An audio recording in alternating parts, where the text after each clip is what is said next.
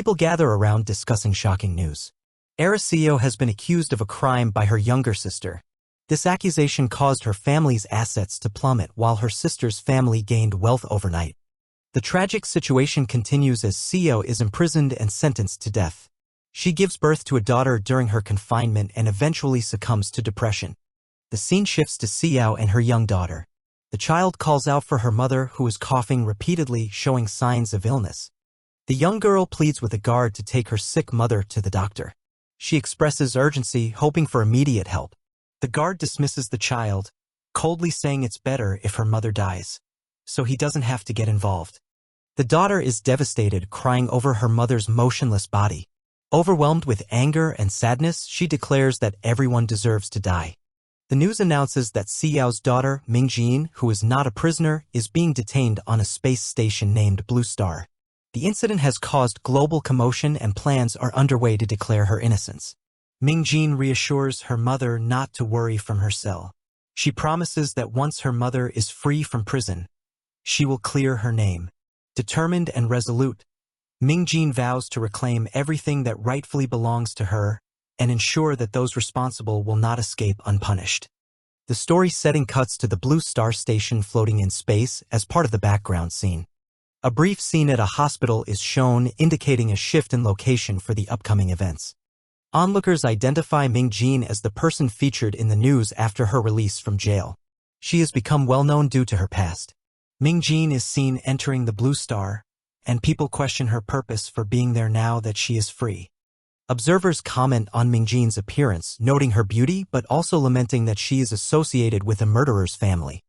Mingjin reflects that even after being released from jail, she requires a health certificate. This process feels burdensome to her. Mingjin discusses with someone about a medical situation where a failure to operate could lead to serious consequences for a child. A little boy shows concern, reflecting that it's difficult to expect street dogs to act well, making a comparison to human behavior. The boy, feeling a unique bond, subtly compares incidents involving himself and someone else, hinting at mutual understanding or a shared situation. An open call for marriage is announced for a wealthy family looking for suitors. They seek someone suitable for their status. The first candidate introduced is Song Flora, described as the hardest rich girl to win over and a top graduate from medical school representing a prominent family. The second candidate is Mingjin, labeled the alien girl who just returned. She's harshly called the daughter of a murderer and associated with financial trouble. A return to the space scene, focusing on another station, known as Poison Star, setting up a future narrative or scene. Mingjin is seen speaking weakly, calling out for her mother, hinting at a desperate state of mind or situation. In distress, under the duress of investigations, Seo insists on her innocence, pleading for release amid her struggles. Despite her protests, guards harshly dismiss her claims, forcing her back into confinement as they insist on her guilt. Seo continues to proclaim her innocence, calling out to a person named Pian Lang in a moment of desperation. A confrontation with her sister-in-law ensues, who accuses Seo of murder falsely, claiming she witnessed the entire event. Seo, in a state of panic, kneels in her cell, denying the allegations and insisting on her innocence. She fervently repeats that she was not responsible for the murder, trying hard to convince those around her. Her sister-in-law coldly questions Seo, pointing out the incriminating evidence, questioning her innocence and intentions. With a malicious grin, the sister-in-law further taunts Seo, suggesting her deception is shameful and labeling her heart as cruel.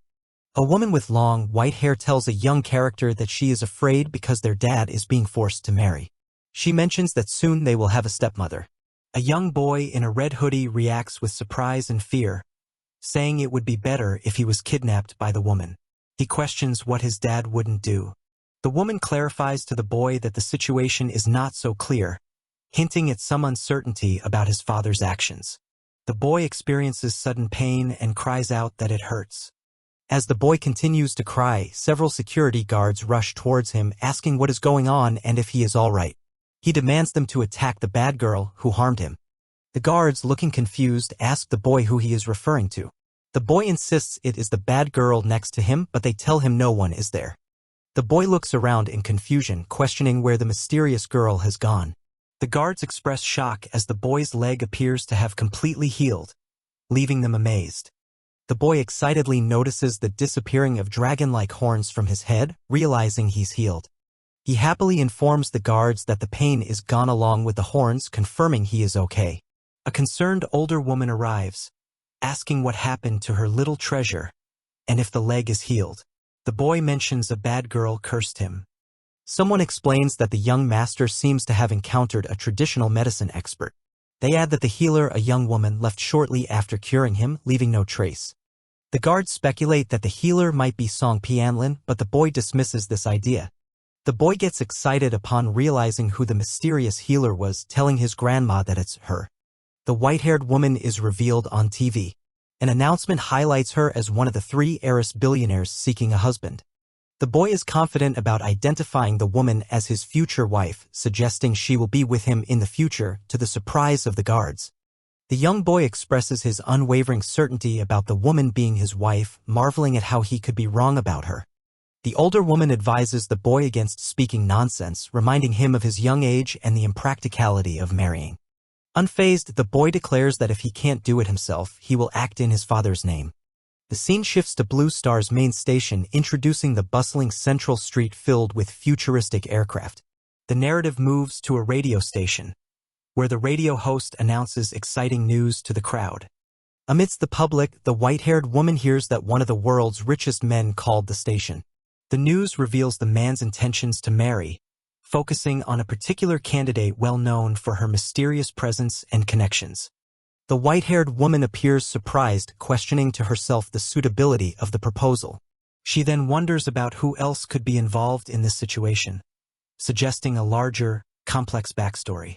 The older woman, now pensive, discusses over the phone the desperate need for the boy's leg recovery, stressing the importance of a union with the Song family.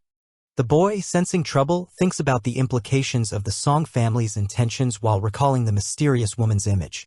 Displaying a determined look, he finds the Song family's schemes troublesome, feeling their audacity is incredible. The boy reassures his grandma that he will bravely face any consequences, including amputation, expressing loyalty to familial happiness. The boy acknowledges his grandma's intentions to consult the doctor as she instructs him to stay put, which he agrees to without worry. Alone, he contemplates the prospect of amputation, quietly sniffing and dealing with inner turmoil. Amidst his thoughts, a voice addresses him, catching his attention. The white-haired woman notices the boy's tear-stained face, questioning what happened to him. The boy pushes back emotionally, asserting his masculinity while accusing her of intruding and not understanding the situation. Reflecting on the predicament, the boy considers his grandma's age and worries, contemplating the need to stay strong for her sake. He concludes that he doesn't want to burden his grandma, recognizing her declining health and striving not to add to her worries. The boy reflects on his longing for his mother, whom he has never met but believes will return someday, expressing loyalty to his family.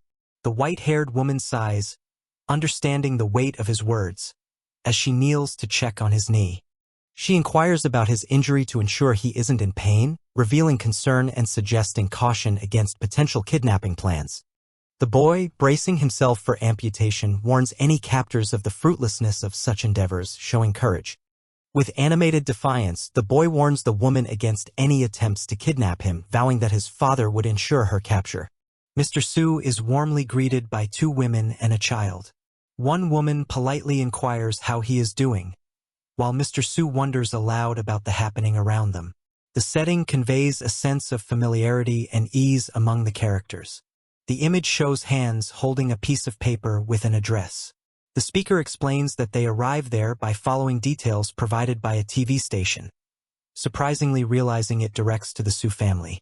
Mr. Su appears startled and questions a lady about her grandson, Moingha, and whether he truly intends to marry Si Mingjing, reflecting a state of unexpected news and concern.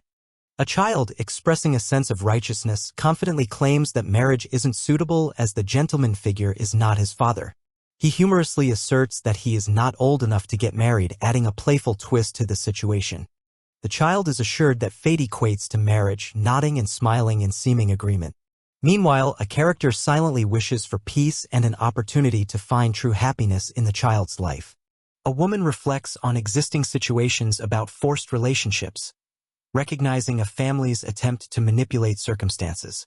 The child, however, remains joyful and unaffected by these adult concerns. The woman contemplates how to turn the tables in this scenario, considering a strategic slap to the face as just retribution.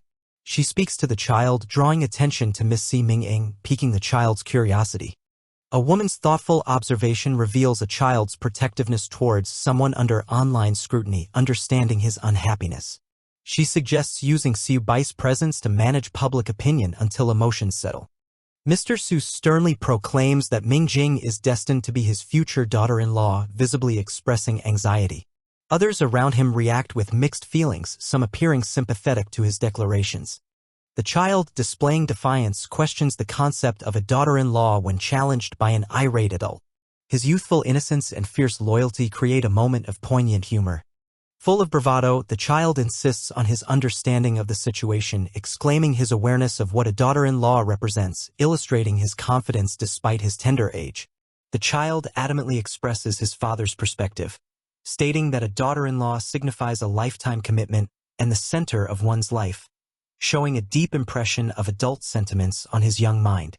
Resolute in his standpoint, the child conveys his desire to protect the person important to him. Skeptical of others, he resolves not to entrust her to anyone else, emphasizing his heartfelt promise. A woman assesses the child's sentiments and acknowledges his limited understanding due to his youth. In her quiet reflection, she considers addressing him further, realizing Xiao Bai's tender age. Concluding with a thoughtful pause, the woman contemplates waiting for the child to mature, indicating patience and an open mind toward future prospects, aligning with the story's overarching themes. There's a tender exchange as the woman leans down to engage with the boy, sharing a moment of mutual understanding as other characters in the background watch with interest, framing a touching scene. In a stately residence, unnamed voices express discontent over seeking suitors for Ming Jing without her approval. They express disbelief, querying if others have witnessed the critical online chatter. Mr. Su is depicted seated, vehemently criticizes others for turning Ming Jing into a public spectacle. His frustration is palpable as he condemns their disregard and the resulting humiliation. Observing a silent disarray, character frustrations are shared. Someone angrily dismisses the turmoil created, declaring they will not engage with the publicly scandalized and deemed useless woman. A young man presents an alternative perspective, politely advising patients to explore all options before making drastic decisions, suggesting taking a sidestep away from the brewing conflict. Overwhelmed with anger, Mr. Su demands action, directing the blame at all, compelling one among them to resolve the mishap by marrying Ming Jing, thereby sheltering her from further public scrutiny. The youthful figures respond with skepticism, questioning their familial ties due to the abrupt ultimatum. They mention MOing his statement regarding marrying Si Ming Jing as public knowledge. Hidden Feet overhear Mr. Su's frustration, lamenting about Ming Jing's grandfather's pivotal role in past challenges. The reflection underlines the significance of historical alliances and enduring gratitude. The female protagonist underscores her family's strength and dedication, emphasizing gratitude toward Mingjing's grandfather for his invaluable support. This connection is contemplated amidst prevailing societal pressures. A young female character enters, addressing Grandpa Su firmly. She requests leniency towards others and asserts her independence and decision not to marry, sharing her determination and autonomy. Striding with calm resolve, she reiterates her desire not to force the decision on anyone, confidently expressing her capacity to independently navigate the future, free from undue pressure. Boldly asserting her independence, she advances with conviction, reinforcing that she can chart her course, suggesting empowerment and self-reliance against familial and societal expectations. The child, rushing with enthusiasm, finds the woman joyfully announcing his long-awaited reunion. He reproaches her for leaving without farewell, encapsulating his childish sincerity and warmth. The woman receives the child's embrace, poised against his insistence. She internally contemplates the situation's unusual nature, acknowledging the unfamiliarity and unpredictability of his unexpected attachment. A man questions why a woman and her child Xiao Bai were left alone after her sister-in-law's passing, challenging her to consider others' perspectives. The man insists the sister-in-law isn't dead and will return, prompting him to ask what she had said. The response is that she'll come back when Xiaobai grows up, revealing a promise made by the sister-in-law. With Xiaobai being 4.5 now, it's believed the sister-in-law will return soon, showing hope in their eyes. He expresses disbelief in her words, suggesting her intentions are out of fear of love. He advises making a scene with Miss C to provoke a response. Angered by the suggestion, another man retorts and physically expresses his frustration, emphasizing he wouldn't confront her like that. A hand slams down as frustration erupts, followed by a dismissive noise, highlighting tension. Amidst coughing and admonishing himself for inviting conflict, one man struggles with distress, signaling an internal conflict. A child enters to announce bringing his daughter-in-law home, creating a mix of surprise and curiosity. A man listens intently, processing the unexpected information, leaving a question hanging. A light-hearted moment unfolds as the child's actions are brushed off, evoking minor laughter and reassurance. Thoughts reveal a strategy to use the child as a shield against Grandpa Su's plans while complicating the Song family's intentions. Desires for money and power intertwine with marriage plans, reflecting on the involvement of an influential man. Anxiety about the Song family's motivations creeps in, pondering the consequences of discovery. Outside, someone eagerly announces having good news for their dad, building anticipation. While holding a conversation, a promise is made to return a daughter-in-law, hinting at a significant reunion. A contemplative expression forms as the term daughter-in-law lingers, bringing a moment of reflection. A brother reassures another not to be disheartened, while discussing internet news about by marrying Si Mingjing under his name.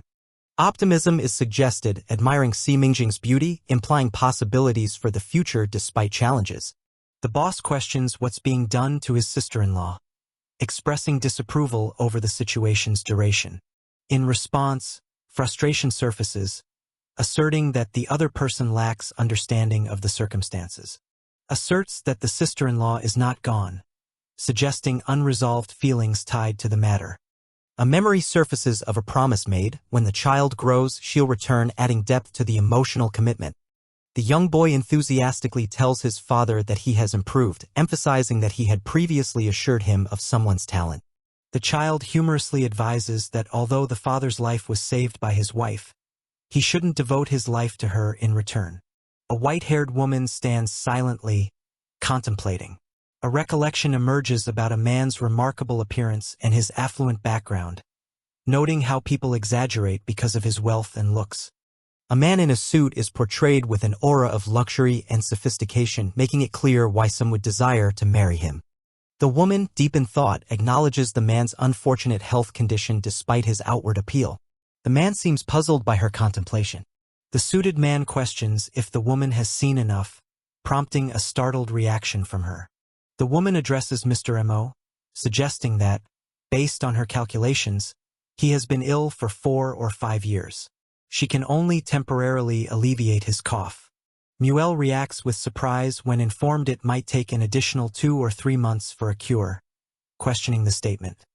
Muel urgently seeks clarification from Miss C, questioning if she means his brother's illness can truly be cured. The white-haired woman calmly confirms that it is possible to cure the illness, leading to a question about the difficulty of the task. Muel reflects on the disease's origin, acquired 5 years ago, and laments the failure of well-known doctors. Even Mo has only managed to slow its progression, yet Miss C claims it is curable. Muel hesitantly asks a daring question, pondering the credibility of Miss C's assurance about a cure. He voices skepticism about Miss C's medical skills due to her background from a place known as Star Prison, suggesting it's unexpected. The woman is slightly taken aback, recognizing Mo Inhang's name. A man in a suit internally questions if he's the one Song Piampian likes, showing a mix of concern and introspection. With closed eyes, he denies the thought, dismissing a notion that doesn't involve her, before coughing. The young boy urgently calls for his father, noticing his distressing coughing fit. Muel frantically calls for Mr. Song, worried about his brother's worsening condition, and demands a response about future family relations. Frustrated, Muel questions the sudden end of the call, exasperated by the disconnection during his plea. The scene shifts to a tense moment with Miss C, Muel, and the young boy present as the man coughs repeatedly. Miss C tells him to remain still, indicating her intent to take action to help. The man questions her actions as she reaches to check his condition. While holding his wrist, Miss C looks determined, indicating her commitment to assist. She reassures the man firmly to trust her, implying she knows how to help. The child praises his wife's abilities, urging the man to release her, noting her skills. The man acknowledges some pain as she intervenes, asking him to be patient. A sense of relief fills the air as the man notes his coughing has ceased, highlighting the effectiveness of the intervention. He reflects on the impressive impact of the woman's actions, recognizing how her precise injections managed to suppress his long-standing condition. Kyle Leonard sets an expectation for someone, giving them a week to show their skills or else they won't be allowed to stay, indicating a test or evaluation period. A woman with confidence assures that there's no problem and invites patience to witness her abilities. She comments on the comfort of the house, suggesting she's settling in or making an observation. A small figurine wonders what's special about being in the countryside, while a young woman reflects on a memory of her mother wishing to find a small happy place for the family. The woman subtly acknowledges her mother's desire for family happiness but expresses reluctance to live with in-laws. The woman questions the desire to live with in-laws, implying some concern or skepticism about typical family arrangements. A child tries to reassure another by promising to take care of them, but the woman reacts humorously to being called sweetheart, questioning the term's appropriateness. The woman explains her debate about calling the child sweetheart, as both the parents use it frequently. The child adds that even when the father talks in his sleep, he calls out lovingly, which affects the child's perception. The woman mentally notes her internal conflict between maintaining professionalism and personal feelings. She is interrupted by the child informing her of having no intention of integrating deeply, emphasizing it's not just about health. The child talks about his mother's surname, Bai, and explains its meaning connected to color symbolism. He adds that he's open to being called different names, displaying a casual acceptance. The woman addresses the child as Xiao Bai, but notes confusion about his father's real surname, suggesting a layer of complexity behind family names. The child elaborates that his father's official name is Yi Sichao, but the father chose another name for himself, leading the woman to find the situation troublesome. The child enthusiastically offers warmth to the woman at night, which she declines, indicating a nurturing yet independent dynamic. The child confidently states they've got something under control, possibly reflecting a moment of realization or empowerment. The child inquires if sweetheart needs something, expressing concern or eagerness to assist. The woman admits she learned something useful from a prisoner in Star Prison, acknowledging the prisoner's notable ability to learn. The woman recalls the prisoner's consistent learning and experimentation, highlighting a point of fascination or admiration. A narrative unfolds with Muel asking the woman to cure his brother's illness, suggesting urgency in the favor. It's made clear that this request is more than a monetary transaction, hinting at potential emotional weight or stakes in the situation. The woman agrees to help even without monetary gain, pointing to a determination to assist for personal reasons. Muel emphasizes never allowing certain ambitions related to the Song family, further stressing the situation's gravity. Another character, Mr. Mo, is assured by the woman of an illness cure within 3 months, showing confidence in her capabilities. He questions the sincerity, leading to a slight tension or test of trust. The woman challenges the trust being questioned, provocatively suggesting using the biggest blockage as a condition, asserting her ability to deal with significant obstacles. A child jovially approves of the woman as a competent businesswoman, charmingly supporting her credibility in a lighthearted manner. Kyle Leonard inquires about conditions, showing interest or concern about terms being discussed. The woman's response is left pending, maintaining suspense. The woman details her condition involving dissolving a false engagement, hinting at a personal agenda to correct misunderstandings and reclaim clarity in relationships. She reveals having someone in her heart already, desiring not to create misconceptions, illustrating personal boundaries and emotional awareness. A nostalgic reflection describes someone always being present in her mind since childhood, noting an elusive deep connection. The woman recalls not knowing the appearance of this deep presence, adding a sense of mystery to her feelings or memories. Kyle queries if that declaration fulfills her needs, while another asks about the significance of having someone in her heart, probing into personal life details. The child boldly suggests charity or affection, interpreting the woman's words as potential interest in a specific person's relationship, playfully complicating the dynamics. The woman acknowledges an understanding of the situation with a child holding an almost confirming gaze, suggesting her awareness or insight. Kyle Leonard clarifies the woman's role as a benefactor, dispelling any notions of illicit affairs, aiming to maintain reputational integrity. The woman considers another point during treatment but leaves the sentence incomplete, teasing further context or requests. She shares coming from an alien planet and lacking residence, humorously encountering a child's enthusiastic invitation to co-sleep, reflecting innocence and warmth. She assures the young master hospitality, humorously offering to sleep separately on the floor, implying politeness and a touch of humility. Instructions are given to a butler regarding arrangements for the woman's stay, denoting respect and authoritative involvement.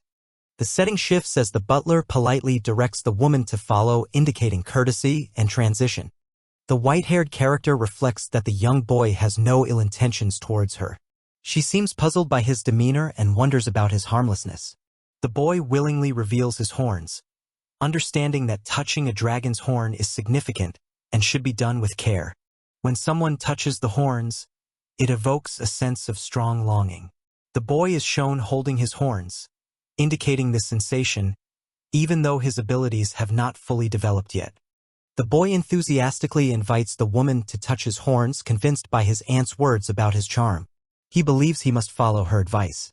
The white-haired woman gently holds the boy's head, contemplating if she could win over her partner in this way. She warns the boy that it is dangerous for him and advises him not to show his horns to anyone else. The boy hides under a blanket, worried about the possibility of being kidnapped because of his horns. He reassures her that he only reveals his horns to her because she is his wife and feels misunderstood, perceiving her reaction as mockery. The boy gets angry when ignored, feeling frustrated by the lack of attention from the woman. He acknowledges his mistake and seems regretful, expressing his realization that he messed up. The white-haired woman calmly says she will sweep the floor for him while opening a drawer. The boy seems upset that she doesn't pay attention to him, feeling overlooked despite his efforts. Called by his name, Xiaobai, the boy responds with curiosity to the woman's call. The woman embraces the boy, asking him to promise that he will never show his horns again, even to those he trusts. He confidently agrees, repeating his determination not to show his horns, reinforcing his promise to her. Curious about his horns, she asks where he got them, and the boy cheekily responds that he inherited them from his mother. She asks about his mother's whereabouts, seeming concerned or curious about his family background. The boy explains with some frustration that his uncle and stepbrother mentioned that his mother left after giving birth, implying he shouldn't expect her return. The woman gently reassures him that mothers do not abandon their children lightly, suggesting his mother might have faced difficult circumstances. While dining, the boy expresses dislike for the nickname Xiaobai, preferring something more unique, to which the white-haired woman agrees to call him by a new name. During the meal, the boy addresses Miss C with a question, prompting her attentive response. Muel, appearing concerned, mentions that the white-haired woman has been present for a while, wondering when she will begin assisting his brother. A man touches his neck and wonders if he was bitten.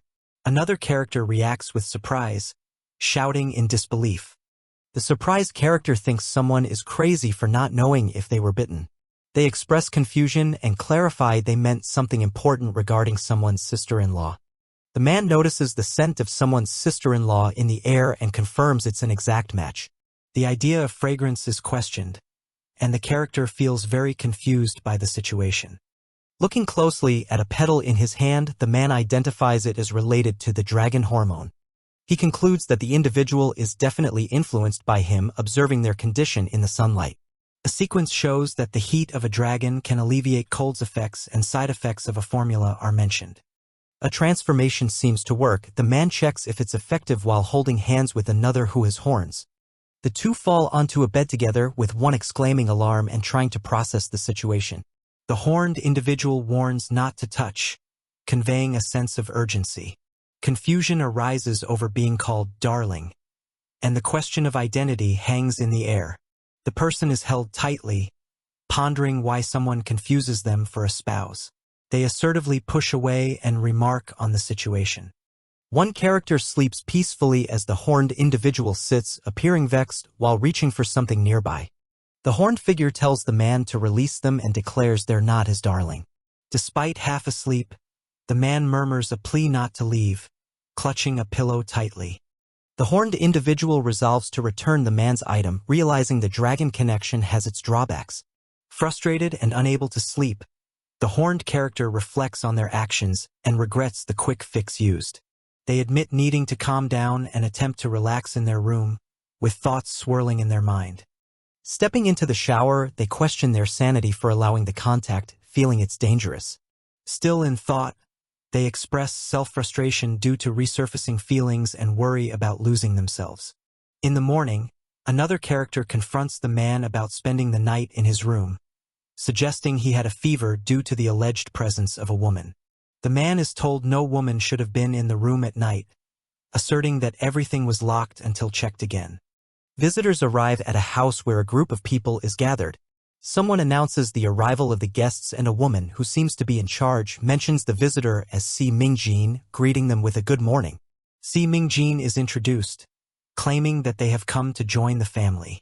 The atmosphere feels tense as someone questions if they really are Si Mingjin, thus highlighting potential disbelief or skepticism among the people present.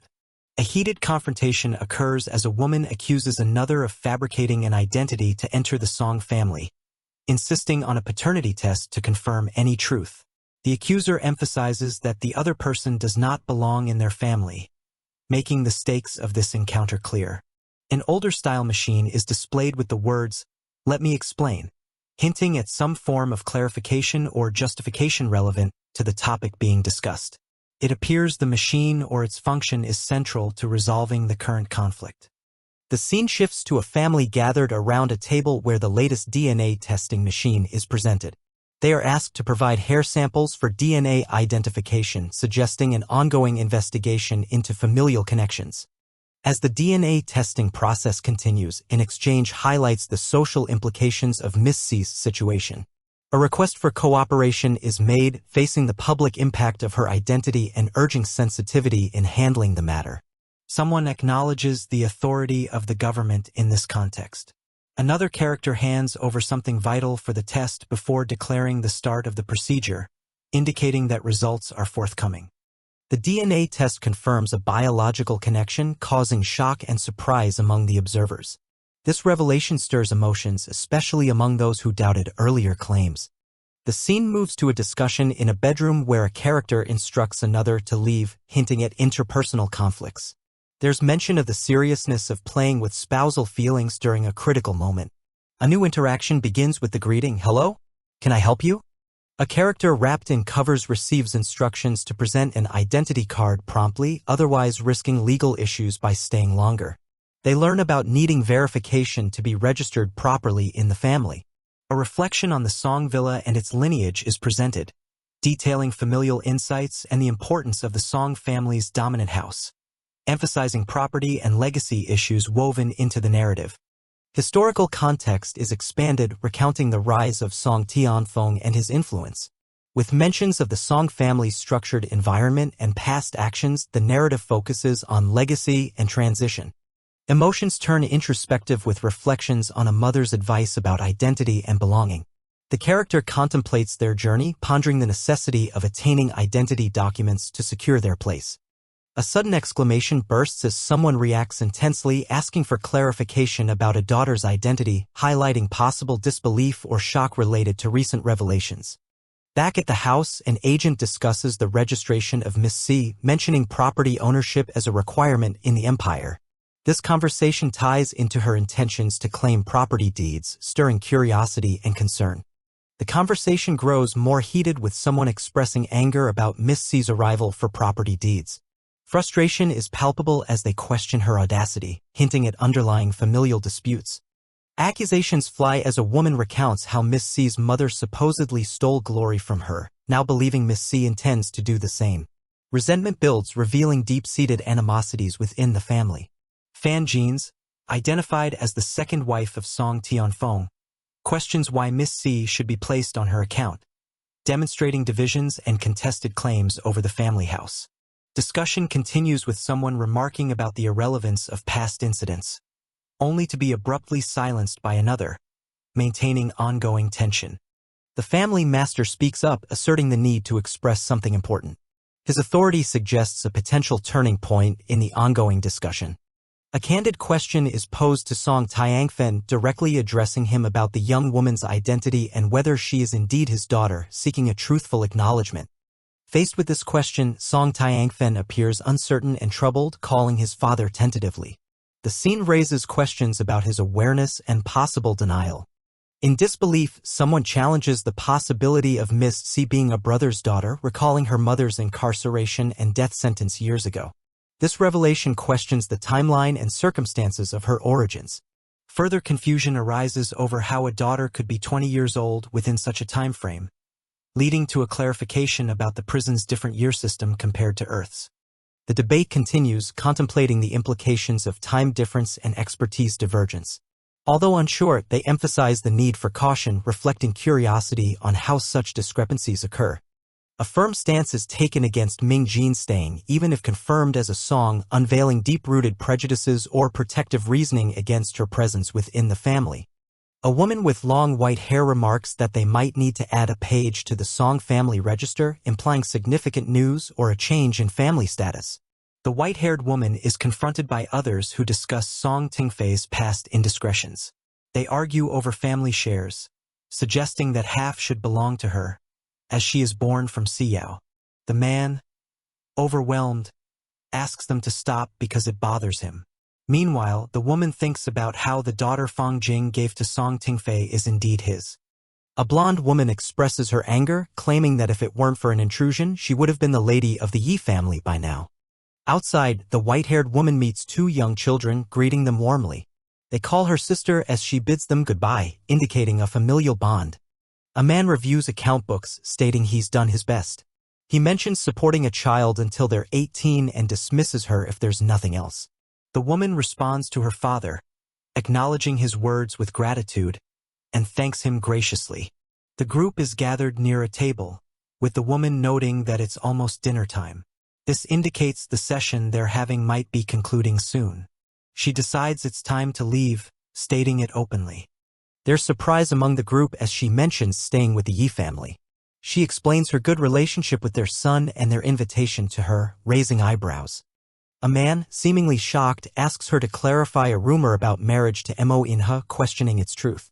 The woman internally critiques Mo Inha's appearance and considers marrying him a distant dream, dismissing the notion. She denies the rumor, calling it childish nonsense. However, she recalls an old lady's matchmaking intention for her.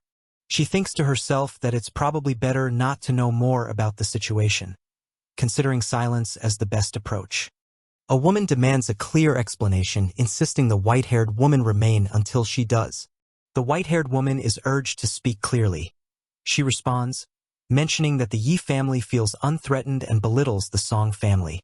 She accuses them of stealing her property and vows to make them regret it within 3 seconds, suggesting a determined course of action. Others blame the idea to treat Mo Inha on her, but she remains silent as they express frustration. She soothingly tells someone not to be angry, explaining that the Yi elders entrusted her with curing Mo Inha and keeping the secret. She insists on trying to heal, explaining the pressure she faces and the risk to the Song group if she fails. The man questions if she understands the gravity of the situation. The man urges her not to joke about the serious matters discussed, reflecting his disbelief. She emphasizes the responsibility she has, given her family's legacy in building the Song group, signifying her determination to act. The others react with disbelief, questioning how someone from her background could undertake such a challenging task, implying skepticism. A blonde woman accuses her of using deceit and tricks to reach her current position, highlighting distrust and jealousy. A woman acknowledges that she knows a girl is the daughter of someone named Xiao. A man acknowledges that the girl has half of Xi's blood in her body, conveying surprise or concern. Another voice agrees with Fan Lan, expressing a strong rejection and saying there's no need for more daughters, telling her to die. The woman thanks someone she refers to as brother, placing responsibility in his hands. The woman contemplates that if she accomplishes her goal, Mo Yinhe's favor will be hers. She dreams about getting a diamond ring soon and plans for it. She aspires to marry into Mo Yinhe's family, setting this as her ultimate goal. Two men rush in, alarmed by a situation, asking one of them named Si Mingting what he is doing. Si Mingting accuses another of being crazy, while one man tries to calm the situation by holding her. The white-haired woman apologizes, explaining she's under acute stress, mentioning bullying in prison and her tendency to go crazy if attacked. She warns others not to approach her with hostility, implying they might get hurt. She asks for forgiveness, claiming her reactions were unintentional, while another woman seems furious, planning retaliation. An elder demands peace and asks everyone to stop, trying to calm the turbulent scenario. The white-haired woman acknowledges hearing that someone is going to cure Mo Yinhe, asking what the prescription is. Another man criticizes the prescription, claiming its power is overwhelming, expressing disbelief at the audacity of such action without proper medical study. The woman compares the white-haired woman with Fan Lan, indicating a vast difference between them, denoting respect towards Fan Lan's skills. Si Mingting, distressed, doubts the effectiveness of the prescription and proposes to give a prescription to be administered under his guidance. The white-haired woman boldly claims she was praised for her skills in prison, questioning why her expertise is doubted. Two men converse about needing to prevent someone, probably the white-haired woman, from using a dangerous prescription, fearing it will destroy the family. One man tries to stop another, cautioning him urgently with a touch on the phone. The woman suggests waiting until a situation gets worse to become saviors, assuring that Mo Yinhe will remember any blames assigned to them. Fan Lan questions if her brother is willing to destroy everything, including the company, implying a drastic situation at hand. Children are saying goodbye as they leave school, with one of them waving and mentioning to another child, Xiao Bai, that his mother is already there to pick him up. Xiao Bai seems a bit uncertain but replies with a thoughtful expression. A character is thinking to themselves about someone who, though delirious, still manages to maintain a grip on them. This person decides they must not underestimate him despite his current state. A character appears to say the word darling, possibly addressing someone they care about. The scene seems intimate and soft in tone. A person appears to be acknowledging someone close to them by thinking that they know it's the other person, indicating recognition or familiarity. Xiao Bai is excitedly pointing and telling others to look, claiming that she is there for him. He exuberantly announces that his wife is beautiful and has come to see him, expressing pride and joy. The scene highlights a woman, presumably Xiao Bai's beautiful wife, looking serene and radiant as she walks, matching his enthusiastic announcement. The same child declares how this woman surpasses all the others' mothers, and the other children are visibly impressed. The woman offers to take Xiao Bai home, to which he responds with excitement and agreement. The woman, walking alongside Xiao Bai, quietly muses about her inability to understand children's fun but finds enjoyment in maintaining their vanity or beliefs. The woman continues her thoughts, finding joy in upholding the children's vanity, suggesting she takes pleasure in fulfilling their imaginative beliefs. The image captures a moment of joy for Xiao Bai as he holds the woman's hand, with a sense of contentment reflected in the phrase, "not bad," indicating satisfaction or happiness. Someone is puzzled by the presence of many cameras around a house, questioning the unusual situation. The scene suggests a level of curiosity or concern about the surveillance. A man explains to Miss C that she was quite wild the previous night, biting someone's brother, which caused stress for him. He seems anxious about the incident. The man reveals that there are cameras that might have captured something embarrassing while they were relaxed. He urges Miss C not to disclose that she visited someone's bedroom and pleads for her assistance. Miss C reassures him that his brother's health isn't well, and if he takes the same medicine today, it will repeat the events of the previous night, suggesting some planned action. The man expresses concern that without Miss C, their plans wouldn't succeed because of the cameras. He points out the difficulty it would cause him, while she tells him to relax and leave it to her. The man proudly claims he has completed a task and considers himself clever for bypassing security. Miss C appears skeptical but acknowledges his effort. The man hopes Miss C won't exploit his brother's situation, joking about restraining herself even if the brother is attractive. She dismisses the concern playfully, showcasing a casual dynamic. Inwardly, Miss C expresses her dislike for the man, indicating that her outward demeanor might be different from her private feelings. Miss C finds the targeted person asleep, observing how deeply he is sleeping. She seems to have plans involving his current unconscious state. She notes that the sleeping pills she used would be strong enough to knock out a cow, suggesting a deliberate effort to ensure he remains unconscious. Miss C observes that she should avoid moving the person too much, possibly adjusting her approach to avoid waking him. Surprised, she discovers a protective shield around the man, which is quite expensive and usually intended for spaceship defense, suggesting an unexpected level of security. Miss C realizes the attacker's strength and capabilities now that the man lies unconscious. She realizes it's challenging and covers her mouth in response to this newfound knowledge. Resigned but defiant, she mentions not expecting this person to have so many protective measures. She acknowledges that they've spent significant resources to challenge her. Despite the circumstances, she confidently declares that there's no escape for the other person as she believes she has successfully caught him. Reflecting on the situation, Miss C senses that the person's heart remains soft and the medicine wasn't potent enough to overcome his nature, indicating unexpected emotions or connection. A man assures a small creature not to worry about anything it wants, as everything it desires is already planned for. The creature is surprised and the man explains that everything is provided under the bed. He humorously questions how many hearts the creature might have in its stomach, unable to figure it out. A bag filled with various snacks is shown. The man is still pondering the creature's appetite while the creature finds it astonishing, commenting that even hamsters can't live like it does. The man instructs the creature to behave and reminds it not to have any escape ideas. The creature observes how devoted the man is and finds him to be a dangerous person. A character expresses surprise at an unexpected situation, mentioning Manhwa's name. A woman with horns questions whether the other person recognized her as their beloved, suspecting it was merely a performance. The woman demands to be released, but the man calmly states that escape isn't possible. He affectionately asks Manhwa not to leave. In a moment of tension, the man and the horned woman are close to each other, captured in an unexpected embrace. A character reflects on waiting 5 years for this moment and wishes it would last, even when it seems like a dream. Determined, the woman vows to hold onto the man's hand and never let go, expressing her commitment.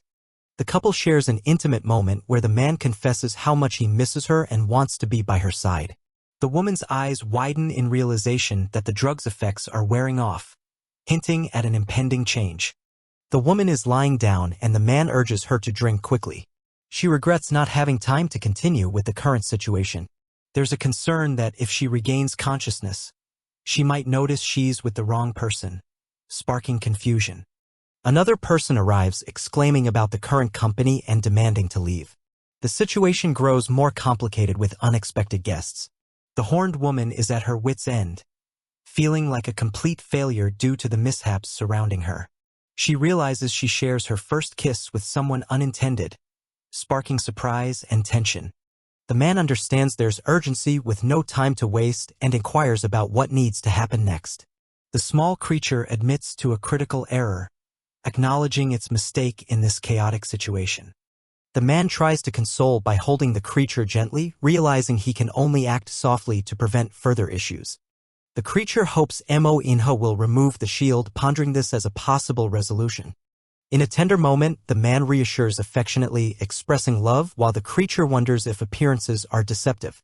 He instructs the creature simply to open, sharing a look that suggests mutual understanding.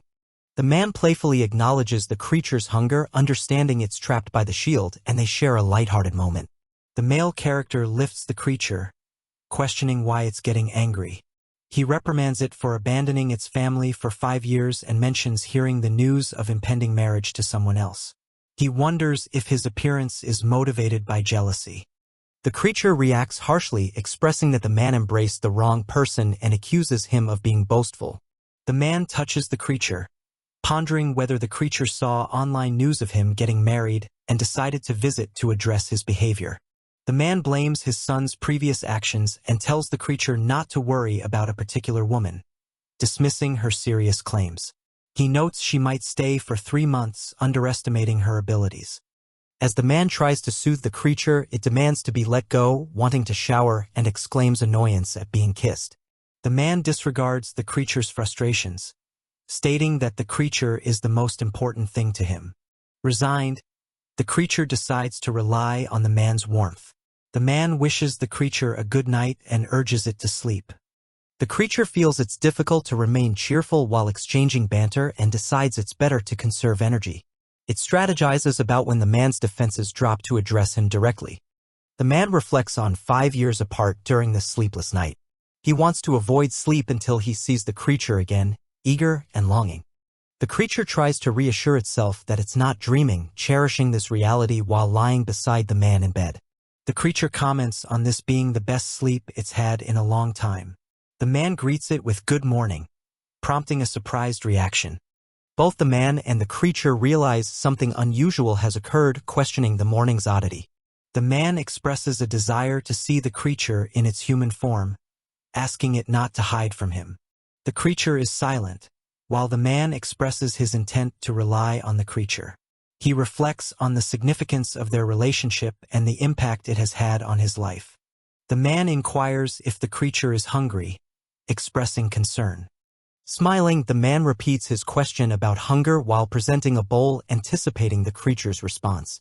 The creature is enticed by the aroma, while the man offers to feed it, opening its mouth in anticipation. Gazing at the creature, the man reflects on the overwhelming joy of reuniting and staying together. The man feels delighted, offering another spoonful to the creature and contemplating the need for recovery. Suddenly, there is a knock on the door, startling both the man and the creature as they are interrupted during breakfast. A young boy at the door inquires about Miss C's whereabouts, mentioning Xiaobai's tantrums and refusal to eat. The man, visibly flustered, denies knowledge about Miss C and demands to be left alone as the creature sits alarmed. As the young boy discussing the Song family's visit, another person warns of the approaching presence, inducing the boy to consider the gravity of their arrival. A dialogue takes place where someone asserts that if there are no other matters, the Song family can leave. A response follows simply with the word, "fine." A young man in glasses informs a group that there's nothing more for them to do and that Mr. Mo is preparing to enter. A woman, shocked, questions this abrupt decision.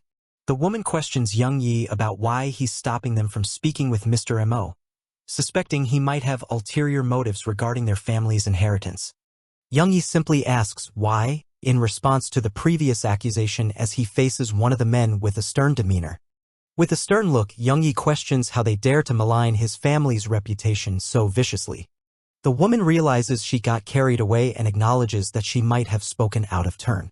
As the woman begins to move, one of the men shouts for others to stop her, leaving Young Yi puzzled by their action. The woman sees the situation as an opportunity to take control, pondering why they are so eager to send her away. The scene shifts to a gathering with Mr. Song alongside the country's Minister of Health. The man reveals that the Song family's condition has gained national attention. Conversations hint at underlying suspicion regarding the Song family as people observe them closely, considering what actions to take next. With determination, someone decides they should go ahead and meet the others, indicating a readiness to confront the situation. Inside, Young Yu meets Elder Su, who recognizes him from Mr. Song. They engage in a friendly dialogue, discussing a mysterious medical practitioner believed to be in the house. The young man praises a girl for healing his grandfather's amputation and notes her admirable qualities. He indirectly warns about those who may pretend to be respectable. Another character expresses skepticism about the mysterious girl's methods and insists there must be repercussions for any deceitful practices. The woman affectionately supports an elderly man, explaining that her grandfather's operation is tomorrow and how significant this moment is for their family. Young Yi reflects on the unexpected meeting and cautions himself, emphasizing the importance of staying composed before tomorrow's surgery. One man shows Young Yi a prescription given to a Chinese medicine hospital, hinting there might be discrepancies that need attention. Young Yi contemplates the issue at hand, confident that Mr. Su is trustworthy and wouldn't fabricate the problem for personal gain. He requests a moment to step away, reassuring the group that he will return shortly to address the matters at hand. Young Yu urgently calls out to his elder brother, clearly in a hurry to share important news. The elder brother, irritated, demands to know why Young Yi has barged in. expressing annoyance at being interrupted during his rest. Young-yi humorously suggests that his brother is only pretending to be bedridden, reminding him about the girl's impressive skills in healing. The elder brother acknowledges the woman's incredible capabilities, seemingly amused at how events have unfolded. Young-yi lingers, curiosity evident, as he inquires about the mysterious item concealed under his brother's blanket. The elder brother casually reveals it's his sister-in-law, while Young-yi suddenly realizes the unexpected situation, playfully accepting that his brother's affliction is more from affection than illness. Kyle Leonard stands with an intense backdrop, displaying determination with a resolute expression. A sense of urgency is conveyed, emphasizing a pivotal moment in his journey. A woman with blonde hair appears worried, contemplating why Kyle Leonard suddenly seems unwell. Her expression hints at concern for his condition. The scene continues with the woman in the red dress expressing doubt about Kyle's health, suggesting that if they are correct, he might already be unwell. The tension in the air increases as her words add depth to the situation. In a spacious bedroom, Kyle sits up in bed, while the blonde woman offers to check his pulse, implying skepticism about his claim of being perfectly healthy.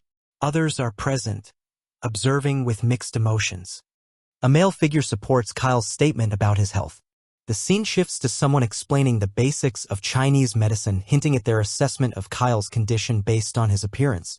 The blonde woman, identified as Fan Lan, is cautioned not to overstep her boundaries. She reluctantly agrees, acknowledging her limitations in the situation. Mr. Mo expresses irritation with Miss Song for entering impulsively. He requests that she leave the room before he continues with what he was doing, highlighting his displeasure with the intrusion. As characters exit the room, Miss Song departs with concern. Mo watches in silence. Overseeing everything, a man comments on the current state of health within the family, suggesting adverse effects on their affairs. Alone in the room, Kyle appears lost in thought. The silence envelopes him, emphasizing his solitude and the weight of recent events. Kyle recalls memories, contemplating why someone dear to him had left. The scene shifts to a framed photo, suggesting nostalgia and unresolved feelings. Outside, the blonde woman is being escorted forcefully. She pleads with the elders at the house, insisting that anyone who disturbs her brother's rest should be expelled. Her desperation is evident. Raising her voice, she asserts that Mo Inha is in grave danger, emphasizing the urgency and critical nature of his situation, seeking help to save him without delay. As the woman hurries inside, others notice her urgency. Her demeanor brings forth concern, suggesting that something significant is happening. Two characters, recognized as potential guardians or elders, stand in a hallway, puzzled by the commotion. Meanwhile, outside, the situation escalates with elders being informed about the ongoing chaos. A young man asserts accusations about someone's intentions against him, explaining his need to verify his brother's health. He stresses the importance of not disturbing his rest, pointing out the ensuing tension. An elder questions the situation, prompting a defensive response from the woman, who is caught off guard and struggles to explain her actions. The elder accuses Miss Song of causing problems after previously threatening her own family, adding to the conflict and complexity of the relationships involved. Miss Song feels overwhelmed by the accusations and the unfolding drama. Her silence follows, as a loud noise outside captures her attention amidst the ongoing tension. Recognizing the need for urgent intervention, someone decides to physically check on the situation upstairs, calling out to stop others from advancing. The narrative reveals Miss Song's urgency, questioning how a doctor from abroad can handle the current emergency. Inside, anticipation builds as they approach the door. Kyle is shown in distress, confirming earlier concerns. Miss Song leads others inside, asserting that something is indeed wrong with Mo, urging them to take action. Inside, questions about what transpired arise as someone explains the use of medicine to guard a secret. The tension mounts, and a hint about unlocking a boundary unfolds. Suddenly, there is chaos as thick smoke emerges. The characters struggle to comprehend, while reassurances are made that the smoke is harmless. A small creature appears, determined to manage the situation and dispel the smoke swiftly. Its presence brings an unexpected turn of events. The creature communicates telepathically, acknowledging Fan Lan's deliberate actions to save him, expressing its awareness and gratitude. Ka lies at ease, while the creature remarks on barely surviving the ordeal, recognizing the intentional strategies that were at play. The atmosphere lightens as Ka assures his grandmother of his well-being. Others surround him, relieved but still alert to any remaining concerns. Questions arise again about Kyle's real condition. With care, people tend to him while finding solace that he remains under watchful eyes. Kyle queries about the force field's disturbance, revealing a protective concern.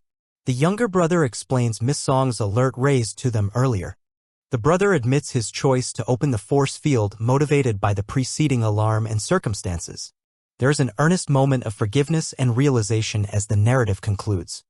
In the Yi Manor Garden, a female character tells a young boy to behave, mentioning she won't be gone long. The boy, jinxing, clutches her hand, asking her not to leave him. An older woman addresses the young woman as Ms. C. The older woman assures the child that Ms. C will return soon, promising a present if he behaves. The woman laughs, noting that the boy is always affectionate. Ms. C agrees to bring a gift, feeling nostalgic about past promises. Ms. C expresses gratitude to Madame Yi, mentioning a need to shop for a suitable outfit. The older woman appears surprised by this remark. As Madame Yi holds Ms. C's hand, she insists there isn't time for shopping. She offers clothes from her granddaughter's wardrobe, as Ms. C's figure is similar. Ms. C looks shocked as Madame Yi pulls her closer. She internally protests about getting too close to Mo Inha, feeling uncomfortable with the closeness. Madame Yi insists they go to pick an outfit while Ms. C questions if it's appropriate, showing reluctance about the situation. Inside a room filled with clothes, Madame Yi energetically points at different options. Ms. C quietly thanks her while considering if she should be wary but settles on politeness. A staff member informs Madame Yi that Mr. Mo has prior engagements and won't join them for lunch. Madame Yi acknowledges this with a simple "all right." Ms. C, peeking from behind a curtain, reacts with surprise at Mr. Mo's departure, pondering where he might be heading. Seeing Mr. Missouri drive away, Ms. C feels relieved, thinking it's a positive turn of events as she watches from inside. Ms. C considers her safety from a distance, relieved that Mr. Mo probably hasn't noticed her presence, making her feel secure. Madame Yi suggests an outfit to Ms. C, complimenting her skin tone. Ms. C agrees, prepared to try the dress on, feeling a bit flustered. Another character, Chu Liushang, is mentioned, prompting Madame Ye's urgency in picking an outfit. Ms. C bluntly asks this person to be quiet, feeling pressured. Madame Yi attempts to raise Ms. C's confidence for an event, suggesting it might win someone's affection. Ms. C quickly decides to try the dress, desiring privacy in the fitting room. In a different setting, a character questions another's motive for a visit. Luna notes they wanted to attend a meeting amidst playful talk about perfume. The conversation reveals tension over past interactions. Ms. C sneezes from the strong scent of perfume, hoping it disguises her presence. She is concerned it might not be enough to hide her identity. Ms. C worries about the repercussions if she's discovered, feeling anxious about being unmasked by someone approaching. A male character knocks on the door, querying why Baby is hiding inside. Ms. C, startled and stressed, tries to remain quiet. The male character threatens to forcibly enter if the door isn't opened. Someone else in the room advocates for Ms. C, trying to defuse the situation by stating she is changing. The male character mistakenly thinks he saw something unusual with horns, wondering if he's imagining things. He dismisses it, believing it might have escaped outside. He briefly questions his own perception before deciding to pursue the matter further. Another person questions his departure while he decides to search for confirmation. Ms. C breathes a sigh of relief, realizing the diversion worked. She gathers herself, pleased with the outcome that kept her hidden. Ms. C's relief is short-lived as she's suddenly confronted. Another character demands to know if she's seen which way something escaped.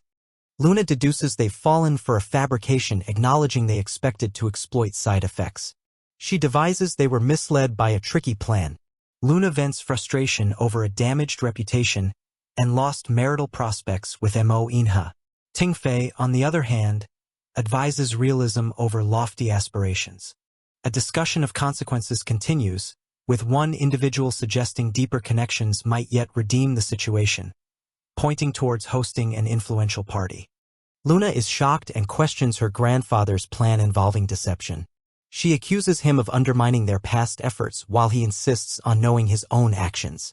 Another character expresses defiance at Luna's outburst, insinuating a controlled plan as they confront a turbulent situation. A flashback surfaces showing a conversation about leveraging connections and exerting dominance during an event at the Yi family gathering. As the character reminisces about building authority, they revel in the prospect of using the upcoming party to display superiority publicly. Ms. C, now on a call, contemplates the futility of attempts to disrupt her plans. She feels confident in dismissing any adversity with futility. Ms. C muses on the strength of dragons, noting they maintain authority effortlessly. Meanwhile, she ponders configuring her aura discreetly and adapting to strained situations. A male character holds a creature, recognizing its scent as unique. He reflects on the distinct pheromones, providing a clue to its identity. Even without visual confirmation, the creature asserts confident recognition of someone's presence. There's evident familiarity in the scent. Ms. C reflects on escaping the pheromone detection during a tense mating season, planning to return when she's less noticeable. She resolves to remain hidden until then. At Song Manor, someone loudly demands others to get out of their way, signaling urgency and tension. A young woman runs through a hallway, exasperated and unable to stand her surroundings. She screams to stop as people in the hallway react, blocking her path and warning her that she's not allowed to leave. The woman expresses her frustration, saying she'll never accept the person as her family and won't allow interfering with her marriage prospects. A man insists she should receive the guests with a smile and mentions his plans involving some prestigious guests that night. Standing determinedly, the woman challenges the man, suggesting he wants her to accept any situation thrust upon her. The man, seemingly her grandfather, reassures her, explaining his intentions to seek help from old acquaintances. Approaching a grand door at 3 p.m., a woman in an elegant dress pauses, indicating an important meeting or event is about to begin. Her device alerts her with a beep, reminding her about a guest list for the evening. She reviews the information, which includes several distinguished researchers expected to attend. Smiling subtly, she ponders how the songs might restore their reputation in the medical field, considering their strategic guest list. Determined not to allow someone their way, she decisively pushes open a door. Inside, she's greeted warmly and told she is the star of the evening. Her father has invited many influential guests to meet her, encouraging her to sit and engage with them. She sits next to another woman, feeling tense. The latter speaks up, expressing a sense of being overwhelmed by the situation. This seems to leave the first woman contemplating the outcome of the gathering. Another woman clarifies their recent visit, affirming it wasn't due to doubts about her skills. They respect her medical expertise and care about her well-being. Reassuringly, she claims confidence in her own skills, dissipating any misunderstanding. Laughing and praising the woman's good heart, she reflects about the same woman who initially wanted to reject their relations, revealing it had once caused worry. Later, a man questions her about something that passed by, to which she responds with uncertainty, humorously directing him elsewhere and considering him difficult to deceive. Annoyed by her perfume, he covers his nose and insists she stop wearing it in his house. With a slam, she begrudgingly concedes, signaling her annoyance with the abrupt dismissal. She asks Mr. Mo to leave so she can change, indicating an abrupt end to their conversation if he has no further business. Surveying the garden, she ponders scouting the songs before the night's party starts, portraying her strategic mindset. Encountering a man, she acknowledges him warmly. A moment of recognition occurs as he remembers her as someone significant from the past. Apologizing for the strong perfume, she laughs off the man's sneezes, advising him to keep distance while quickly departing. The man reflects privately about the scent reminiscent of snow and plum blossoms, noting a familiar identity aligning with his thoughts about her. Another man connects the familiar scent to his son, revealing familial bonds and an unexpected link. A man humorously aligns the involuntary familiarity of the scent with the son's actions, choosing to find some levity in the situation. Speculating on familial development, a man humorously questions if his godson is ready for adult responsibilities despite his young age. Commenting on rapid growth spurred by unusual factors, a man reflects on a younger man's audacity, using humor to soften the critique. Acknowledging the situation, they agree to move along as the meeting is slated to begin, leaving behind personal reflections to focus on the upcoming business. A man expresses his skepticism about a woman's medical skills, referencing past accusations of fraud. The woman calmly clarifies that her case was a true incident from 7 years ago involving a fake doctor.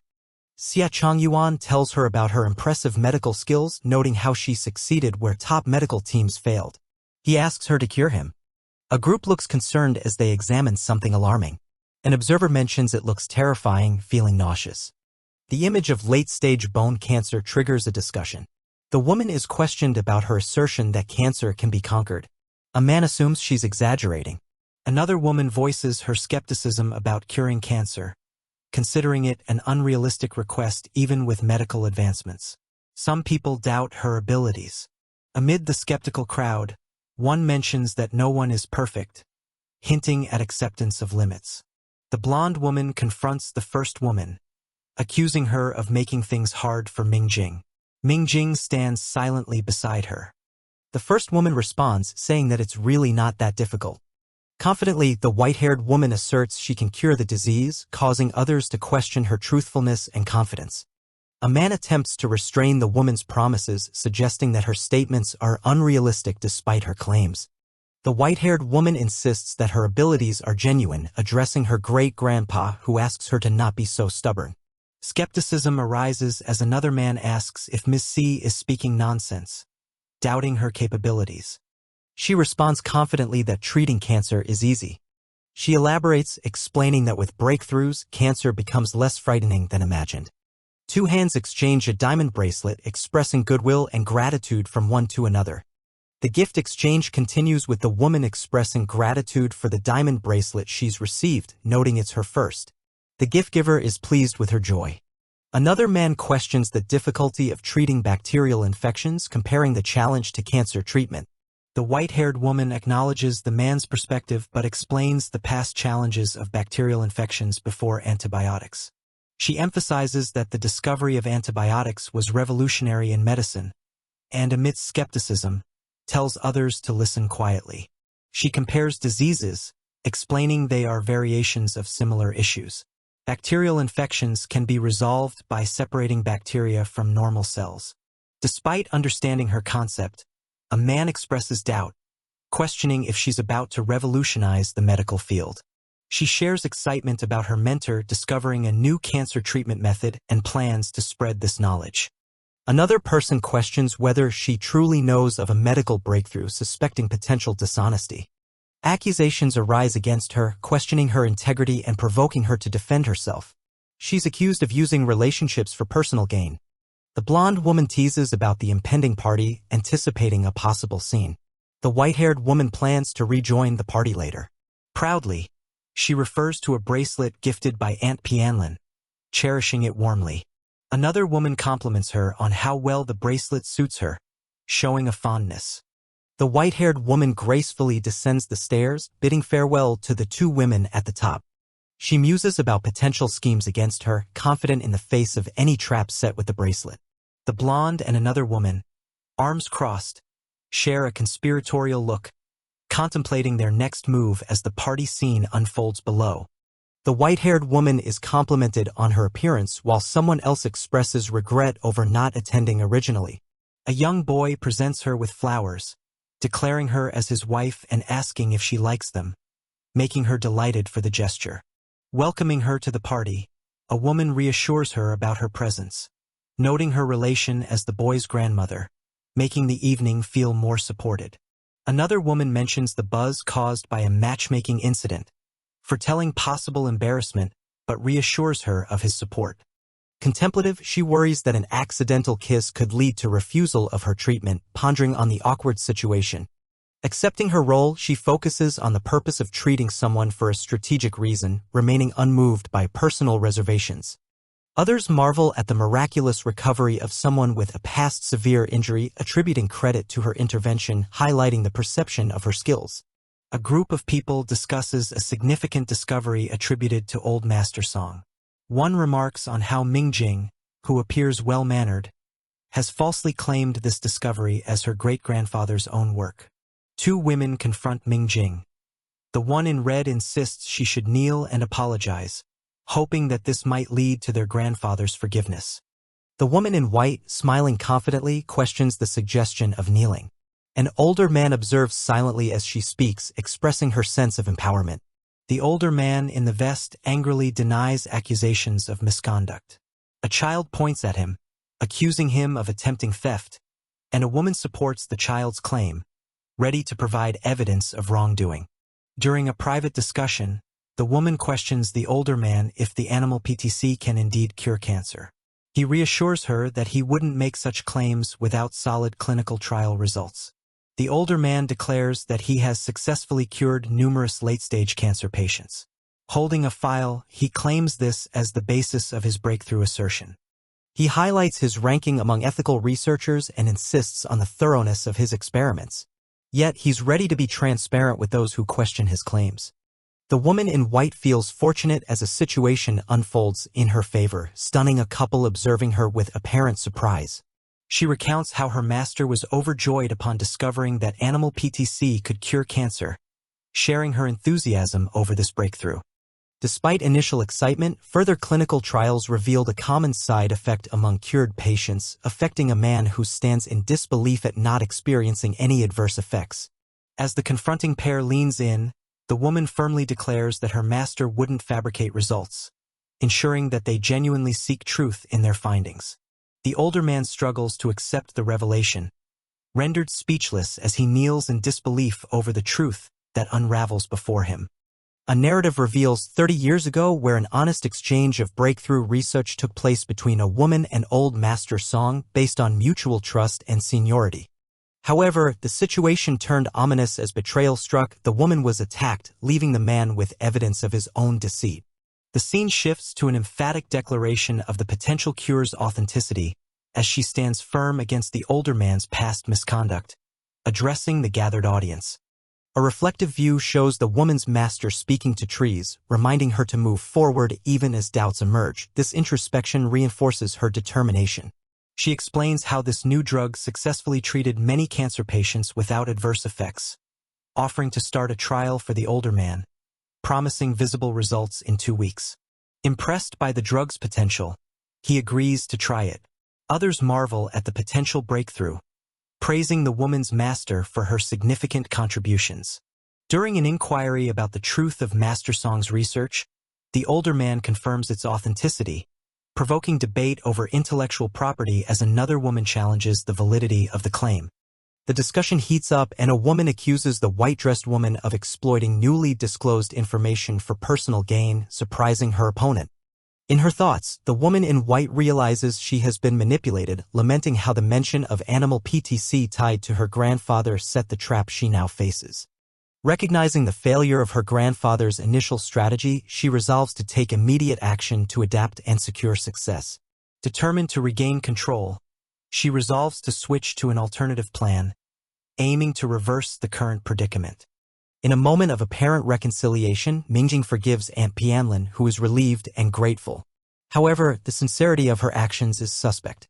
Aunt Pianlin attempts to set a trap by showing a bracelet, claiming it to be lost property, subtly framing Mingjing in front of others. Mingjing questions Aunt Pianlin's claim, maintaining innocence while Aunt Pianlin insists she should stop pretending. As a small child protests angrily, Aunt Pianlin looks troubled, complaining about the implications of a mischievous kick disrupting their conversation. The child pushes back against accusations and urges the adults to reassess their behavior. The older man requests further clarification of her research claims. Acknowledging the gathering's interest, the older man retains composure, expressing his desire for clarity amidst resurfacing controversy regarding stolen research. The woman in white steps up to clarify her master's groundbreaking PTC extraction method from the Pacific U, intending to outline its current relevance and application. She elaborates on PTC's long-standing use in cancer therapy, disclosing newfound applications and advocating against misinformation to sustain focus on verified facts.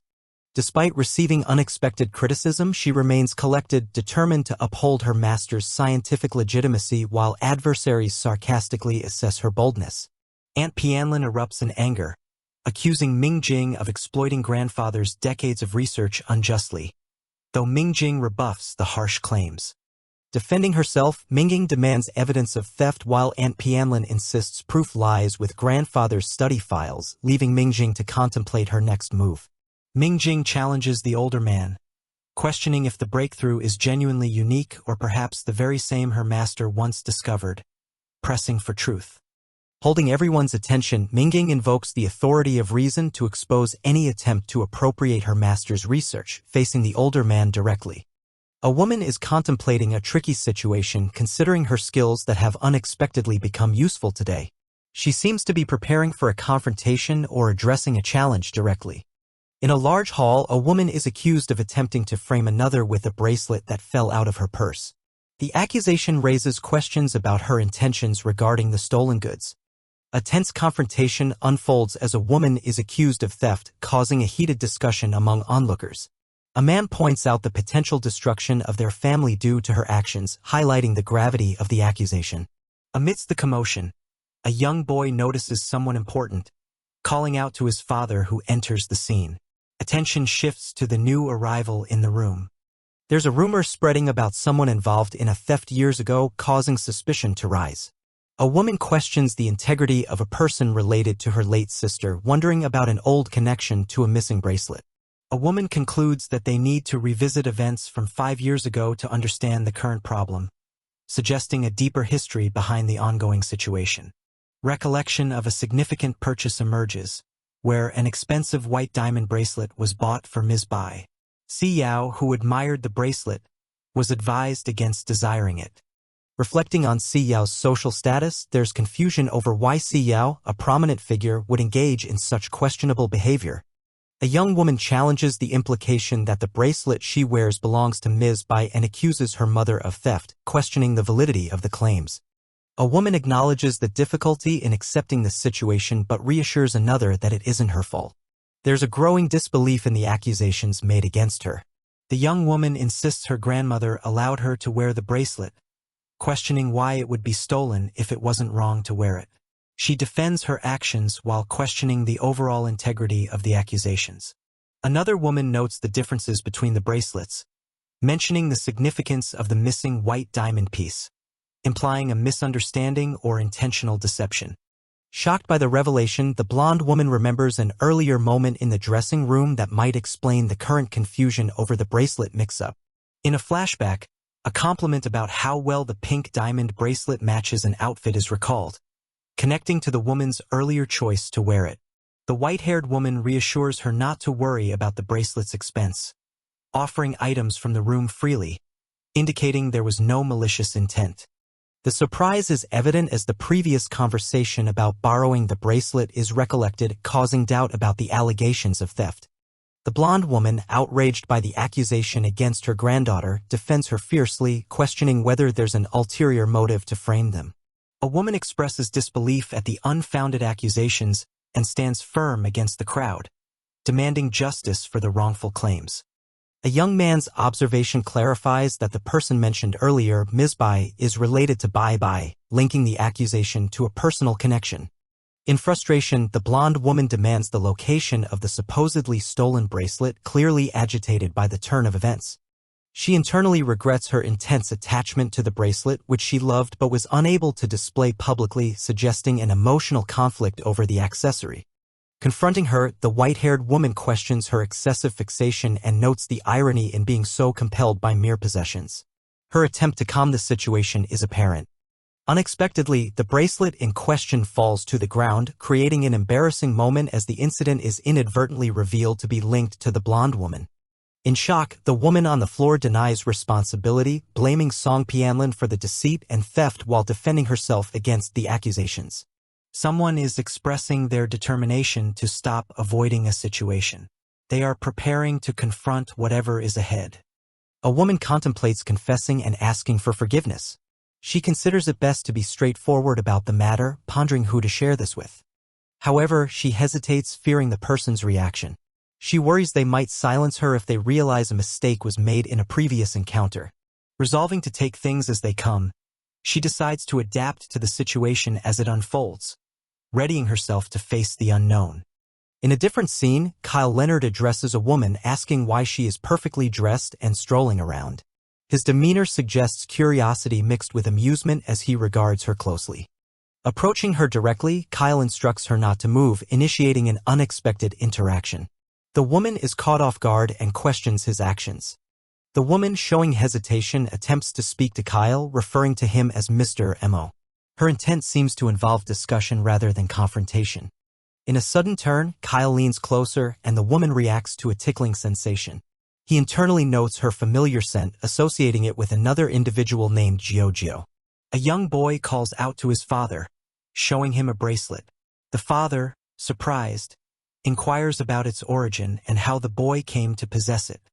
The young boy accuses a woman of theft, claiming she tried to frame his mother. He demands that she be punished for her actions. The accused woman protests her innocence, insisting on her ability to explain. Internally, she reveals her plan was to frame someone else and gain favor through deceit. The little boy expresses his lack of interest in staying and wants to return to complete his homework. His voice reflects a simple desire to go home with his father.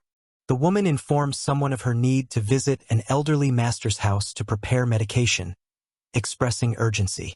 She senses something amiss with Kyle's demeanor towards her, contemplating a possible underlying issue. Kyle confronts the woman gently, implying she should focus on regaining her memory.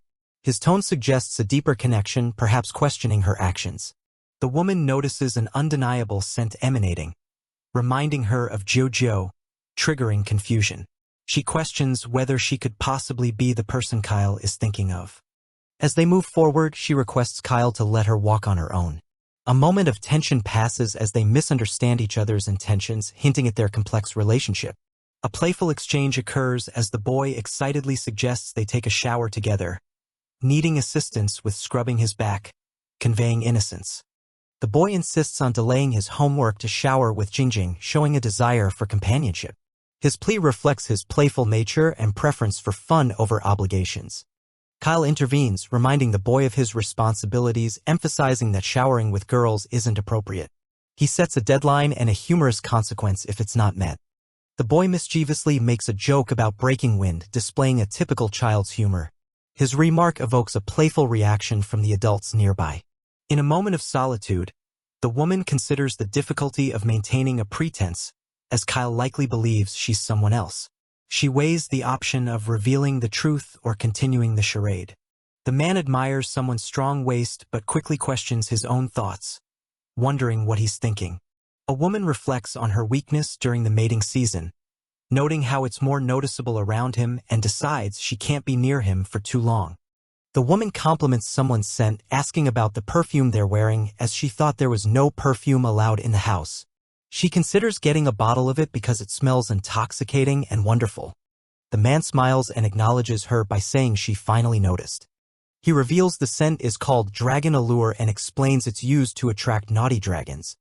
The woman seems flustered and asks what he means. She then apologizes repeatedly, expressing her upset feelings while holding her head. She imagines herself in an unusual scenario with him, pondering how things like this could have happened. The man also reflects on the situation, thinking it wasn't intentional. He thinks she might be angry because he didn't recognize her and refused to marry her. He wonders if that's why she's pretending not to know him. His hand trembles with uncertainty, questioning if she has forgotten him or if she's not the person he thinks she is. She tries to stop him and suggests that they should discuss the situation. He continues holding her and comments on how her scent resembles something pleasant, causing him to react with enjoyment. He leans in closer and mentions that it's getting cold. She becomes nervous and suggests they talk through the situation. The man suggests drying her hair quickly because it is cold outside. She reacts with surprise. 30 minutes later, she expresses appreciation for his help, but mentions she can manage on her own. She wonders why he's so insistent on blow-drying her hair. She is confused by his actions, suspecting that something is off since he entered her room late and started drying her hair. She pleads with him and questions his intentions, bringing up the inappropriateness of entering a lady's room at night, questioning the behavior of men in Safnova. The man responds with a question, implying he has something to clarify. He accuses her of entering his room and bed, questioning the logic of her actions. She reacts with surprise. She denies knowing what he's talking about. He insists she's not admitting the truth but suggests drying her hair first before continuing their chat. She wonders internally about the interrogation technique he's employing, feeling awkward about his seemingly intimate action of blow-drying her hair. Lost in thoughts, she reminisces about two people close to her, contemplating how she must handle the situation herself without revealing her inner conflict. Someone is about to leave when they trip over their own feet, nearly falling. A person warns someone to be careful. Suddenly, there is a magical poof as a character is transformed, which surprises the man holding a dragon-like creature who demands to be let go. He warmly remarks that it's been a long time. The man recalls the dragon's human appearance has changed, but the dragon form remains the same. The dragon expresses frustration, asking why it is being mistaken for a wife due to the man's lovesickness. The dragon, irritated, demands release. The dragon, still annoyed, insists they're being mistaken for someone else. The man calmly wonders aloud if it's more than just physical resemblance. The dragon is visibly upset by this speculation and the man remains pensive. The man, speaking fondly, warns the dragon not to bite him again before playfully urging the creature to eat something. The dragon, taken aback, questions where they're being taken as they overlook a walkway. Sitting on a bed, the man addresses the dragon, expressing confusion about being mistaken as a wife and wondering why the dragon keeps calling itself his daughter. The man ponders over their past together. The dragon denies the past connection, claiming the resemblance is coincidental and insisting the past should be left behind. The dragon insists photos taken weren't of her, but of another dragon that looks similar. The man asserts that he will eventually make sense of everything while the dragon, feeling exasperated, protests against being sprayed with something. The dragon, with fervent eyes, asks not to be refused. The man reassuringly proposes they can approach the upcoming season with ease together. A loud knock on the door startles both the man and the dragon who are sitting on a bed. A cheerful child exclaims to their papa that homework is finished and requests a review, presenting the notebook expectantly. Outside, a woman expresses hesitation, claiming that it's improper for a man to present himself in her room this late. However, the man assures her that his intentions are compliant with their agreement. The woman hesitantly ponders how to address the situation while feeling internally uneasy about the man's persistence. The man advises the woman to relax. Agitated, she argues the impossibility of relaxing with a man in her bedroom late at night, amplifying her distress. Conflicted, the woman feels overwhelmed and worries about an imminent transformation due to her inability to control her emotions. The woman, battling dizziness, connects her feelings to possible alcohol influence at the banquet and questions what's occurring, prompting concern from the man.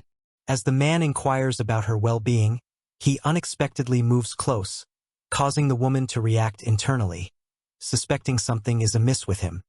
In a flustered state, the woman accuses Moebai of possibly tainting the perfume with something. She demands to know his intentions, feeling a growing sense of threat. The man urges her to calm down and explains his motive is merely to confirm something, which intensifies her apprehension. In a flashback, the woman explains to a past version of herself about a special perfume that affects only those trusted deeply, leading to mixed feelings about sharing it. In present time, Moebai recalls that the perfume denotes significant trust and is meant for someone cherished, inciting the woman's anger and making her declare her dislike towards him. Reflecting on their past, Moebai expresses desire and the woman confronts him, questioning his sanity with visible exasperation at his intentions. A man enters a room announcing his return. He then notices the absence of someone named Jingjing and wonders where they are. Sitting pensively, he contemplates something deeply, surrounded by a floral pattern. The man is lost in thought, questioning why Jingjing had to be involved in an unknown situation. He clutches his fist in frustration, feeling a sense of determination to protect Jingjing at all costs. The man leaves the room, walking down a corridor. As he approaches, the sound of trot, trot from another character echoes, suggesting an encounter is imminent. A girl with long, flowing hair returns to her human form. Feeling weak, she realizes that the perfume's effect is waning and acknowledges her limitations, pondering over her current state. The girl considers her situation and suddenly has an idea, expressing determination with a glint in her eye. She seems to have come up with a plan to address her challenges. Muel, dressed casually, is surprised to see Jingjing, who appears upset. Muel asks why Jingjing is crying, puzzled by the sudden emotional state. While comforting Jingjing, The girl softly reassures that everything will be all right. In the dim light, the man silently observes them, contemplating what seems like a complex relationship. The man tells someone to wait and promises to return shortly. Meanwhile, a small creature rests comfortably on a bed, seemingly oblivious to the ongoing events. Outside the door, the man praises a young boy, calling his actions impressive. He encourages the boy to go to bed, maintaining a light-hearted atmosphere. The boy insists on finding Jingjing, expressing concern over her being bullied. The man gently holds the boy, pausing his urgent search. The man explains Jingjing isn't the boy's wife and notes he can't search for her so late. The boy accuses him of being a sourpuss for keeping them apart due to the man's own situation. In the boy's bedroom filled with toys, the man tries to settle the boy down, urging him to sleep. The boy resists, expressing a strong desire to see Jingjing. The man restrains his frustration, thinking about disciplining the boy. Despite the struggle, he decides to let the issue go for now, recalling a previous incident. The man reassures the boy, acknowledging his sense of urgency with a gentle bop on the head.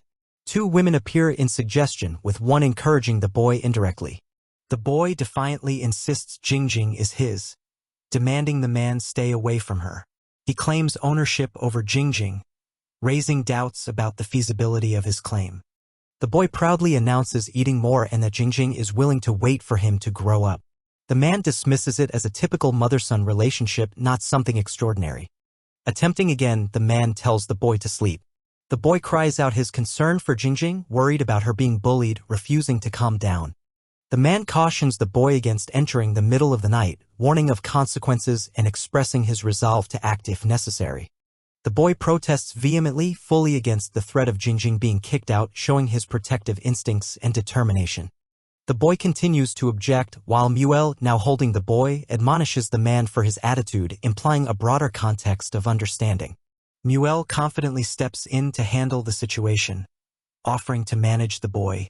The boy quickly explains to Muel that the man won't allow him to see Jingjing, clearly upset. A conversation unfolds where someone questions the appropriateness of a particular spot and suggests choosing another location like the arms or forehead. Meanwhile, a woman with long hair is sitting with a child, observing the exchange. The man with brown hair in a green hoodie seems to be teased with some stuff on a stick. In reflecting, the person considers that Inha must be extremely lovesick, hinting that he desires to recover swiftly, possibly for his wife's return. The person speaks about following instructions as given. There's a declaration of agreement to Ms. C's proposition. Both the young child and the woman appear surprised by the decision made by the man standing in a green outfit. The man in green suggests selecting the chest area for treatment. He wonders if this choice is necessary given the context. Someone visualizes a humorous scenario where treating an illness might lead to forced comforting actions. The conversation continues about the appropriateness of a specific body part. The man with dark hair confidently offers no objection, implying readiness to proceed. This is complemented by an internal exclamation of the absurdity of the situation. The woman with long hair seems to be organizing or tidying up, possibly preparing food. A curious comment is made about being impressed by how Ms. C supposedly prepared the food with care. A man in a neat and confident posture promises to wait as long as necessary for her. His statement appears reassuring, but the person's internal reaction is one of slight confusion or uncertainty. The man claims that it's the least he can do, but it leaves another person questioning why he seems like a husband waiting for his wife to return home. The woman with light hair expresses disbelief or amusement. The scene shifts outside a residence, showing a vehicle. Inside, the woman sits with a child. The man joins them, leading to a brief exchange. During the ride, the child remarks on it being his first time experiencing something, with the woman clarifying. Interaction among the characters hints at daily routine or family discussion. Upon reaching kindergarten, parting words are exchanged. The woman expresses care for the child's safety, emphasizing caution and carefulness. As the child heads away, a mix of pride and jest takes place. The instructions are gentle yet earnest. A passing comment is made by another student, marveling at familial kindness. Someone points out their partner affectionately.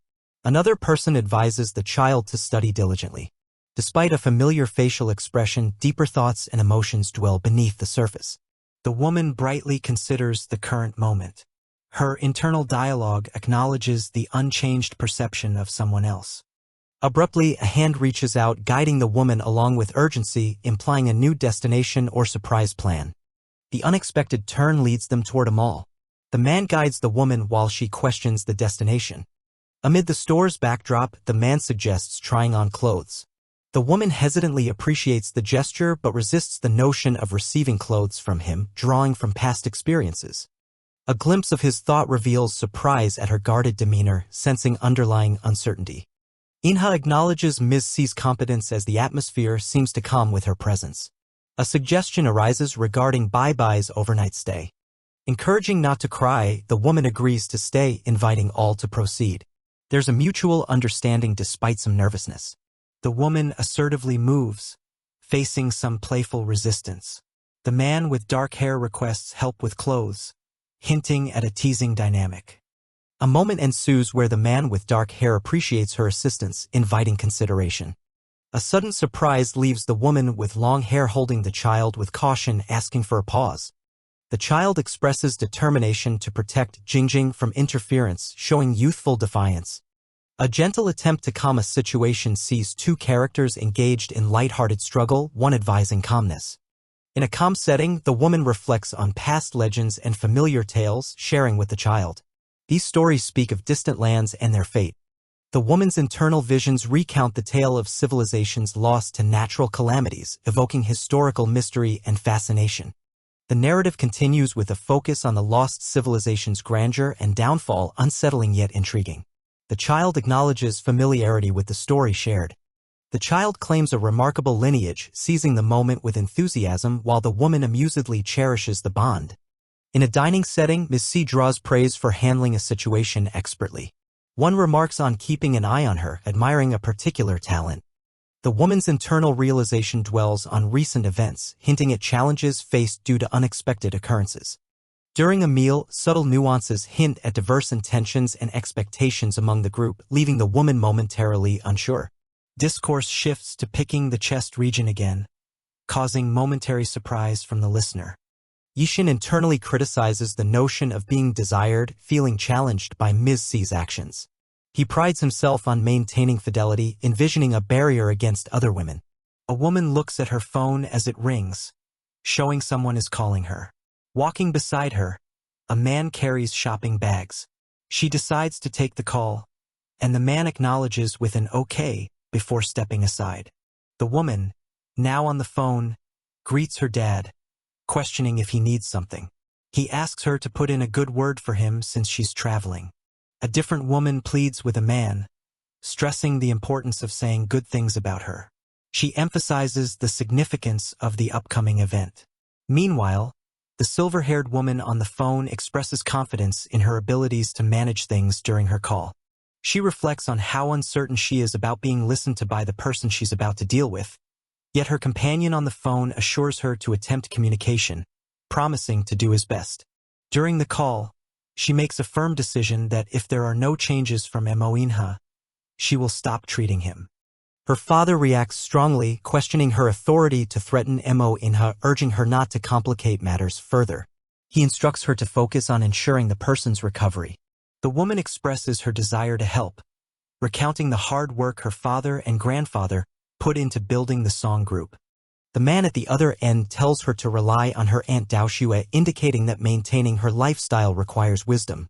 Annoyed, she decides to hang up. After the call, she feels content, perceiving her father's emphasis on wealth over everything else. Reflecting on the past, she recalls a party where Song Mylan shared crucial information about a necklace, contemplating the trust between them. While in a car with a man, she questions the closeness of her mother and another woman. The man clarifies that they weren't really close. Two women are shown becoming friends just 2 months before one of them moved away. As she closes the curtain after a task, she mentally acknowledges that her mother had another trusted friend. Meanwhile, her companion speculates about who Lin has aligned with. In the car, Mo is questioned about their destination amidst her urgent need. The conversation becomes tense, with the man emphasizing seriousness this time. She quietly ponders over a plan to deal with the upcoming challenge. Her companion instructs her to wear something, causing her surprise as she wonders the reason behind his request. In disbelief, a man is intently focused, repeatedly emphasizing that only one person deserves something. Suddenly captivated, he hears a voice snapping him back to reality. The woman politely asks someone nearby to help zip up her dress, explaining she can't reach it on her own. The helper agrees to assist.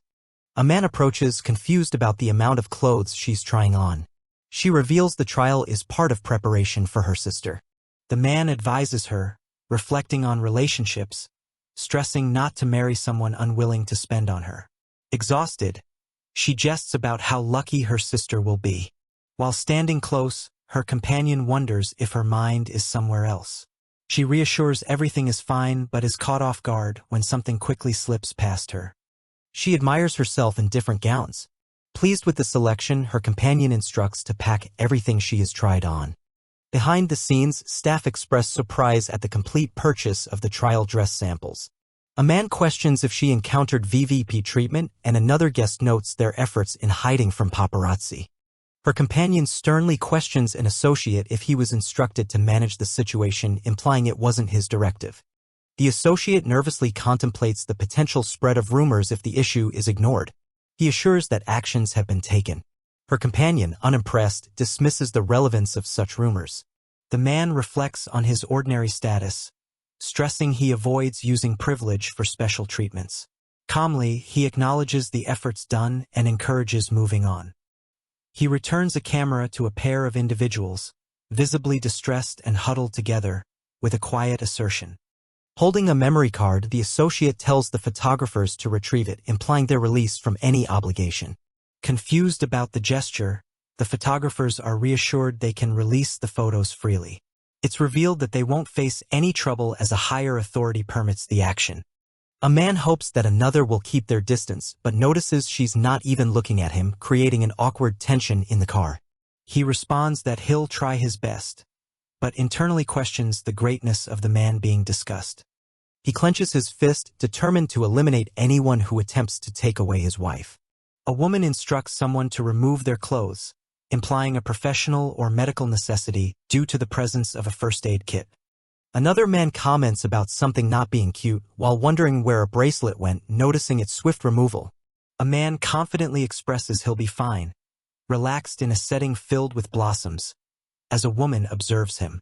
A real man never hesitates, and someone is told sharply to leave, resulting in a humorous scenario.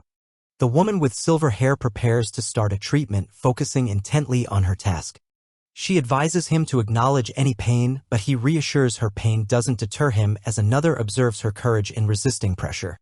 An unexpected message interrupts them, breaking the moment they are sharing. A shocking online headline about a prince falling in love again causes alarm, as someone urgently presents it on their phone. Public reactions swirl around the news, leading to disbelief and chaos as explanations unfold about clothing trials and fake news. There's a public discussion, where characters explain the clothing situation, reiterating that there is no romance involved, offering gratitude for the clarification. Inside a car, a headline asks if the prince has fallen for Ms. C, sparking outrage over the idea of his quick emotional turnover. A bracelet is offered, but the offer is rejected, creating silent tension between the two. Observing the interaction, a character is puzzled by another's gloomy expression, questioning their own actions. Apologetically, a character seeks clarity on their mistake, stressing their desire to understand and fix the situation. In a tense moment, a man teasingly asks if the other prefers to be delivered as a hostage. Shocked, the woman asks why the man threw away a bracelet that belongs to his wife as they drive away. Learning that it cannot be lost, she demands the car be stopped to search for it. She prepares to search for the bracelet, but he reassures her, revealing it is still with him. He points out her anxiety over the bracelet, suggesting her heart speaks truthfully despite her words. She claims the bracelet belongs to someone else, puzzled by her own reaction to his trickery yet acknowledging her anxiousness. He reflects on the personal significance of keepsakes, stating if it were his mother's, he'd treasure it dearly. Their conversation turns personal. Despite their calm demeanor, she's internally distressed, feeling protective over her memories. They share a past of growing up together and her commitment to spending her life with him, picturing a harmonious future. Reminiscing about her former self, she acknowledges no one else can occupy her heart except him. Aside from avenging her mother, her second reason for this journey resembled her yearning for him, certain he's waiting for her somewhere in Safanova. A character named Muel dashes off, trying to escape with something important. He mentions dragon scales are tokens of love and that Juicy loved Inha, implying they can't keep what they have. Muel expresses gratitude and hastily departs, while someone is yelling, "Hey!" trying to stop him. In an elegant room, a person kneels in front of another, claiming to have something belonging to Juicy and offering it in exchange for their own freedom. They plead to be handed over to the authorities instead as they share the same fate. The standing figure questions when they obtain the item. The kneeling person explains they received it from someone referred to as Ms. C. Meanwhile, Ms. C is seen entering a room, seemingly furious about a mishap involving her older brother, asking why he is here. Ms. C appears surprised as she enters a room, greeting someone with a slightly puzzled, "Huh?" The person she addresses notes she arrived just in time as they were about to look for her. The person, a male character, asks Ms. C who hurt her, showing apparent concern for her well-being. Ms. C is taken aback by the concern shown towards her and internally wonders if the person is actually worried about her. Ms. C tries to brush off the concern, stating it's nothing, but internally she is advised to stay calm as the person is worried about her. She reveals those who harmed her are already dead and promptly requests the return of her dragon scale. The person lightly dismisses the request, indicating with a playful tone that returning the dragon scale is not going to be an option. Confusion arises as Ms. C questions the response. The person slyly claims it's theirs now, suggesting possessiveness over the dragon scale. Muel, referred to as the person's brother, pleads with C not to harm him, reminding her he is the only merman alive who can breed fish for their home. Another character insists that Muel's lack of awareness isn't his fault, asking Ms. C to be more considerate. Ms. C becomes curious about what the character is referring to. She is led to recall events, emphasizing how humans describe mermaids as monsters, leading to their misunderstanding and mistreatment. The complexity of the world's layers is explained, revealing a hierarchy involving Lemuria, Gondwana, and Atlantis. It's discussed how dangerous humans regard those who travel freely between these places. The scene shifts to a lecture attended by an audience, explaining that exchange policies were put in place due to the dangers posed by unidentified people infiltrating their world.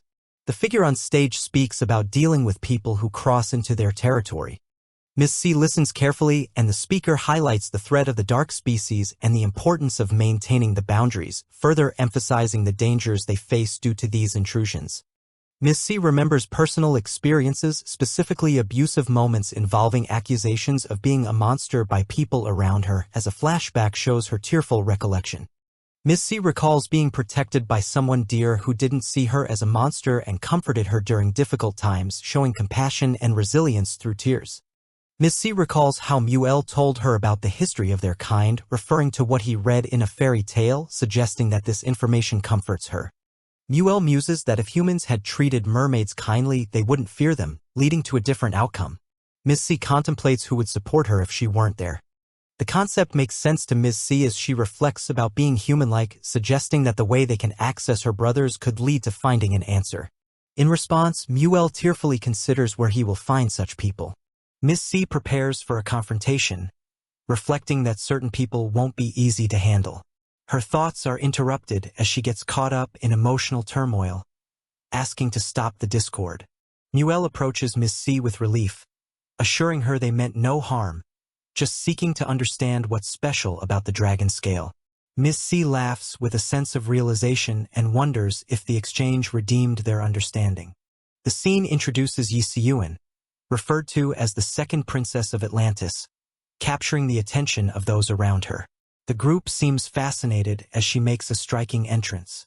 A girl with long hair sipping a drink seems to ignore Yi Siyuan, who expresses frustration towards someone named Shin, asking if he is blind.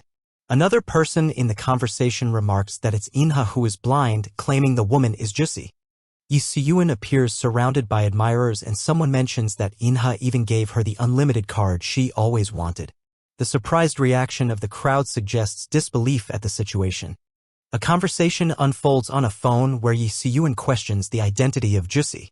She's defiant, suggesting a strong belief that Inha's interest in Jussi proves a point that she herself must be Jussi. Inha is seen in a reflective mood, expressing uncertainty by acknowledging the identity of someone, presumably Jussi, but with hesitation as there seems to be more complexity to the situation.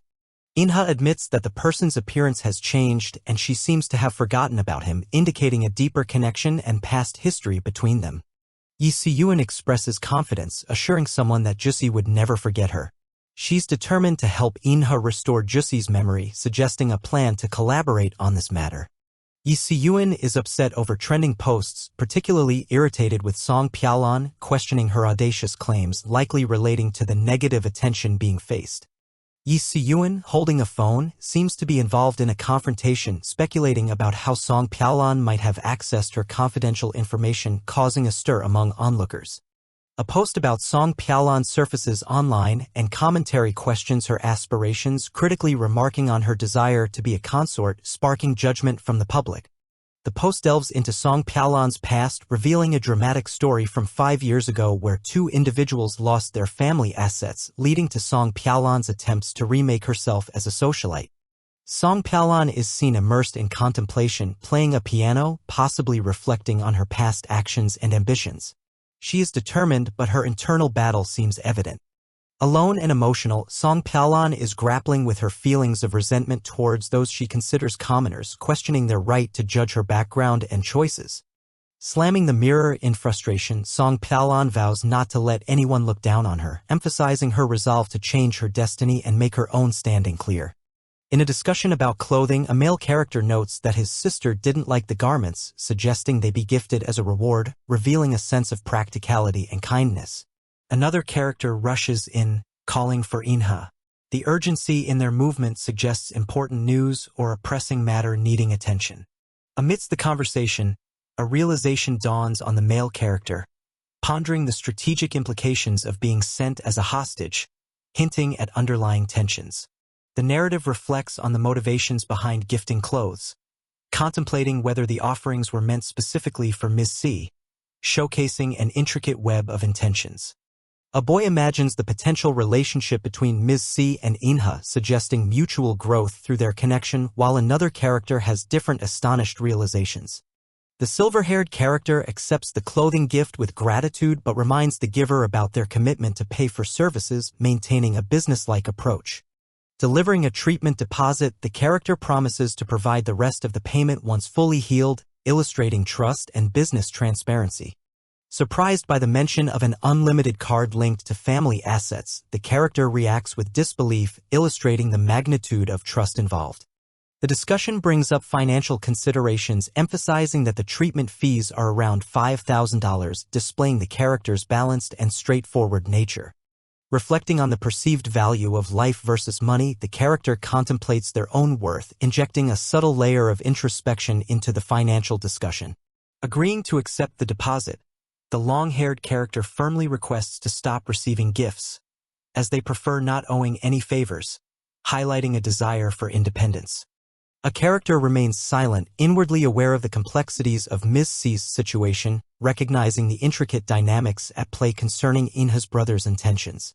In a playful manner, the boy questions Inha's decision to move on with Ms. C, excited by the possibility of a fresh start, revealing admiration for her otherworldly background. Inha firmly states that Ms. C is their sister-in-law, emphasizing a bond or commitment that prevents other considerations, maintaining respect and acknowledgement. Amused, the boy insists on their familial link, assured of Si Mingjing's return, albeit with a new appearance, suggesting a continuity of identity despite physical changes. A character sits casually in a room, pondering over a message they just read on their phone. They comment to themselves about someone stepping in to assist, the songs reflecting on the situation quietly. A conversation happens over text where the character Mingjing receives messages from a family member. They are informed about an engagement happening that night and are told to come home to meet their future uncle. The family member insists that Mingjing dresses nicely to avoid appearing unfashionable, to which Mingjing reluctantly agrees. At the engagement party, a woman clarifies a misunderstanding regarding a bracelet, taking blame for not clarifying things earlier. Another guest, a man, acknowledges the fake news, while a thought bubble hints that when Mingjing arrives, she will be flawlessly dressed, causing surprise among the attendees. A man confidently plans to lure people into a prepared room once Mingjing arrives. He takes the opportunity to congratulate Aunt Pianlin on her engagement, all while forecasting his scheme in the background. The scene turns awkward as a character criticizes Mingjing's clothing, calling it a disgrace to the family's image. Mingjing is unfazed and defends their attire by asserting that they remain fashionable even if they hail from Astracel. A woman complains about Mingjing's appearance, accusing her of deliberate provocation. She compares Mingjing unfavorably to Pianlin, whose fiancé Zhou Haiyang supposedly finds her less attractive regardless of financial inducement. Zhou Haiyang expresses his happiness to be marrying Pianlin, affectionately embracing her, while Mingjing sarcastically comments on how sweet they seem together. The group gathers around a dining table, with Zhou offering Pianlin food, encouraging her to eat. Pianlin appears hesitant but responds politely. A woman notes how Haiyang is already spoiling Pianlin ahead of their marriage. Another suggests that the 15th of next month would make a perfect wedding date, emphasizing the joy of this moment. Despite a cheerful proposal about playing with fireworks, Pianlin dismisses the idea with a whispered disdain. She reluctantly engages with a young girl, Tian, about the prospect of participating. Mingjing, observing from afar, doubts Zhou's love for Pianlin and predicts a break in the engagement once the scandal about tonight's event circulates in the media. This contemplation heralds an impending showdown. Young Tian asks Mingjing if they would like to join her in play. Mingjing seems taken aback but is prompted to respond to the innocent invitation. Mingjing urges Tian to follow along, leading her to a wooden cottage in the song's backyard. They seem poised for some clandestine adventure, guided by Mingjing's foresight.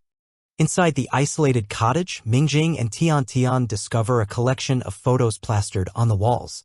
Tian curiously asks Mingjing who the people in the photos are.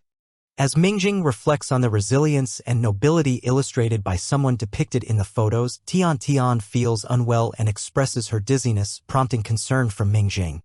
In a dining area, an intense atmosphere is punctuated by the sound of a newspaper being dramatically slammed down, highlighting a brewing tension. A heated argument ensues between two characters. One accuses the other of inciting trouble that may lead to jail time due to a provocative act. The tension amplifies with talks about the consequences of wearing a contentious bracelet. Back in the cottage, Tian's call captures Mingjing's attention as an unidentified presence intrudes on their secretive moment, adding suspense to the scene. A character sorrowfully stands near a window, lamenting their future's ruined state, envisaging a life of hardships. Downstairs, a lively family gathering contrasts the mood of despair. A confrontation escalates with a woman demanding respect in conversation as tempers flare at the dining table. Accusations about past tragedies implicate a family member as a murderer, intensifying the dinner table discourse. Concerns rise if these revelations would disrupt a familial facade maintained for Mingjing. A male character's anxiety peaks as they fear disclosure of secrets under coercion, foreseeing potential jail time. Anger boils over, resulting in a male character physically lashing out and demanding silence. The tension marks a pivotal moment in their heated discourse. While grappling with emotions, a woman pleads for understanding, hinting that cooperation might change the current predicament. A sudden necessity for marriage arises for political leverage, as someone influential in the foreign ministry becomes involved, complicating the dynamics further. Flashbacks provide context to the current entanglement, revealing Zhou Haiyang's manipulative intentions. A recollection illustrates his past desires, culminating in his resolve to make a woman his bride. Zhou Haiyang's face, fixated in determination, sums up his singular objective, unequivocally declaring his wish for the woman to become his bride. Amid growing pressure, outrageous demands seem to be the only options available. A character is left with dire choices: enter marriage or face imprisonment. The climax is met with desperation from a character doubting their options, facing an ultimatum between marriage and incarceration, an unfair fate seemingly unavoidable under the circumstances. The scene begins with Muel overhearing two people discussing their activities inside a room. One person questions what they are doing, considering the circumstances. The blonde woman wearing a red dress, curious, asks an older lady if she poisoned someone, wanting to know what she gave him. The lady explains that Tian Tian brought her there, noticing a strange scent that affects people's minds. Tian Tian ended up passing out. A red-haired man appears, alarmed, indicating that he tried to leave after seeing her there. However, the door was locked and he too became affected by the scent. The older lady clarifies her side, insisting she only helped him recover and expresses her desire to understand how he got poisoned. Grateful for her medical background, the older lady comments on how handling the situation would have been much harder otherwise, especially with Uncle Haiyang involved. She recalls finding little Tian Tian in the same area, worried about potential harm the child could have faced. The thought of something bad happening to Tian Tian crosses her mind as a potential disaster. A woman enters, noticing a commotion, and demands to know what Haiyang is doing in the room in such a manner. There's a tense moment as the woman recalls events, suspecting someone else's involvement in this predicament. Another woman demands the maid to explain why she accused someone of inappropriate actions, threatening her employment. The maid, distressed, tries to defend herself but is met with skepticism, accused of fabricating the story under someone else's influence. A suggestion is made to involve the police to resolve the issue, matching the severity of accusing someone unjustly. A male voice expresses concern about potential family disgrace should rumors of bullying spread, indicating the importance of identifying the mastermind.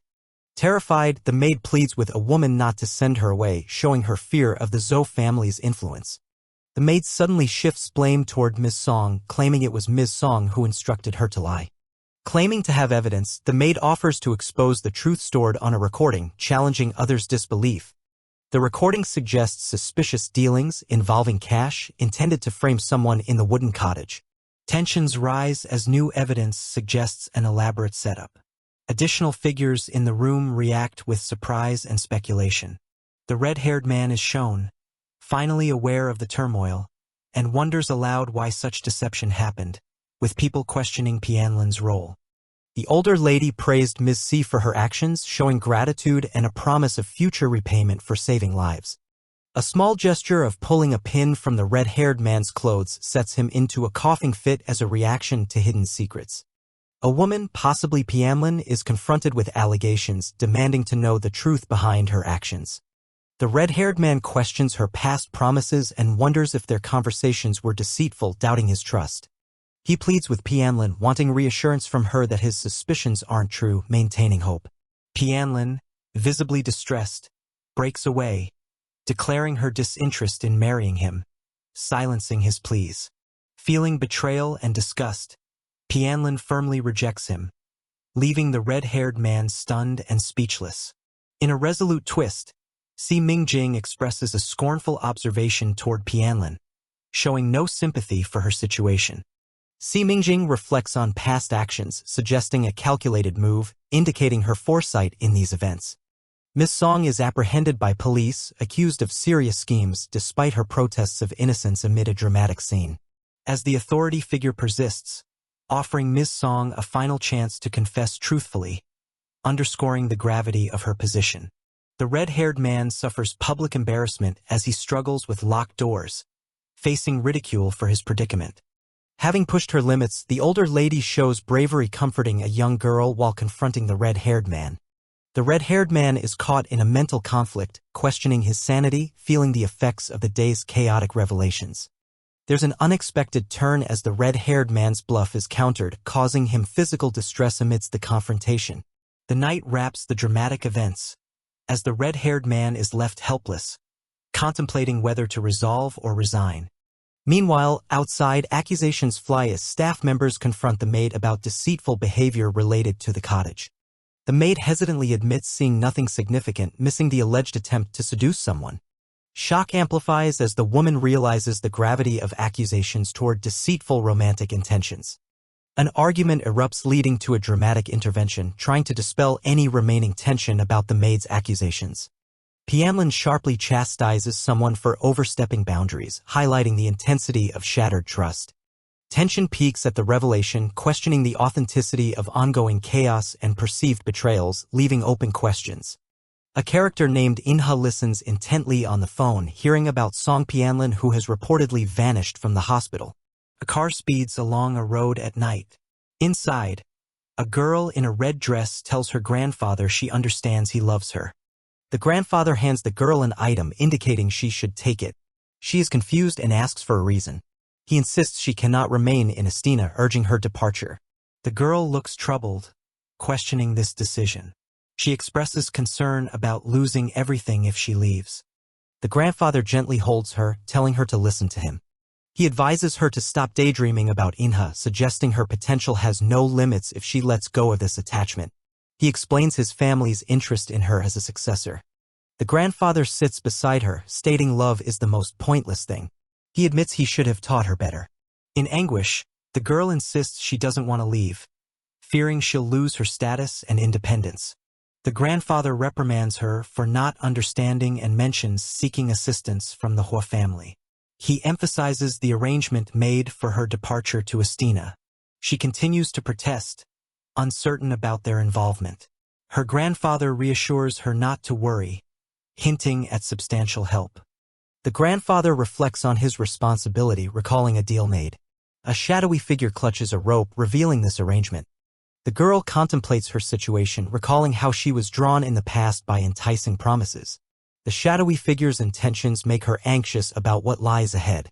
Determined, she decides to comply temporarily, recognizing the manipulation involved.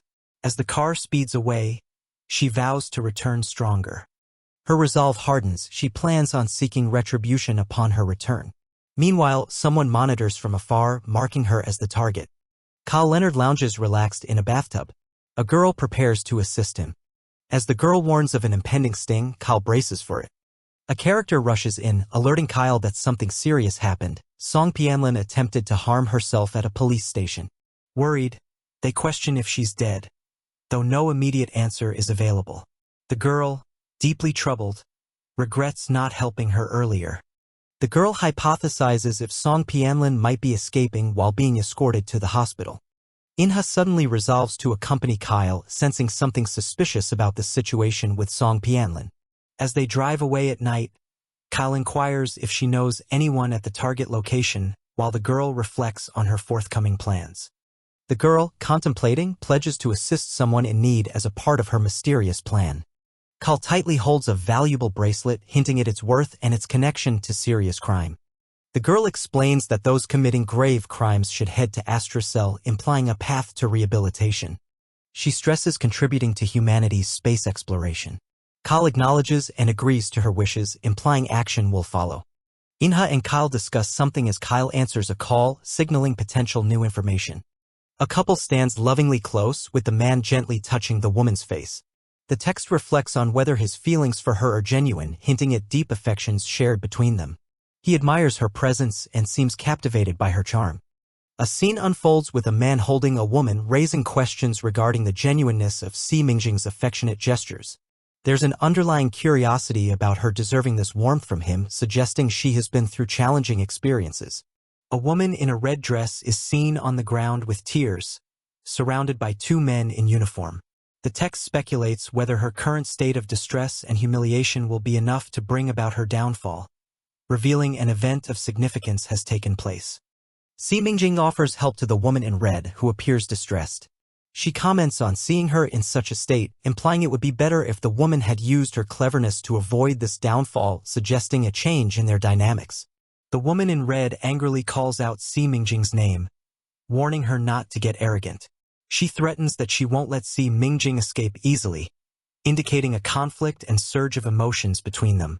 Si Mingjing addresses her as Auntie and warns against pushing her into a corner, hinting at the extreme lengths required if forced. The tension is palpable as she questions the aunt's intentions. The woman in red expresses a desire to learn the truth about her mother's death, addressing Mr. Mo directly. It's clear she's determined to hear the details straight from her aunt's mouth, revealing the drive behind her actions. Si Mingjing, beside another man, asks if his subordinates know methods to make the aunt sing. Her demeanor suggests confidence in getting the truth out, hinting at her plan moving forward. Si Mingjing learns Feng Ju has caught up with Song Panlan. The man beside her seems unfazed, suggesting he anticipated her escape, showing their preparedness for the situation. Reflecting on the events, Si Mingjing shares that she acted out of necessity, taking precautions for any eventuality. She didn't think her plans would need execution, yet they proved useful in the end. A man in a car communicates via a device, ensuring Si Mingjing that he will follow orders once she gives the signal. Si Mingjing is reaffirmed of his capability, knowing he won't disappoint her. The woman in red finds herself surrounded by cars, perplexed by how the situation escalated so quickly. Her immediate concern is escaping her predicament as reality dawns upon her. The woman in red is forcibly removed from the car by two men. As she struggles, she demands release, showing her fierce resistance to capture and indicating turmoil in her circumstances. Si Mingjing meets the woman dragged out, addressing her as Aunt Panlan with a hint of sarcasm. She questions how Panlan landed in such a predicament, further emphasizing Si Mingjing's control over the situation. In anger, the woman in red curses Si Mingjing. The men restraining her demand silence, setting a scene of palpable tension and dominating force. Si Mingjing nonchalantly advises the woman to conserve her energy. She then questions why the woman continues to obstruct her path, suggesting ongoing conflicts between them. Despite her defiance, Si Mingjing is warned of facing a miserable end. Meanwhile, a man gently wraps a coat around Si Mingjing, concerned she might catch a cold, portraying a mix of care amidst chaos. A man is on the phone in a living room and someone urges him to watch his daughter carefully. He reacts with shock, exclaiming about something unbelievable related to Muel's drug. In the same room, another man, presumably the grandson, speaks to an older man sitting with a cup, questioning if the police are coming to look for Pianlin. The older man advises they should act surprised when the police arrive, but the grandson, in disbelief, reveals that the police claim Pianlin is dead and want them to identify the body. The grandfather is in shock upon hearing the news of Pianlin's supposed death, dismissing it as impossible and demanding such nonsense to stop. A news broadcast reports Song Pianlin's escape from custody and subsequent shooting by an unidentified assailant. There is an offer of a reward for information captured on surveillance. Internet comments discuss the situation, questioning the relationship between Inye and Mingjing.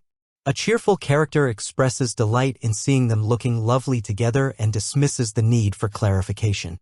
A young character is worried about his wife being abandoned but reassures himself that his father would protect her. Another character casually responds, affirming the reassurance. Song Pianlin appears distressed, falling, while someone urges Mingjing to hurry as there's no time left, emphasizing the urgency. A character with blood on her face realizes it's too late for help as darkness surrounds her. Another declares they must get in the car amidst the tension. A woman in a car instructs a man to discover who was behind a certain action, acknowledging him as Your Royal Highness, and he agrees to investigate. Remembering someone dear, another character reflects deeply on past moments of care and kindness, pondering the situation and determined to find answers. A car scene displays confusion as someone asks about the unfolding events. They're informed the sniper escaped, indicating a missed opportunity. Amidst frustration over Song Pianlin's disappearance, one person demands evidence, but another confesses there are no clues left to pursue. Encouraging calmness, one character assures another that the matter will be handled smoothly, giving a reassuring glance. A man orders Fengju to spread the news of Song Pianlin's death and keep watch on developments to uncover the details of the assassination. Fengju responds affirmatively. Downstairs, an old woman anxiously asks about Pianlin, and learning of her escape fills her with relief, bringing her to express gratitude towards Buddha. The senior members continue their relief, expressing hope for divine protection, wishing for mercy, and acknowledging the complexities entwined with Pianlin's fate and future. Mr. Shang apologizes, explaining that his grandfather is ill following Pianlin's death and unable to help. He suggests finding another doctor. A woman commends his daughter, who is caring for Mo Inha, and suggests she could help him. The woman answers with finality that the daughter cannot assist, but Mr. Shang agrees to the suggestion. The woman expresses willingness to help as Mr. Shang shows her the way. Others express gratitude to him and curiosity about his actions. Mr. Shang apologizes for his father's earlier behavior, and the woman reassures him it's understandable. She then states that Mr. Shang seems detached from his body. The woman acknowledges losing someone, and the other person appears surprised, wondering about a missing individual. The woman reflects that as long as loved ones are alive, there's hope for a reunion, suggesting Mr. Shang be more optimistic. The woman asks Mr. Shang if she can check his pulse, and he consents, allowing her to proceed. Mr. Shang receives a call and asks if it's okay to take it while the woman holds his hand, and she agrees. Mr. Sheng is on a call with a child asking when he will come home and expressing affection by calling herself his cupcake. Mr. Sheng responds enthusiastically to the child's affection, asking for a kiss and pretending to receive it. Mr. Sheng introduces the child on the call as his sister's daughter, showing her picture fondly. The woman smiles warmly and comments that the little girl is adorable. Mr. Shang happily informs the woman of his good health following her examination, and she shares in his relief. Mr. Shang mentions an internal memory causing him psychological distress despite his physical health. The woman expresses that she won't feel completely healed until her missing sister is found, leaving Mr. Shang puzzled. A man suddenly claims that any relationship with his sister requires his permission, confronting the woman. The man declares himself as the woman's brother and insists she is already involved with someone else, which surprises her. An employee informs a man that his face appears in surveillance footage and asks if they should remove it.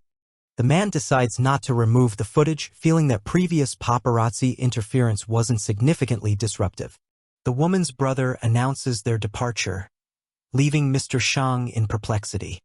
Mr. Shang reflects that he shouldn't pursue thoughts about Ming Jing as she's not who he thought. The woman, alongside her brother, moves quickly, concerned about exposure and reputation. They see a message online about a rumored relationship involving the crown prince and are distressed by its viral status. The woman panics and pleads for assistance in managing the spread of the rumors, appealing to Brother Su. The determination is made to make public gestures to demonstrate the woman's singular importance to Mr. Shang. A crowd gathers for a memorial service, and there is tension about certain individuals' presence. The woman offers condolences at a gathering, but suspicions arise as she's confronted about her involvement with a past incident. Tensions flare as an older family member accuses her emotionally while others urge calm and defend her innocence. Mr. Sheng ponders that Mo Inha's affection towards Mingjing achieved more than others and sees potential benefits in allying with Mingjing. The woman reassures that the family knows she wasn't involved and attributes the outburst to grief. Expressing shared dismay, she questions if anyone had enmity, as revelations could explain past animosity against Aunt Pianlin. Mr. Shang leads the group towards another matter with a whispered suspicion on his mind. Mr. Hua introduces himself to Mr. Shang and discusses attending with another member of the family, orchestrating the meeting with a sense of respect. The character discusses someone's involvement in seafood production and distribution, highlighting their significant role in that industry. Inside a car, it's revealed that half of the seafood used at Astria hotels comes from the Hua family's warehouses. The Hua family is noted as the second-largest seafood supplier in the nation. A conversation reveals that the Hua family took Fang Jing as their goddaughter 4 years ago, and that person is also the godbrother of someone's stepmother, indicating a close family connection. Another character mentions Fang Jing's ability to adapt and socialize effectively, appearing more pragmatic. There's speculation that Fang Jing might have influenced the Hua family's actions. Observing the scenery, some musings suggest that Song Panai Pai didn't treat the Hua family as opponents in the past, but as tools for certain goals involving Song Panlan. Grandmother receives comfort from a young woman identified as Jing, who offers to handle things, thanking Jing for being thoughtful. It seems there are no conflicts between Fang Jing and the Songs, but the situation might still be complex.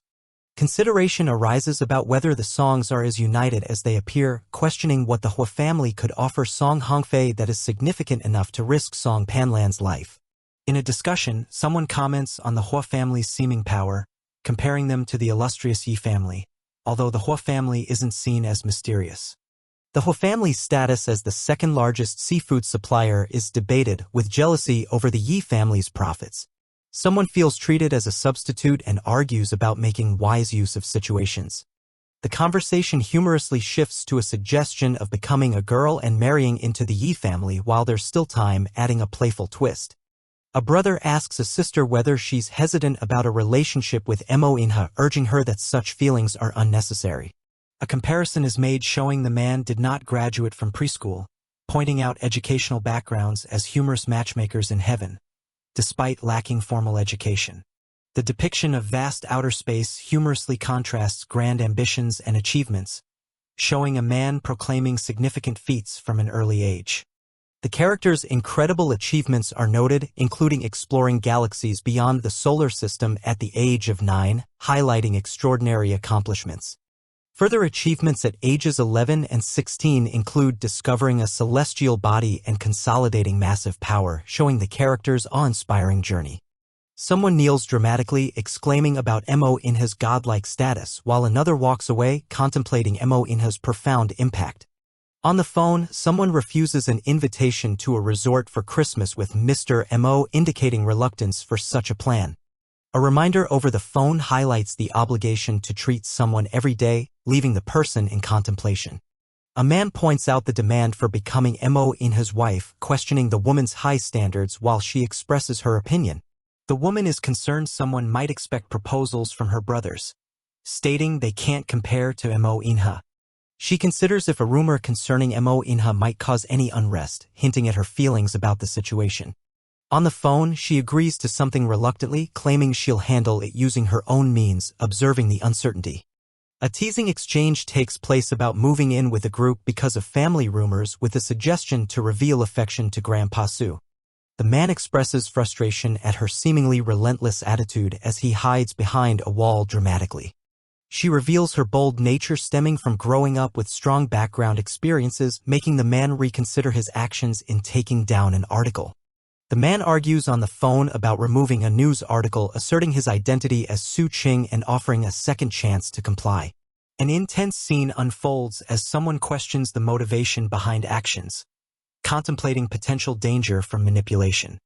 On a phone call, a man apologizes for being unable to influence trending articles due to fairness and popularity considerations, facing a challenging predicament. Continuing the dialogue, the man displays frustration about his inability to receive help, with the woman observing in silence.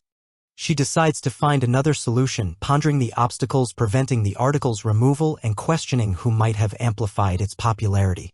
A different man reflects on rejecting a request to remove someone else's trending article, expressing satisfaction in having refused such interference. The conversation shifts to discussing someone mysterious named Su Chong, and another person expresses eagerness to listen, citing a perceived negative atmosphere. As they decide on something, one person confirms they will be waiting for feedback, moving the conversation to continue elsewhere. A situation is assessed where two drivers discuss whether a gesture was just for show, and an inquiry is made about knowing another individual, confirming a specific identity. Two men, appearing anxious, are on their knees, confronted by a threatening situation. One expresses he'd rather face being shot, while the other reminds him that such an action would defy the law. They are addressed by a commanding presence, who declares confidently that their word is law, implying authority over the situation. The authoritative figure contemplates their decision-making, feeling it lacks the satisfaction typical accomplishments bring. They question if following orders and obeying commands truly brings contentment. Despite the serious exterior, there's an underlying need to pursue meaningful actions beyond mere obedience. A man, evidently conflicted, raises a gun, sweating profusely. He struggles with his orders but eventually resolves to comply, pleading for forgiveness as he prepares to act. The weight of the command seems severe, suggesting a moral dilemma. As the tense scene unfolds, a sudden interruption takes place. A silver-haired girl dives into action, causing chaos and confusion. Shots are fired, and there's a cry to watch out. The unexpected appearance of the girl disrupts the planned sequence of events. The silver-haired girl cleverly maneuvers herself with agility, effectively avoiding danger. Her quick reflexes and awareness manage to neutralize the immediate threat, showcasing her ability to handle precarious situations with precision. Amidst the aftermath, the girl realizes her actions were initiated on instinct. With wide eyes, she reflects on how she reacted to the scenario before her consciousness fully processed the events. Her nimble movements leave a lasting impression. The girl assures she's unharmed, responding to concern about her well-being. She inwardly questions why she wasn't more composed, while the man beside her displays relief. Her presence in this tense moment offers a complexity of emotions as she contemplates the man's concern. The man reflects on his unexpected reaction, pondering why he panicked despite knowing the girl was safe due to her ring phone. He processes his emotions, attempting to rationalize the anxiety he felt in the moment. The girl, back on her feet, dismisses the incident as an accident. She acknowledges that her body moved faster than her mind in response to the threat. Despite trying to maintain composure, the close call leaves her unsettled. Internally, the girl struggles with feelings of jealousy, reminding herself about her own protector. Her frustration grows as she battles these unexpected emotions, striving to remain grounded in the situation's reality. The girl, wrestling with impatience, wishes for the timely arrival of someone important. As one person's image fades from her anticipation, another's presence starts to take over her thoughts, hinting at a personal conflict within. The girl enjoys her first Christmas with a child named Jingxiu who asks if she is happy. She confirms she is content with the holiday, although acknowledging an absence that might have made the moment even more fulfilling. Jingxiu asks about flying a spaceship, revealing an excitement for future adventures. Despite this joyous talk, the girl silently longs for Moina's presence. The child's enthusiasm is a reminder of the experiences yet to come. A light-hearted exchange happens with Jingxiu asking if they will learn to fly a spaceship. The man promises to teach, while pointing out a need to discuss something else with the girl's consent. The conversation adds a personal dimension to their plans. The man suggests acquiring protective equipment for the girl to ensure her safety, prompting her curiosity about the possibility of such devices. His reassurance hints at a caring intention behind the gesture. Affirming the existence of protective devices, the man reflects on past events, strategizing improvements for future scenarios. His introspection reveals a proactive nature, driven by an aim to protect those around him. The girl queries the necessity of such protection, pondering the implications. The man's explanation about guarding against surprises showcases his willingness to protect even against unforeseen threats. She mulls over the thought of receiving such protection, seemingly amused by the concept. Even as the dialogue continues, the anticipation of what follows grows stronger, enhancing the bond forming between them. The discussion about ring phones delves into their capabilities, like sensing danger and stopping bullets. The girl finds this fascinating but wonders why they resemble wedding rings, hinting at the symbolism she perceives. The man offers to help her with the ring, but she insists on doing it herself. This exchange carries a mix of practicality and personal boundary, illustrating their dynamic interaction. The girl notices a particular expression in the man's eyes, which catches her off guard. This moment has her questioning the silent communication between them, adding depth to their connection. The man compliments how the ring suits her, sparking thoughts about ceremonial traditions. The comparison adds a layer of warmth and sentiment to the otherwise pragmatic gesture. Suddenly, the girl is baffled when asked to put a ring on the man. She interprets this as an unexpected proposal, questioning the nature of their current interaction and its implications. The man directs her to place the ring on herself, preventing any misunderstanding. His straightforward approach realigns the situation's context away from any misinterpretation. Wanting to gather her thoughts, the girl hastily excuses herself to the ladies' room. Her swift departure reflects the whirlwind of emotions stirred by the earlier events, indicating much is left to process. In a quiet moment, a character reflects on living in the same house as someone they deeply miss. They express a sense of longing, realizing they can only look through a photo album to remember her, unable to hold her in their arms. A cheerful man feels lucky he has a wife to warm his bed as another man tries to stop him urgently. A phone rings, prompting a bespectacled man to note the call from an unfamiliar number. He questions a younger man about what's happening at the house, implying curiosity and surprise. A young boy declares he's really hungry and hasn't eaten yet. The man with him invites the boy to join him for some food he brought from the capital. The boy comments on the two of them drinking together, joking it might be seen as odd. He then excuses himself to sleep. The bespectacled man steps inside, commenting on the smell of cooking.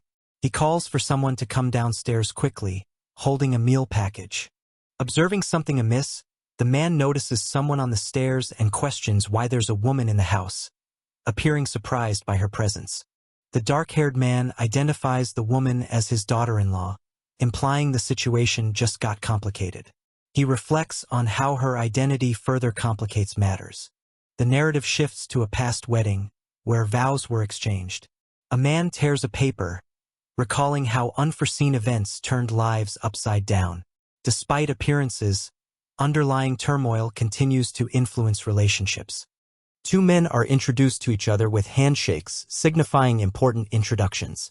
There seems to be a significant event connecting the three involved individuals, setting the stage for future interactions. The dark-haired man rushes down the stairs carrying the young boy. He seems determined, with a sense of urgency driving his actions, appearing focused on an important task. Outside, a spaceship rumbles, causing a reaction among the characters questioning how this situation occurred and expressing disbelief at the occurrence. The mood lightens as the dark-haired man plays with the young boy. Meanwhile, the woman and another man stand together, preparing to move forward despite the odd situation. A spaceship sails smoothly above a gorgeous view, indicating a transition and the suggestion of a strategy in motion. The narrative hints at broader and deeper secrets awaiting discovery. The dark-haired man muses about the woman's ability to pilot a spaceship without prior knowledge, believing she possesses an innate skill set that has always been present. He reflects on the possibility that her memories of them are preserved subconsciously. His thoughts are interrupted when he observes the successful landing, expressing excitement over the achievement. The woman exclaims about the successful spaceship landing, radiating confidence. Meanwhile, he contemplates ways to help her retrieve lost memories, wanting to rekindle connections. The man inquires if the woman knows why she's adept at flying a spaceship. She responds with confusion, seeming not to fully grasp what he implies. He takes a moment to emphasize his extensive knowledge and understanding of spaceships, trying to share how it all connects back to her latent abilities. Reinforcing their bond, he assures her there's more within her subconscious than she realizes, attributing her skills to deeper connections that persist despite circumstances. The dark-haired man, identified as Mr. M.O., tries to assert a claim over her, but she insists she loves someone else, urging him to let go. She further questions her potential relationship to a child, feeling confused and uncertain. In a light-hearted twist, Mr. M.O. suggests conducting a maternity test to settle questions about the child's parentage, presenting it as a conclusive answer. He frames it as an opportunity, creating a humorous tension between them. A conversation occurs over the phone between a boy and a girl. They discuss Yixin, Qi Li Shuang's friend, and ponder why a certain person likes pestering him. As she walks, the girl resolves not to speak of Qi Li Shuang anymore, indicating annoyance and curiosity in their tone. Noah Park firmly expresses that softness is not suitable when dealing with her brother's love rivals. She physically restrains a boy to emphasize her point, indicating frustration and determination in her demeanor. The boy, Muel, believes that Ine's love rivals should be dealt with decisively to protect Ine's reputation. He asserts that Qi Li Shuang deserves what happens for coveting their sister-in-law, indicating resolve and protectiveness. The girl is surprised by the plan to confront Qi Li Shuang. While a young man assures her not to worry, another reflects that they should be cautious of Qi Li Shuang. They're seated at a table, pondering Ine's unforeseen reactions. The man sipping wine questions another at the table, wondering if he just came to observe his sister or to achieve another goal. The man is calm but deepens the suspicion by asking if he fell for another mundane job. Holding a glass, Kyle Leonard jokes about being willing to start a new relationship by working as a third-rate journalist. His confidence is met with disbelief, suggesting humor and a playful challenge between them. During dinner, a young boy requests Kyle Leonard to come upstairs for acupuncture treatment. Polite and attentive, Kyle notes that this invitation is part of the evening's commitments. Curiosity surfaces at the idea of letting a woman perform acupuncture late at night. Kyle reflects that, with doctors, their methods are non-negotiable, implying trust and pragmatism in his choice to comply. She insists on consulting Mr. M.O. before leaving, unsure of how late things have become. Meanwhile, a man hopes the misunderstanding doesn't ruin their evening, indicating a potential imbalance in social dynamics. A peaceful moment unfolds as the girl checks her phone while another man sleeps soundly nearby. The mood suggests a serene yet cautious atmosphere as she silently observes him. Discussing acupuncture's unique timing, Kyle explains its hypnotic effects, suitable for afternoons or pre-sleep. Amidst this realization, the girl worries about leaving Mr. M.O. alone in case he becomes agitated. After Mo's requests, the woman calmly tells Kyle that Mr. M.O. shouldn't be disturbed post-sleep. Respecting this boundary, Kyle obligingly follows her outside, balancing authority and compliance. Following outside, the girl leaves Mr. M.O. to rest. She contemplates the evening's events, exuding a sense of duty coupled with underlying anxiety as they part ways. Observing their interaction, the child asks about remaining presence, echoing childlike innocence. Kyle reassures him, suggesting their upcoming placement, weaving a moment of familial affection. As a parting gesture, Kyle hands a small gift to the woman. She initially refuses out of politeness, but upon his insistence, she graciously accepts, fostering a warm, appreciative exchange. At the doorway, Kyle comments on the evolving relationship dynamics. His observant nature hints at deeper connections forming beyond professional engagement, suggesting growth and mutual respect. The woman, still pondering, reflects internally about unseen developments. Despite her determined skepticism, she considers possibilities, hinting at openness to change. From a high vantage, the woman confronts Kyle on the staircase, questioning if he had saved someone significant. His puzzled response signals intrigue, opening avenues for future interest. Dismissing her query, Kyle downplays relevance, suggesting her relationship to Ine lacks importance. His detached demeanor speaks to strategic discretion and focus on matters at hand. With curiosity, Kyle acknowledges the woman's mysterious presence on Christmas Eve. His introspection echoes unresolved curiosity and the peculiar nature of their encounter. Handing over goods, Kyle instructs her to warm them up, showcasing practical intentions. His brief yet expectant communication reflects a straightforward, task-oriented approach. Kyle extends a thanks, concluding the exchange while reinforcing a courteous acknowledgement. He shows practicality and gratitude within their interactions. Balancing on stairs, she accepts the goods with a hesitant assent, reflecting adaptability amidst her uncertainty. The shared task underscores cooperative interaction amid unfamiliar scenarios. Embraced by a familiar child, Kyle warmly receives affection, exuding comfort.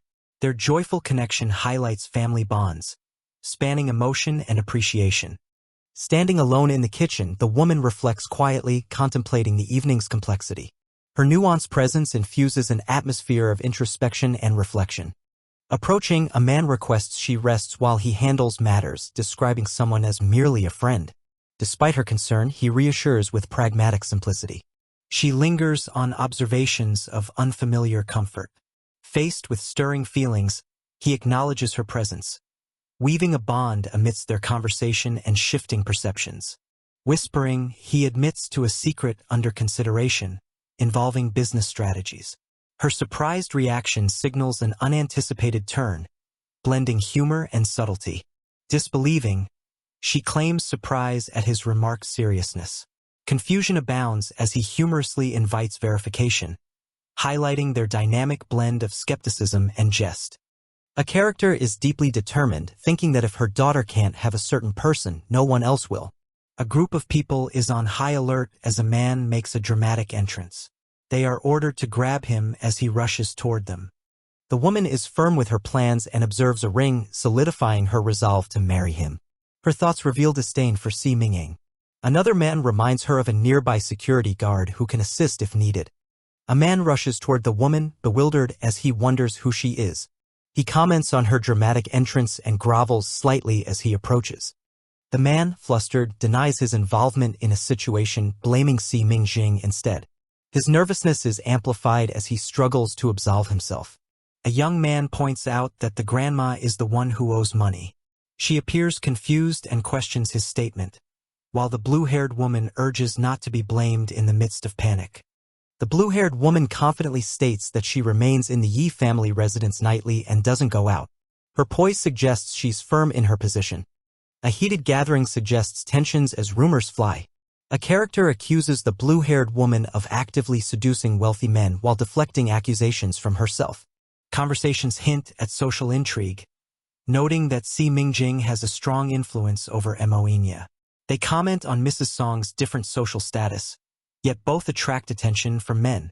Tensions escalate as a man accuses others of spreading lies and demands security escort someone out, indicating rising conflicts. A man defends his stance, claiming he can provide proof. The situation escalates as a confrontation seems imminent.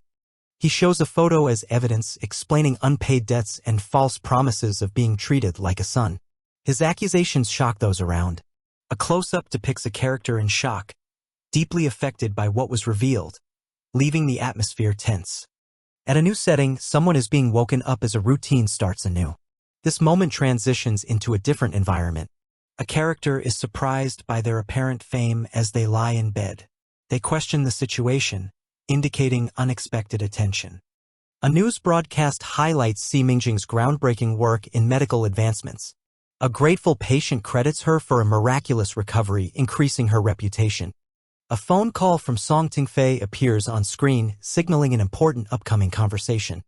Si Mingjing answers the call with curiosity about an appointment with the Song group. She receives a hint that something significant awaits her. Agreeing to meet, she reflects on what her father has planned. There's anticipation as she prepares to find out more. The imposing Song group building stands tall, setting the scene for the forthcoming events. A guide informs Si Mingjing about the significance of her visit, mentioning a signing ceremony. He implies her involvement with recent discoveries impacts the group's future. He hands Si Mingjing a prepared speech for the event, advising her to follow it on stage, implying planned intentions. Si Mingjing begins reading the speech but is caught off guard by its content, suggesting a change of plans she wasn't aware of. The document contains details delegating responsibilities about the cancer formula to her father, causing her to question her role in the matter. She becomes aware of potential manipulation, contemplating her father's motives while remaining resolute. As Si Mingjing enters the event, the atmosphere is filled with anticipation. She heads towards her designated spot among the gathering crowd. Struggling to enter, a man demands access while Si Mingjing navigates the bustling scene, indicating rising drama. The man, now inside, accuses a woman of unfair treatment at a ceremony, stirring whispers among the attendees. The crowd reacts to the man's claims, speculating about his accusations.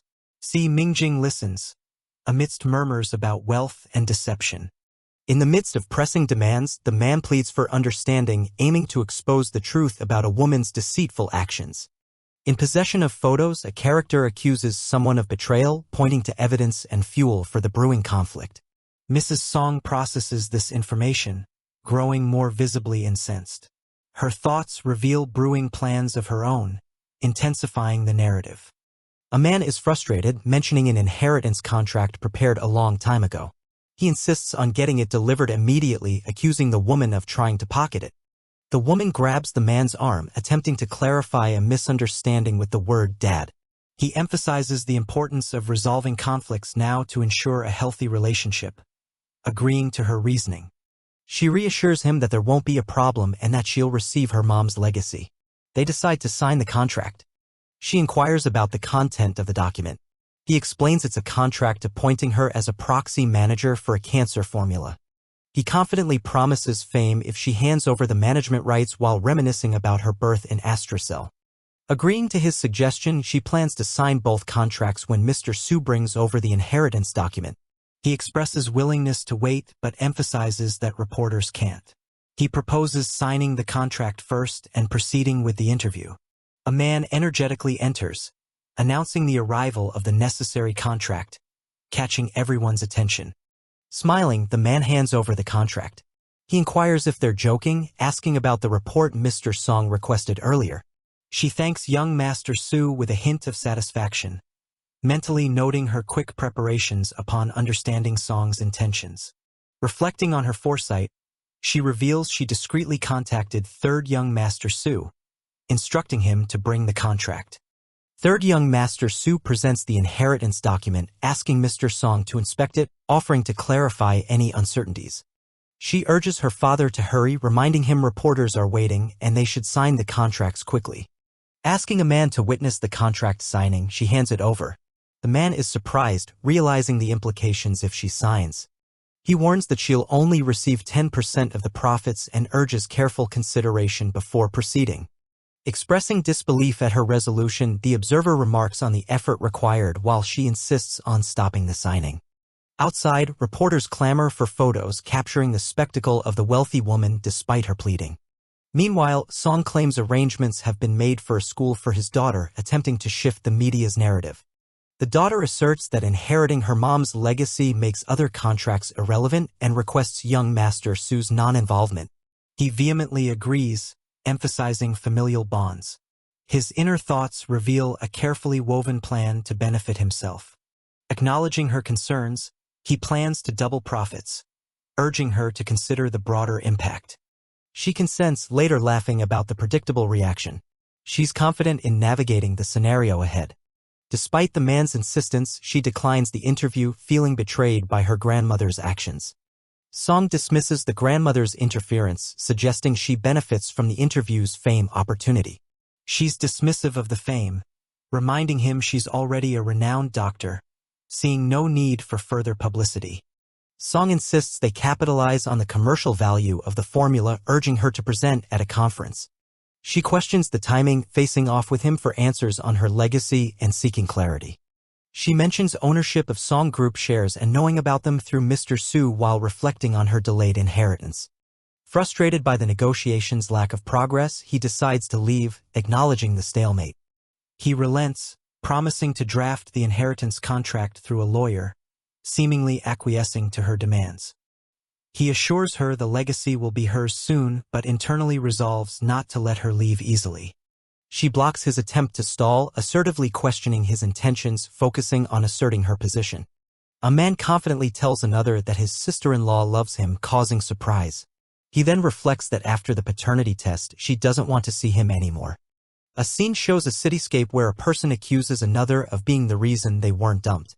There's a mention of feeling pampered despite the other person's violent tendencies. A conversation occurs where one person is grateful for another's decisive actions. The other person notes that things could have been problematic if they hadn't dealt with the situation promptly. A man requests to be updated and plans to settle personal matters before attending someone's wedding banquet. There's a memory of happier days with laughter amidst the mention of his sister. A woman looks at her phone and is surprised by how quickly something happened. A child protests after their hair is pulled by someone they call Papa, who then urges them to finish their homework. The child refuses to comply immediately. The child sulks after being scolded and marches off. Another person apologizes for the child's behavior and questions whether it was acceptable. A person asks for patience with their brother, explaining that he becomes irrational under the belief that everyone loves him. Another interrupts, angrily directing someone to go stand in a corner. According to a message, instructions have been completed and the results are en route. If things go as planned, they will be quite favorable. A man calmly finishes setting up a cassette. Observing a message that reads, "Not me well," a person seems puzzled. Meanwhile, someone else wonders about the situation, suspecting it stems from an earlier assumption. Someone reassures another not to be upset as they watch them, having previously suspected something different about the situation. Another person humorously speculates whether they're visiting the right site. While a man enjoys an interview and seemingly withstands the pool's ambience, another person with a mermaid tail wonders why he's in a good mood. Seeing an online video of a woman, people excitedly question her relationship status, eager to know if she's in love. This stirs attention among several onlookers. At a press event, a woman clarifies that there's no romantic connection between herself and Mo Inha. She's only his doctor and provider of lodging. She assures everyone of the platonic nature of their interactions. Addressing her own relationship status, she declares her past with a childhood sweetheart who's prone to jealousy, hoping it discourages others from pairing her with Mr. Mo. She expresses a desire for no jealousy while Mr. Mo reflects in a dark space, recalling past romantic moments and feeling like he's in a dramatic love story. Press inquiries about her childhood sweetheart continue, though she remains nonspecific, apologizing for the lack of disclosure. Observers question why she hasn't mentioned Mo Inha. Lounging near the pool, a person admits to enjoying leisure while noting that the peaceful atmosphere aligns with their desire to unwind. Recalling growing up together, a nostalgic figure insists that no one else fits the title of her childhood sweetheart, experiencing joy from a shared past. Imaginatively, someone becomes excited recalling that although she forgot, she still subconsciously remembers him as her sweetheart, believing it must be him. The mermaid-tailed individual is curious why the other seems happy, leading to a questioning reaction from the involved person. A character named Mo Inha is engaged in a conversation with a small creature that has horns. Mo Inha reminds the creature it's not human, so its test results aren't accurate. The small creature retorts, accusing Mo Inha of being the one who isn't human. The creature admits it's aware it's not human, Mo Inha, with a playful demeanor, asks the creature if it acknowledges the situation. Mo Inha sits on a sofa holding the creature, which is asserting its desire not to be touched. The creature warns Mo Inha not to make it bite him. Mo Inha laughs, finding the creature's actions ticklish. Despite the creature asking him to stop, he continues to find amusement in its reactions. Mo Inha suggests heading to the bedroom, an idea that seems to catch the creature by surprise. Mo Inha questions why the creature has become suddenly obedient. The creature admits it can't escape unless Mo Inha allows it, provoking a response of intrigue from him. Mo Inha, holding the creature, walks through a room. An internal thought reveals the creature suspects Mo Inha of safeguarding things in his room. The small creature reveals it hid a set of needles in Mo Inha's room for a potential opportunity. Addressing the creature as baby, Mo Inha inquires if it hid anything in the room, catching the creature's attention. A woman advises Mr. Mo to face reality, indicating she isn't Bai's mother and telling him it's time to wake up. The woman informs Mo Inha that it's late and plans to go to bed, suggesting it's time to rest. The woman seems startled, questioning what's happening, although no specifics are mentioned. Suddenly, the small creature seems affected by a mysterious light or feeling, reacting with a surprised expression. Two new characters, Muel and Noah Park, enter the scene, wondering what transpired, focusing on the creature and Mo Inha as the source. Mo Inha, still holding the creature, appears worried or confused by the unfolding situation, while Muel and Noah observe with interest. Mo Inha questions Mo Inha, asking if he poisoned him again. In reassurance, Mo Inha clarifies that he didn't poison the creature. In irritation, the creature lashes out with its tail. Another character notes the creature's aggressive behavior is typical of its feisty nature when dealing with Mo Inha. Mo Inha explains the dessert only revealed the creature's true form and wasn't harmful. He questions why the creature falls for such tricks, noting it finds them tasty. The interaction continues with Mo Inha enjoying the creature's antics. Meanwhile, Muel and Noah Park observe, commenting on Mo Inha's affectionate behavior towards the creature. Mo Inha praises his sister, raising a point about ignoring the maternity test results, implying family dynamics or relations are at play. A young man suggests sleeping on a matter, prompting a small creature to question if he hasn't slept with a woman in centuries. The creature recaps that it has been 1801 days and 8 hours since they last met and then tells him to go away. A pencil is thrown down with a thud, and someone says they don't want to argue. The young man and a blue creature engage in a conversation about someone's private plane landing on an estate, and the creature follows him down the stairs. The man appears surprised, asking what's going on. The creature accuses someone of pestering it again, hinting the man should keep the creature in his room. A couple stops someone and asks what's going on, questioning if a person named Inha is present. Inha is asleep and another person seems concerned. Someone demands to wake Inha up and suddenly realizes they can smell a specific scent, causing curiosity. A scene shows beautiful flowers and nighttime, but the focus is on the mysterious blue creature who is in the room. The man accuses the creature of hiding something in his room and calls it a rascal. The creature admits the man is cunning and mentions being cautious around him. A person is shown resting, affected by some mysterious force. The resting person reacts to something approaching, while the man observes appearing involved in some magical activities. The woman comments with sarcasm about people being captivated by the power of karma lights and tells the man to let the creature stay in his room until he calms down. The scene shifts abruptly as two people rush and question why something is happening in the room. A door is flung open as someone demands the presence of Mo Inha. The room appears empty, leading to a question about manners aimed at Chu Liushang. Inha tells someone to return to Mo, suggesting tension. The blue creature stands silently watching. A close-up shows hands tightly grasping something, leading to an expression of indignation about shamelessness. A comical scene shows Inha with an intense aura being advised not to cause international tensions by assassinating another character. The man denies hiding anything while the creature remains perched on a dresser, seeming adamant. The man calls the creature stubborn, but it defiantly demands that he stay away. A dramatic depiction of the creature's defiance as it insists on maintaining distance from the man. The creature challenges the man to dare take another step closer, standing on a table. The man questions why the creature dislikes him so much, leading to an accusation about being forced into unwanted things. The creature, full of emotion, questions why anyone would become a substitute, feeling slighted. There's a confrontation where the creature mentions not being consistent and experiences disbelief at what it heard. The man questions the creature about never seeing someone in person and being unfamiliar with what they look like. Flashbacks or memories faintly illuminate, suggesting the man might be the one long sought after by the blue creature.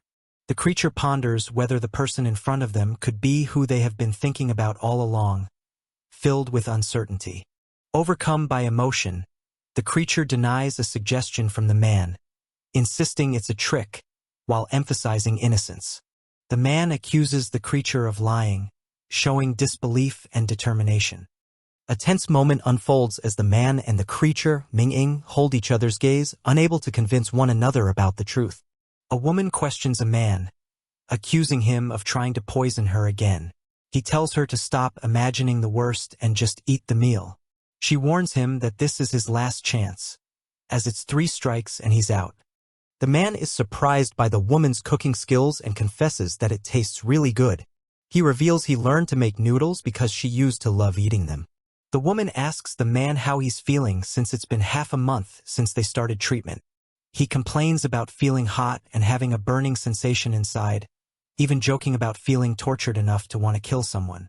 She remarks that's not supposed to happen. After checking his pulse, she notes it's steady, indicating his condition is improving. However, he shouldn't be feeling this way, so she inquires how long the symptoms have persisted. He responds it's been about an hour. The woman expresses concern, feeling like something's wrong as she senses a fever coming on, which wasn't supposed to happen. He insists he's finding it hard to deal with the heat, which seems unusual. She stresses that he needs to be serious because joking during an assessment could lead to misdiagnosis. He pretends to be joking initially but acknowledges the seriousness of the situation. The woman questions his actions, mentioning that he has always been diligent, working without breaks even when sick. He reassures her, enjoying her presence and feeling different lately, hinting it's related to their interaction. She seems puzzled by his words, asking for clarification. As he lightly touches her face, he wonderingly questions if her fever is acting up again. This moment appears intimate and curious. The woman is seen in the kitchen, proclaiming to someone, referred to as third brother, that they'll handle the publication of a research paper. The third brother, on the phone, protests, saying she wrote the paper. He questions why she insists on using the Zhang name for its publication in a medical journal. She explains the treatment was pioneered by her master, Zhang Mimi. She instructs him to submit the paper to prestigious journals worldwide and dismisses authorization since the work isn't his. Understanding her directions, he responds affirmatively, seemingly nervous. He joyfully anticipates Song Tingfei's reaction upon realizing he won't be able to hoard the wealth that comes from the research, expressing mischievous delight. The woman bids goodbye, suggesting she's leaving for somewhere. The man silently watches her, without responding. The man approaches her, asking where she's going. She hesitates, acknowledging the importance of being present, feeling uncertain about not being around. The woman laughs it off, realizing it wasn't a big deal, and tells him to leave the room temporarily. She plans to start the treatment once she finishes eating. Annoyed, he comments that her noodles are soggy since she was so absorbed in her conversation with another guy. He questions if the food is still edible. She clarifies she was talking to her third brother and mocks the idea of his grandfather wanting the brother to marry her, indicating displeasure. The man, offering to make another bowl of noodles, notices they might not taste good. The woman questions his intent, seemingly surprised. Astounded, she exclaims in disbelief that the mighty king of a nation knows how to cook, showcasing her shock. She observes the delicious-looking dish he prepared, initially enchanted but quickly shifting to surprise, pondering the situation as something noteworthy catches her attention. An older woman confronts her daughter, frustrated that their plans have failed. She accuses her daughter of causing more problems by pushing Tengfei into giving Mingjing her mother's legacy, suggesting that everything is now worse. The daughter seems pleased as she gestures towards her mother, asserting that the money Mingjing took should have belonged to her own daughter. She mocks Tianlan for underestimating Mingjing, commenting on how their plans have failed. The older woman, filled with anger, demands to know what their next steps should be, insisting she must avenge Tianlan. She declares her intention to ensure Mingjing faces eternal damnation. The daughter, speaking softly to the older woman, assures her that achieving revenge is simple. She implies there is an easy solution to their problem. A woman on the phone informs Ms. C that she is too far from the others. She warns Ms. C to be cautious as she can't hear the plotting but advises staying alert to avoid being caught in their trap. Ms. C confidently states she knows what to do and instructs the other person to keep an eye on them. She reflects on how Xu Miao and Lang need to protect Ming Jing and herself. Ms. C expresses her determination to clear her mother's name and confront the wrongdoers. She acknowledges the challenges ahead, yet remains committed to her goal, wondering if she can rely on Mo Inya. Mo Inya rests with Ms. C, who suddenly wakes up, surprised. A brief interaction ensues, with Mo Inya commenting on how her reflexes are slower than expected. After playfully interacting, Ms. C jabs Mo Inya, who dramatically reacts, claiming he has been poisoned. Lying on the couch, he humorously announces this as his first poisoning in 26 years. Ms. C, poised and serious, warns Mo Inya not to cross the line. She questions if he considers her a pushover, indicating she's not to be underestimated. Annoyed and frustrated, Ms. C decides to leave, exclaiming the place is unbearable and declaring she's done dealing with Mo Inya's ailment. Mo Inya pleads with Ms. C not to leave, promising that similar incidents won't occur again. He earnestly asks her to stay with him, showing vulnerability. The scene lightens as Mo Inya humorously inquires about the poison Ms. C used, laughing it off as she reassures him it only causes temporary paralysis. Ms. C contemplates her next steps, deciding it's time to leave and promising to handle things her way. She grants Mo Inya time and distance, reflecting on their relationship. Lying in bed, Ms. C lets out a sigh, implying she's deep in thought, possibly about recent conversations and decisions. Ms. C acknowledges her initial task is complete but ponders Mo Inya's persistent behavior. This leaves her uncertain about his true nature. She questions why Mo Inya didn't intervene sooner, suspecting that he has many unexplained actions. Uncertainty clouds her thoughts as she considers his true intentions. The older woman, distressed, screams about her unsuccessful attempts to protect their reputation. She blames everyone for conspiring against her, feeling besieged. Another character attempts to calm the situation, urging rationality. The older woman seethes with resentment, cursing Ming Jing and drawing negative comparisons to her mother. The older woman reflects bitterly on never having seized control after Tungfei married Si Yao. She laments being at a disadvantage and not utilizing her role effectively.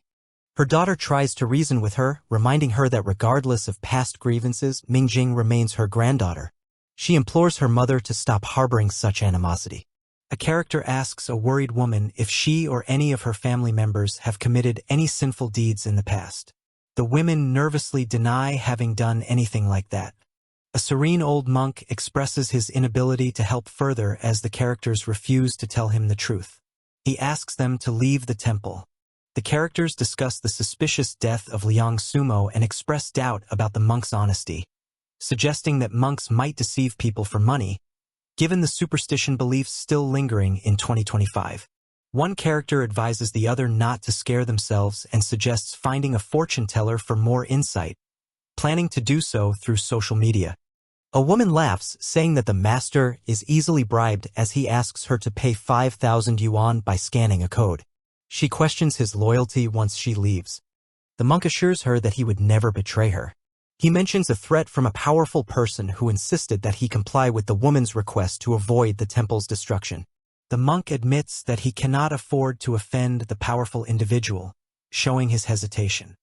He speaks of the woman's destiny as a dragon and her adherence to the will of heaven. There is a sensation that the monk recognizes her significant purpose. A young man expresses disbelief at the success of persuading Master Hui Xian, addressing a woman named Inha over the phone. The young man, pleased, remarks that Ms. C thinks she successfully enlisted the master's help for a mere 5,000 yuan. He decides to reveal the truth later. Another person informs that he doesn't seek gratitude, he simply wanted to help her, reflecting his genuine intention. A sudden scream echoes in a room decorated with a Buddhist statue and burning incense, creating a sense of surprise and mystery. The two women from earlier are spooked, wondering about the unexpected situation. Meanwhile, a peaceful scene unfolds outside where a conversation arises between the young man and Inha.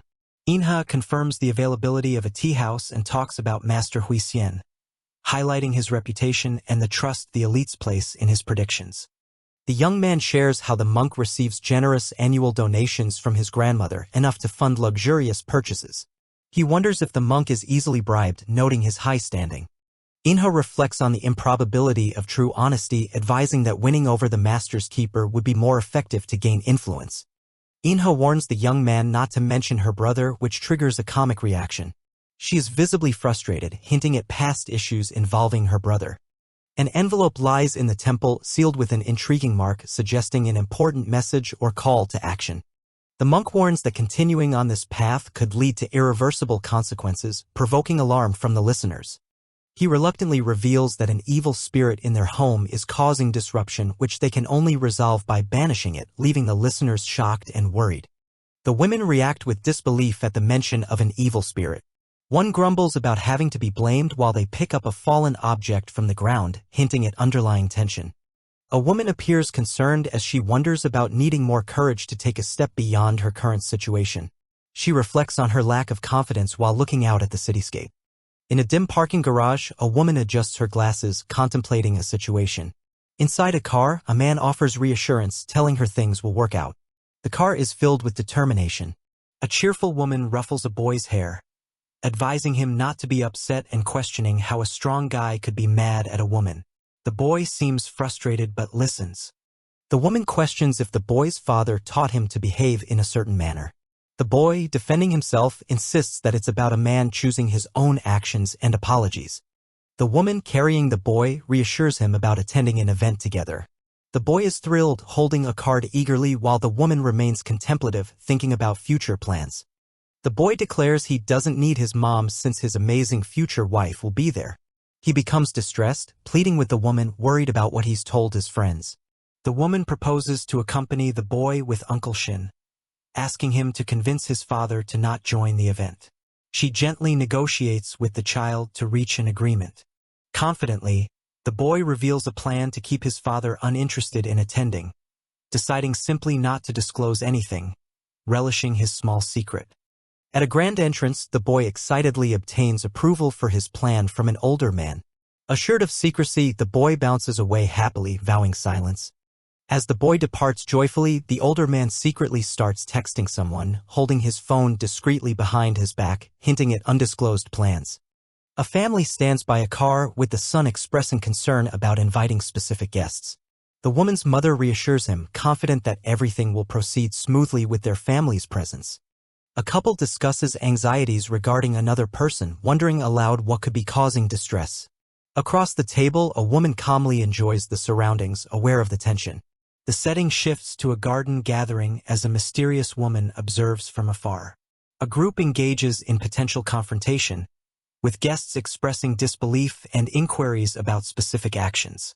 The mysterious woman, intrigued by the unfolding events, prepares to intervene. She openly considers the bait taken and reflects on prior incidents as calculated distractions. An unexpected comment is made regarding a mother's daughter, provoking shock. The mysterious woman offers condolences with cryptic implications, implying a recent loss. Alarmed, the mother questions how the mysterious woman knows about her daughter's condition. The woman cryptically warns about an evil spirit's harmful intentions toward the daughter. The mysterious woman claims a spirit is attempting to drag the daughter to hell, expressing pity for the situation. The mother, alarmed, demands clarification on why this is happening. The mysterious woman withholds specific details about the spirit due to cosmic secrets, but warns of impending family misfortune if unresolved. Desperate, the mother offers to pay for relief from the threat. Handling money, the mysterious woman agrees to the mother's plea for help. As she departs, the family stands deeply concerned, pondering the price of peace against looming uncertainty. The mysterious woman, now in deep contemplation, dares the spirit to confront her, showing no fear. Observers are left bewildered by the boldness of her confrontation with the unseen. The scene opens with a young girl accusing someone fiercely, calling her a bad woman. The girl expresses her anger by declaring her hatred and getting ready to throw something, saying she hates the person in front of her. A shocked woman stands in the dark, holding a child who looks equally surprised by something unexpected. the woman suddenly becomes aware of an unusual smell that catches her attention. Realizing the gravity of the situation, the woman exclaims that what she is seeing isn't just water, indicating something more alarming. Two individuals, Fong Jing and another woman, discuss a scheme involving a water gun. The woman admits to suggesting the switch, intending harm. A memory or story unfolds about Tian Tian and Lu Nan, highlighting how the latter often sprays water, causing frequent discomfort. Encouraged to proceed with confidence, a character commands the young girl to go for it while she prepares to use her water gun. Suddenly, a man appears and shields the young woman and child from harm, demonstrating a protective stance. The man intervenes firmly, slapping the water gun away from the young girl and questioning her actions. Seated and still holding the child, the young woman urgently informs others that there's something wrong with the water gun, stressing the danger. A different man sits nearby, reassuring her that she was right, and the child gleefully exclaims, "Papa," recognizing the man. Despite the recent chaos, a cheerful "Happy New Year" banner flies over the building as people try to continue their celebrations. The woman notices something strange, pointing out that someone is staring at them, hinting at an underlying tension. She approaches another group, commenting on the grandmother's appearance and offering medicine to help her sleep, which sounds friendly yet subtle. The elderly woman, however, internally doubts the younger woman's intentions, suspecting she might be trying to poison her. A man inquires about Mr. Mo's absence and stresses the importance of ensuring Mr. Mo's well-being, emphasizing family honor. The woman curiously asks about someone referred to as Mr. Liu, prompting the man to clarify his identity. Mr. Liu is introduced as the president's son, bringing along his family, including the curious child, Lu Nan, to the scene. Observing the Liu family, the man explains their diminishing influence but notes a significant person's continued interest, perhaps forecasting changes. The child happily approaches with gifts, including a special one for her Baba, reinforcing the familial bonds. Yet, the girl insists on giving a gift to only one person, while the boy refuses this exclusivity, wanting shared affection. The girl feels hurt by the rejection, declaring she doesn't want to play anymore, clearly upset by the turn of events. Trying to mend things, a small boy offers Jingjing a handmade gift, hoping she would appreciate the gesture. Delighted by the thoughtful present, Jingjing promises appreciation, asking for a kiss in return as a heartwarming end to the exchange. A woman asserts that a particular matter is her private affair and insists on handling it by herself. She mentions that if it were only about feeling wronged, she could handle it, but she desires something more. The woman expresses her determination to obtain evidence to prove that her mother was not a murderer. She continues to emphasize her resolve, wanting the world to know her mother wasn't a killer, which she believes is the only way her mother will find peace. Walking alongside, the man inquires about the woman's belief in someone's innocence. She admits that she has been aware of the situation for a long time. With a determined expression, the woman reveals that she has prepared numerous ways to deal with an issue, offering to explain them one by one. A boy approaches, informing them that the Liu family discovered Lu Nan's original water gun on her dorm room teacher's desk. As the woman listens, she recalls learning about the discovery made by the Liu family. A sense of urgency surrounds the scene as she thinks about the implications. Another man angrily questions why someone would touch a specific item, accusing them of potentially ruining a company's reputation. The man, defending someone, forcefully kicks the accuser, telling him to back off, causing the accuser to fall. A concerned woman asks why her son was kicked and checks if he is okay, clearly upset by the situation.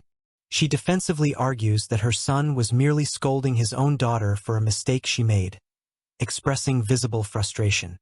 One man calmly instructs another to silence her if she continues speaking, indicating the seriousness of the situation. The other man acknowledges the order. The first man announces that everyone is present, signaling the beginning of a meeting or event as the woman stands behind him. During a meeting, a woman seated at the table appears visibly worried and hesitant as the conversation unfolds, drawing attention. Two people are shocked by the mention of sulfuric acid, asserting that although someone may be mischievous, they wouldn't fill a water gun with such a substance. The accused girl denies any knowledge of the situation, proclaiming her innocence, while others demand she stop lying and reveal why she did it. The woman accused of not orchestrating the event is questioned about her evidence.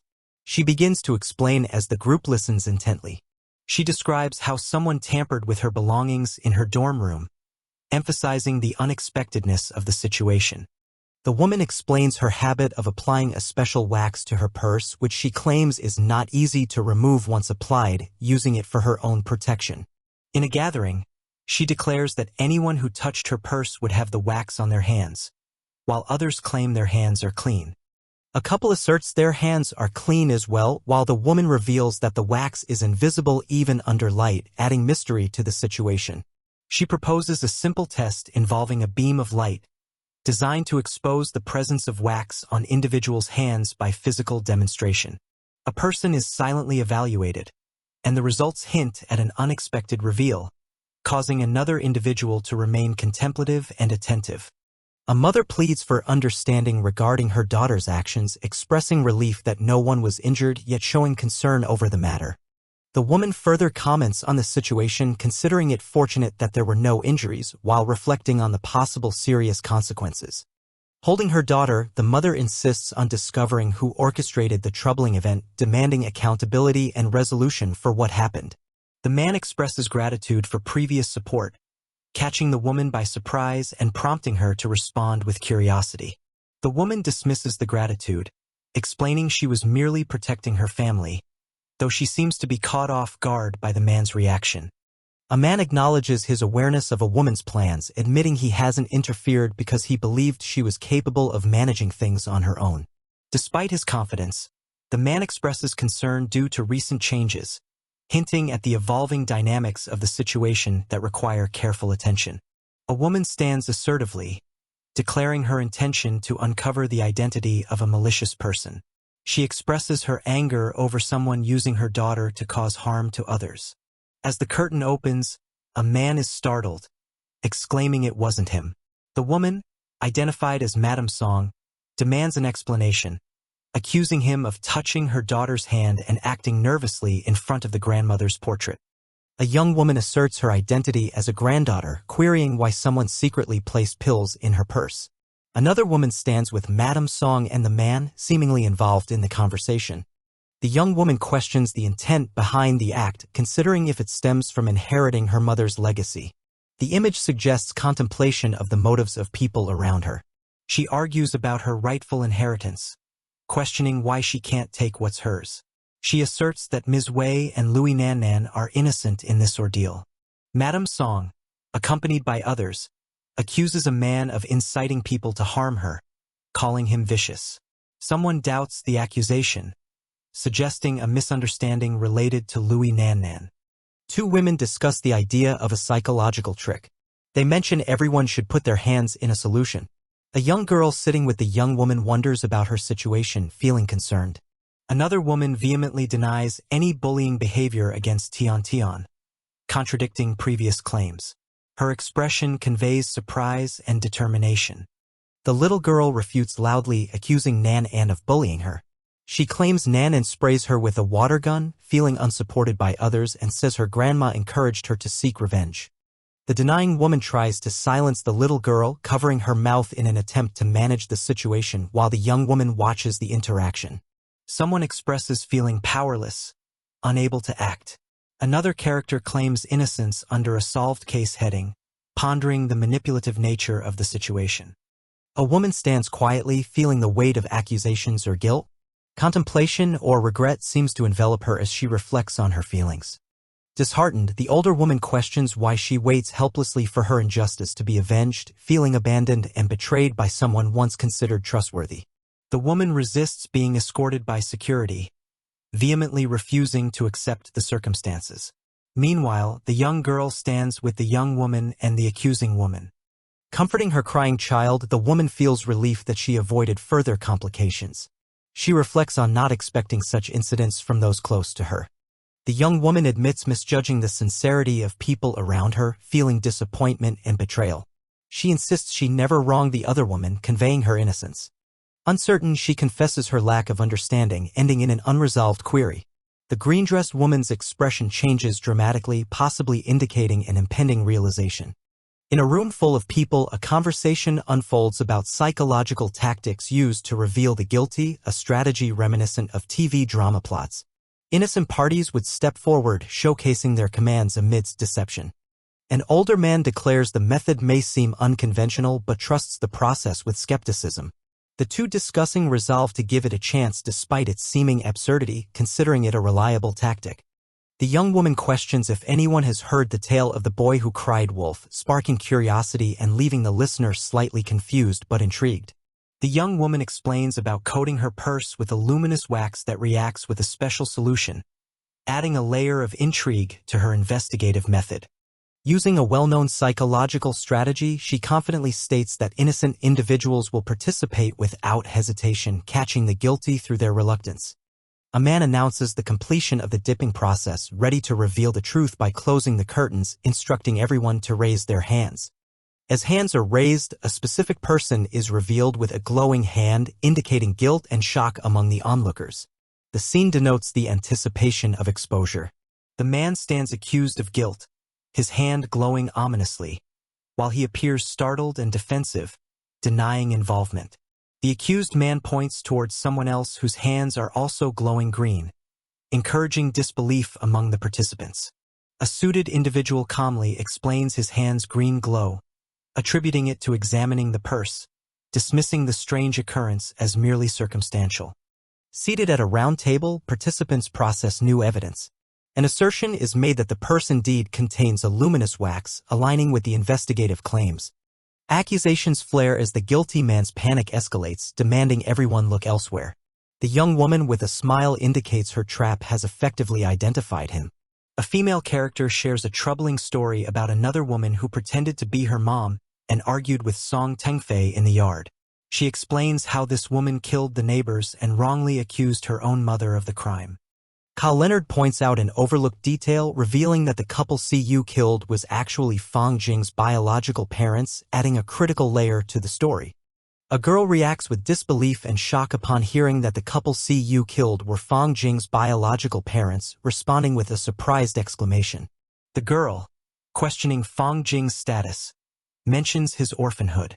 Kyle clarifies that despite being an orphan and linked to the Hua family, Fong Jing's biological parents were searching for her before everything unfolded. Kyle further explains that Fong Jing's parents were obstacles in her pursuit of joining the Hua family. He notes her ruthless use of another's hands to eliminate them. Contemplating the scenario, the girl realizes that the woman sought to prevent Song Tengfei from leaving their marriage empty-handed, thereby instigating the murder.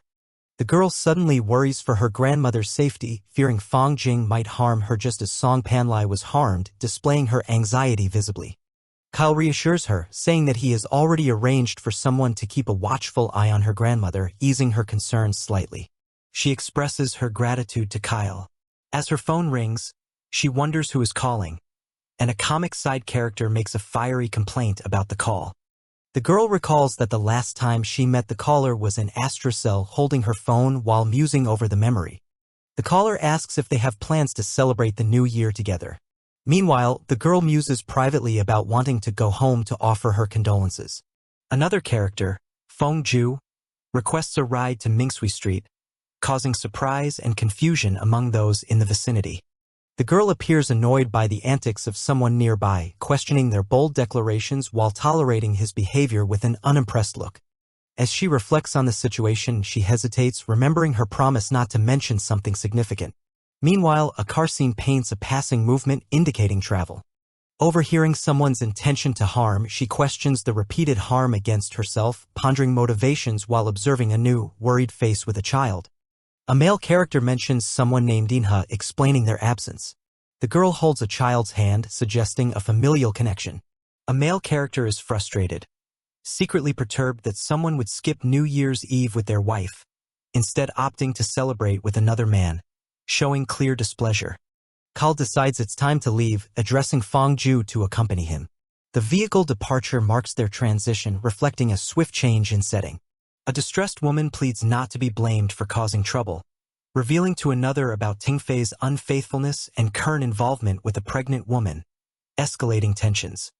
The girl's reaction to the woman's shared information displays understanding, yet she asks for the continuous disruption to stop, believing in the veracity of the revelations. She walks away, internally expressing her resolve to see the matter through, implying a personal vendetta.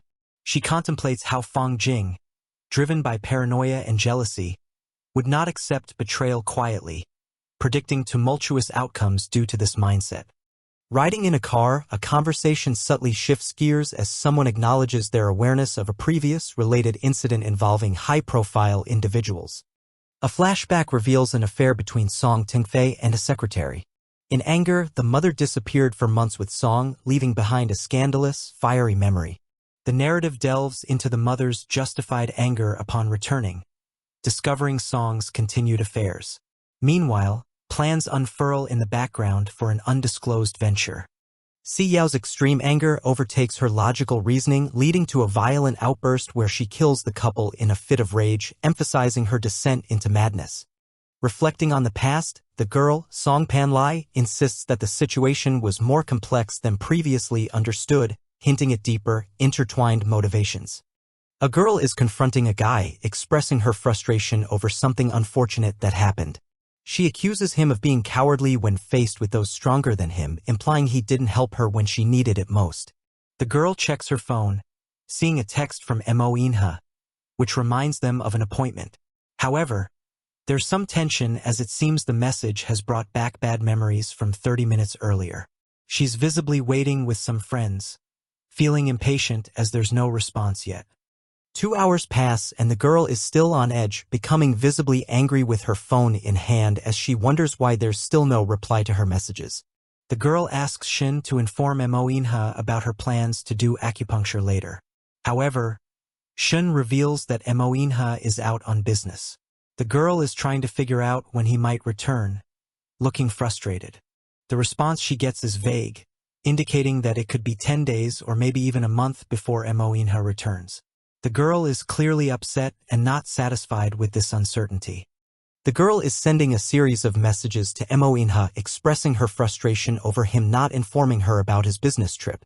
She's concerned that the interruption in communication could disrupt her process, feeling annoyed and disrupted. Still not getting any responses, the girl gets extremely frustrated, feeling like Mo Inha is ignoring her messages. The situation is making her quite angry, and she feels like her messages are being ignored deliberately. The girl, still on her phone, is questioning if she's been blocked, expressing her stubborn determination to keep contacting Mo Inha until she gets a proper response. In her frustration, she threatens to delete his number if she doesn't get a reply. Mo Inha finally replies, indicating calmness, which further annoys her. The girl's frustration escalates as she gives an ultimatum to Mo Inha, demandingly asking him to either take her along or find someone knowledgeable to help her. Mo Inha questions her maturity level, adding to her frustration and making her blame him for the entire situation. Two characters are seen on a ship at sea, discussing the current situation. One wonders if the decision made will yield any results.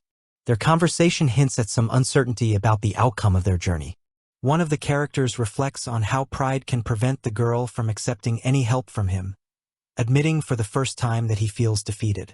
This introspection presents a rare moment of personal vulnerability. On the ground, a group of people is gathered, intrigued by something happening in the distance. The girl looks surprised or amazed, drawing the attention of those around her to a sudden light display that has caught them all off guard. The girl enjoys the moment, perhaps feeling thankful or optimistic.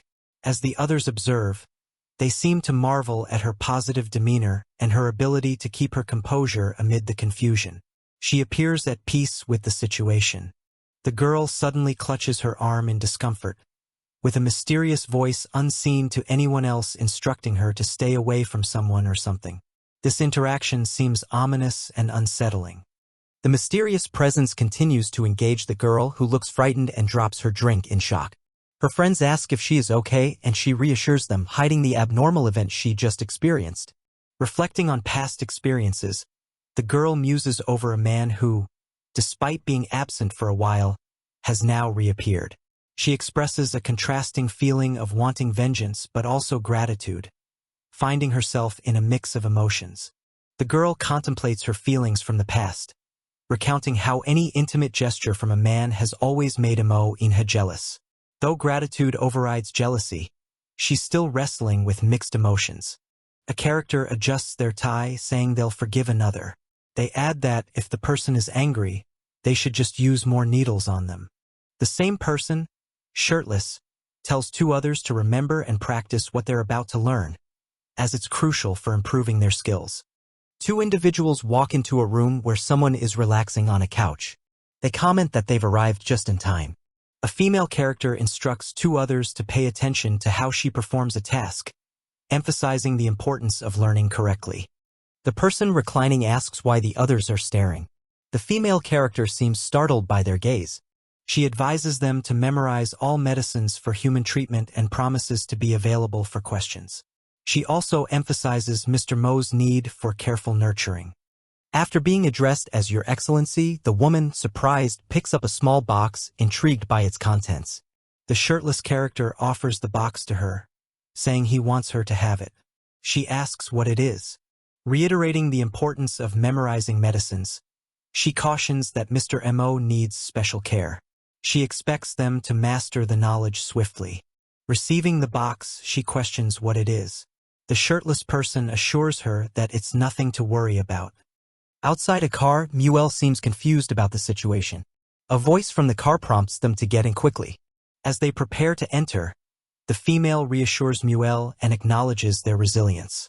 She suggests Muel nap if tired, promising they'll see Yinho upon waking. Muel agrees with this plan.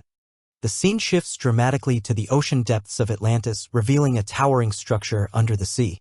In a richly decorated room, the female character, awakened, is informed that Mr. Mo is missing from the room. Looking around the room, she wonders aloud about Mr. Mo's absence. The person with her explains there's nothing to panic about. The explanation continues, reassuring her that Mr. Mo is being cared for. A flashback shows her resting peacefully. Startled by what she sees outside, she's captivated by an unexpected underwater view teeming with life. A fleet of submarines comes into view. The context reveals Mr. Mo's energy is sourced from deep within the ocean waters. She observes the underwater world with wonder. Just then, a man in ornate attire enters the room. Her gaze shifts to the newcomer, who approaches confidently. He asks why she's looking at him so intently. The female remarks she's there for a treatment. The newcomer teases her for staring, but she clarifies her intent to help. He admits he was upset earlier but appreciates her concern for his health, acknowledging her efforts in coming to assist him. The girl is deep in thought, reflecting that he truly embodies the image she has of the perfect man in her mind. A man is pouring wine with a confident expression. He wonders how things turned out this way and wishes that luck had been on his side. Seated at a table, the man inquires if the girl is able to drink, prompting a surprised reaction from her. The girl resolves to drink, eventually becoming inebriated. As glittery effects surround her, she declares her intention to drink more despite her current state. She struggles to stay upright, leaning forward with several bottles around her. The man observes her with a concerned look. She walks away, announcing her need for fresh air and instructing him not to follow.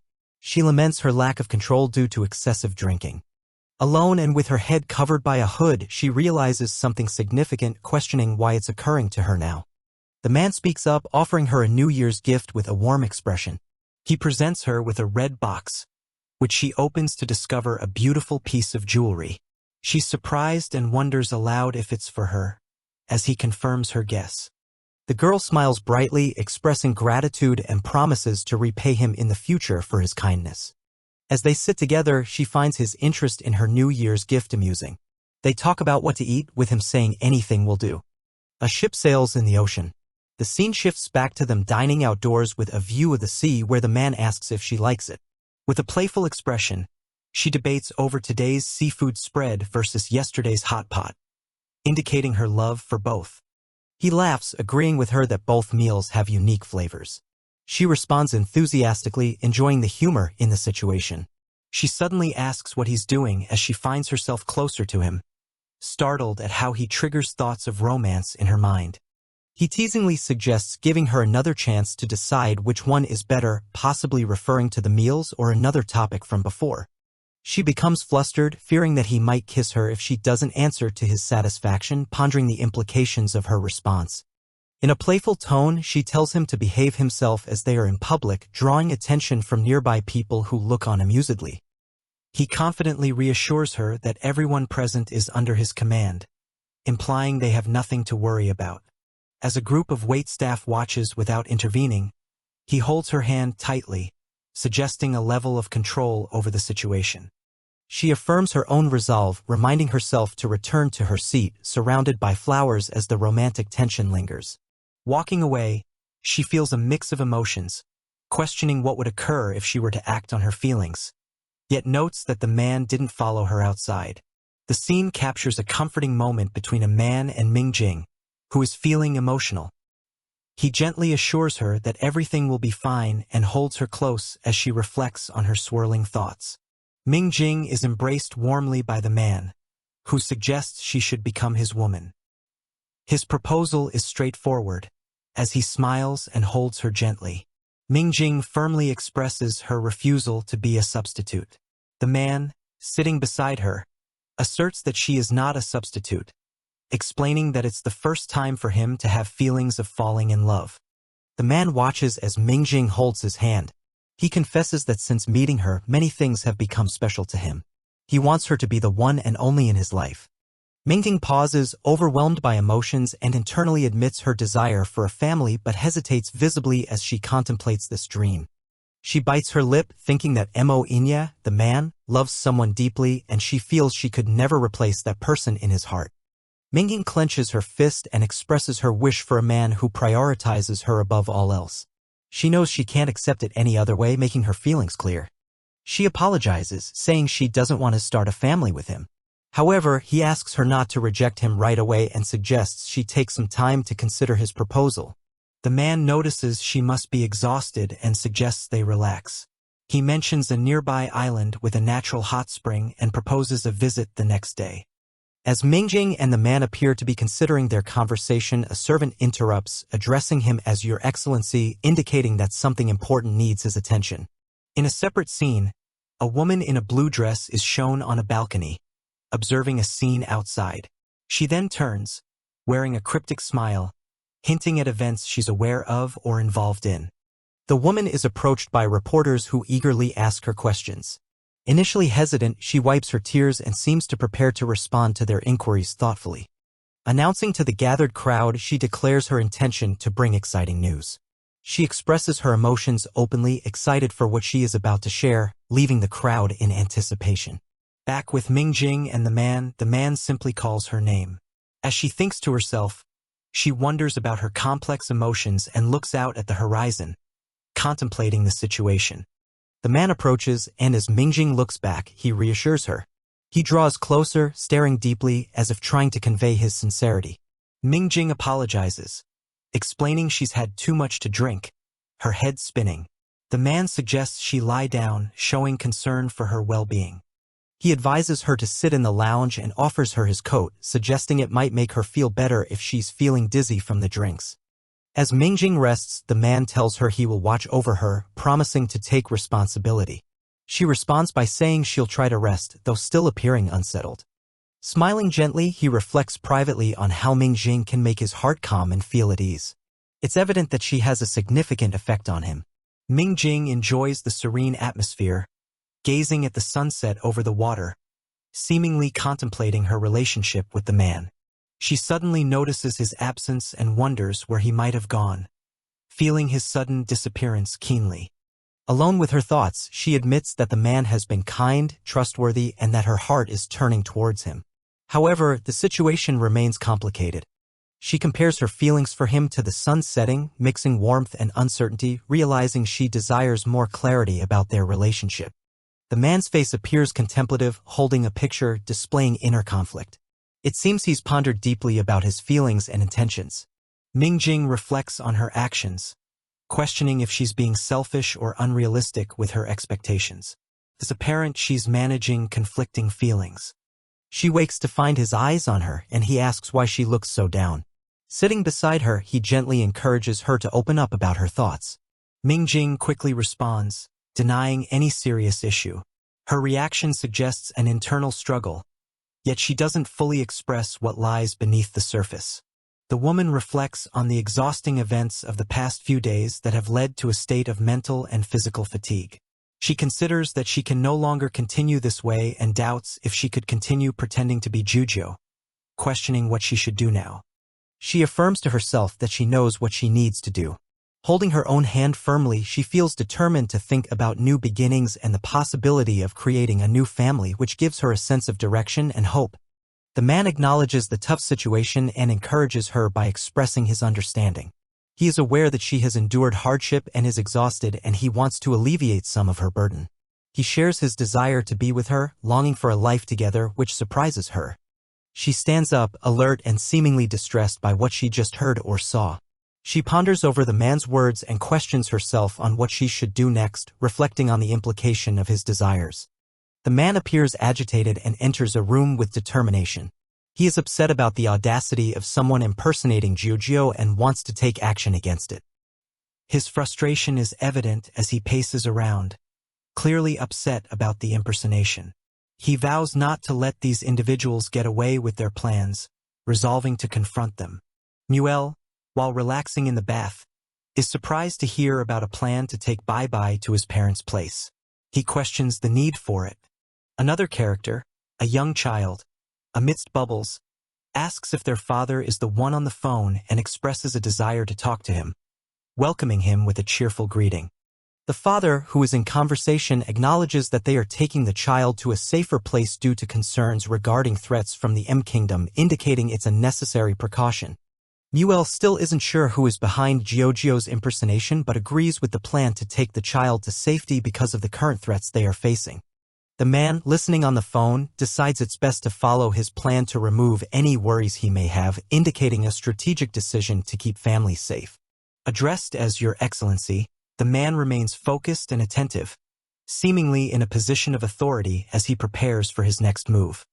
Another character, dressed formally, provides information about recent events involving a press conference hosted by Mu, making it clear that they have received support from an external source. Considering the political implications and recognizing pressure from external forces, the man seems contemplative about the situation with Gondwana and whether it's a tactic to intimidate them. A woman, who was watching a media broadcast, seems startled at the mention of divorce, picking up on the implications of someone else's declaration. The formal character praises the strong bond between the main characters, acknowledging the reported solidarity, though it appears to contrast with the earlier broadcast.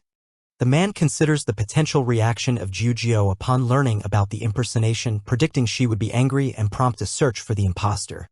He is advised to ignore persistent phone calls during a busy night, indicating that the media is keen to hear from him as soon as possible, adding pressure to the situation. The woman is infuriated, sneezing in bed while feeling the cold air. She seems to reflect on recent events leading to her current discomfort.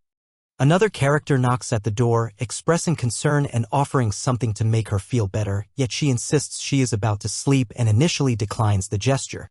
Still persistent, the character outside the door wishes her well and leaves something behind. The focus is on showing concern and attempting to provide comfort.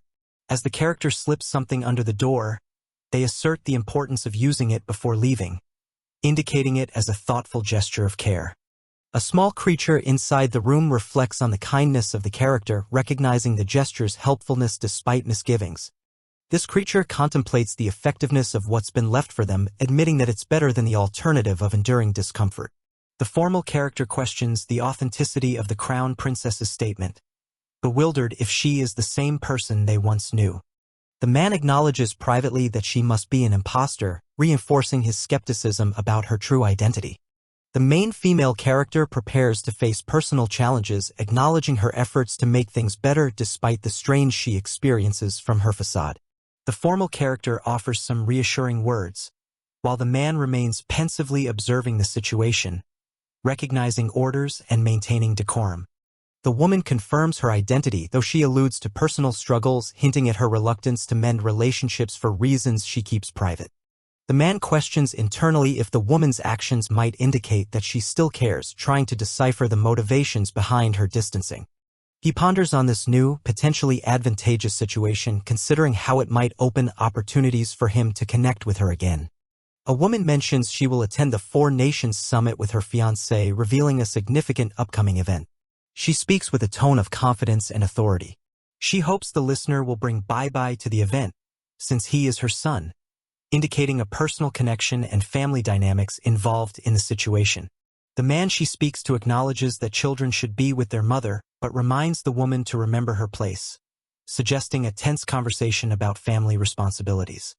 Amidst heated emotions, a bystander urges others to calm down, trying to defuse the situation. It's a moment of tension in a crowded room where even the excellency is advised to maintain composure. The woman appears determined and perhaps upset, speaking internally or to herself about the need to accept the current situation. Her resolve is palpable in the silent room. A serene scene transitions to a boat on the water where the woman is asked about changes in summit plans she assured were necessary. The question is posed casually against a calm backdrop. There's a handshake sealing an agreement between her and a man standing close by. They discuss the ease of their arrangement as they stand on the boat, enjoying the sunny weather. The woman offers to lend her time for a day if there's a genuine desire to proceed, showing flexibility and openness to the situation. The man thanks Ming-Ying, affirming their decision and suggesting they visit the hot springs. His demeanor is relaxed and he's pleased with the arrangement. As they arrive at a deserted island with a hot spring, the man is curious about how she discovered the place, pointing out she was the one who mentioned it first. Suddenly, a young girl appears, surprising them with a coconut offering, asserting it's her first time seeing them here. Her presence is unexpected yet friendly. Noticing the young girl has dragon horns similar to Bai-Bai's, there's a moment of realization or recognition, linking her to the earlier discussions. The atmosphere lightens as the ship leaves for its next destination. The excitement for a new adventure is visible with a playful vibe. The man's excellency proposes an afternoon soak in the hot springs, intriguingly inviting the woman to join, showing a casual invitation from someone important. She contemplates the invitation, pondering his intent after feeling sidelined by his wife, hinting at his complicated personal circumstances. While casually strolling, they discuss preparation plans, showing their mutual understanding and comfort with one another despite underlying tensions. The setting transitions back to a busy command room at the Atlantis military base, highlighting the high-stakes environment and ongoing operations. The man orders doubling personnel at specific checkpoints, indicating strategic movements and increased vigilance in their operations. The woman observes the man at work, finding his dedication attractive, an internal observation amidst the busy command room. Concern arises as she questions whether preparations indicate the onset of a war, while a nearby colleague assures it's merely precautionary. With an air of contemplation, she acknowledges the weight of the preparations while her thoughts wander to promises not to leave certain individuals behind. A connection is made, apparently technological, and there's a personal sentiment expressed as the woman embraces something she hoped never to face again. Holding a wedding invitation, she announces a reminiscence over past losses and triumphs. Her intention is to share good news, using the invitation as a symbol. A commotion ensues as people react to her dramatic gesture of throwing the wedding invitation at the excellency. They are shocked at what they perceive as a disgraceful act by someone of her stature. A young girl with horns on her head mentions that her uncle says accepting a gift means selling one's liberties. A woman with long white hair asks the young girl, Liang, what she wants her to do. The girl expresses her desire for the woman to make a call for her. Liang loudly cries out for her uncle, grabbing the attention of a man projected like a hologram who remains silent. The man is concerned and asks Liang not to cry, wondering where she is. Liang, surrounded by two adults, explains she met a nice lady and a mister on the island, not knowing her location. The man reveals he has been away from Mu recently and was uninformed about Liang's situation. He asks where she is, and she responds she doesn't know either, mentioning her new acquaintances on the island. Another man, identified as Mr. Cheng, observes and comments on the situation as the white-haired woman holds a fish, greeting him with familiarity. The scene shifts to a view of a boat on the water where the woman plans to search with strict secrecy, commenting on being fortunate to find Liang. A man asks the woman if she is sure Liang is on the island. She confirms, mentioning their need to secure certain arrangements and secretly search for 2 more days. She acknowledges the good work done. The woman confidently walks with her entourage, expressing her gratitude for those to whom she owes much, as they prepare to locate Liang. A view of the sky and the island is shown, identified as Hot Spring Island. Liang enjoys a coconut, thanking the woman for it and expressing how tasty it is. The group walks through the forest and Liang asks if she can have some coconuts. The man provides her with another coconut, fulfilling her request. Liang Liang cheerfully receives the coconut, thanking him for it. The man finds her antics cute, expressing this to the woman. The woman advises not to spoil Liang Liang as she kneels down to chat with her. The young girl, curious, wonders aloud about her own actions, presumably having survived in the wilderness. Shock arises when Liang Liang casually mentions she has been on the island for about 15 days, surprising both the woman and the man. The woman is concerned about Liang Liang's lack of survival skills, pondering how anyone could leave her alone on the island, and the man agrees no one expected her to survive. The woman questions Liang Liang about her diet during her time on the island, looking into her eyes. Liang Liang energetically replies that she has been eating fish, clarifying when asked again by the curious woman. Excitedly, Liang Liang surprises everyone by producing a fish from the water, offering it as proof of her fishing abilities. Holding a knife, Liang Liang reassures the fish and swiftly prepares it for grilling while the adults watch, slightly shocked. The grilled fish is ready, and the group gathers around a campfire to enjoy their meal, with the man contemplating quietly. The man reflects inwardly, contemplating if Bai Bai could manage similarly well under such circumstances. Liang Liang, satisfied and grateful, thanks the adults, noting the strange feeling of time passing differently, hinting at a peculiar island secret she wants to uncover. Bai Jusi is walking with two maids, expressing frustration over not being able to convince Liang Liang and feeling forced to take extreme measures. One of the maids reassures Bai Jusi, saying this time Liang Liang will answer the call. Bai Jusi instructs her maids to look for clues, mentioning fish bones as evidence that Liang Liang must be nearby. She urges them to search quickly, reinforcing the urgency of the situation. Bai Jusi demands that the maids find Liang Liang and bring her back immediately. She warns that if they fail to find her, they shouldn't bother returning. The scene shifts to a view of a ship, suggesting a link to the earlier conversation. A character remarks about the time it would take to reach another location, indicating a change in setting. Kyle Leonard and a white-haired woman are interacting. He questions if she's worried about others surpassing them, to which she responds that it would ease her burden if she didn't have to stay with him anymore. Kyle Leonard focuses on a thought, implying something personal and unfinished. He tells the woman to wait until he completes his study, hinting at future plans that involve her. Kyle Leonard, focused on a medical kit, is approached by a man who informs them of unfolding events with the Bai family. The urgency in his tone suggests looming trouble for Shin. Kyle Leonard and the woman discuss a plan targeting Shin. She mentions the wisdom in the Bai family's words, hinting at multiple plot layers in play. The man explains that the crown princess requests protection for Prince Shin. However, a new worry arises as they're unsure of whom to trust, emphasizing the need for caution. Kyle Leonard admits it's hard to think of anyone besides the white-haired woman, portraying a sense of reliance and trust between them. The man questions whether additional protection should be arranged for Prince Shin. Kyle Leonard advises against alerting enemies, expressing confidence in the white-haired woman's capabilities. Kyle Leonard confidently states that the white-haired woman isn't just a doctor, indicating she has unique skills or significance beyond her medical expertise. The white-haired woman shows a hint of confusion while Kyle Leonard gazes at her, suggesting a deeper connection or understanding beyond words. A maid reminds Bai Jusi of her transformation from Bai Qishui to a world-famous figure. This revelation highlights Bai Jusi's rise in status and identity change. Bai Jusi confidently acknowledges her new identity, empowering herself with the image of a strong, well-known woman, as she reflects on her role and influence. In a flashback, a successful surgery is revealed, with Bai Jusi appearing thrilled to now possess someone else's face. Her laughter suggests a sinister motive. Bai Jusi asserts she'll continue the charade until the real Bai Jusi never returns, driven by ambition to be recognized by the Bai family. Bai Jusi tells her maids to remind Liang Yang of her struggle without food or drink for 15 days, emphasizing her dedication in the search. A maid assures Bai Jusi that she has memorized her lines, showing loyalty and preparation in carrying out Bai Jusi's plans. The maid corrects herself, addressing Bai Jusi with her new name.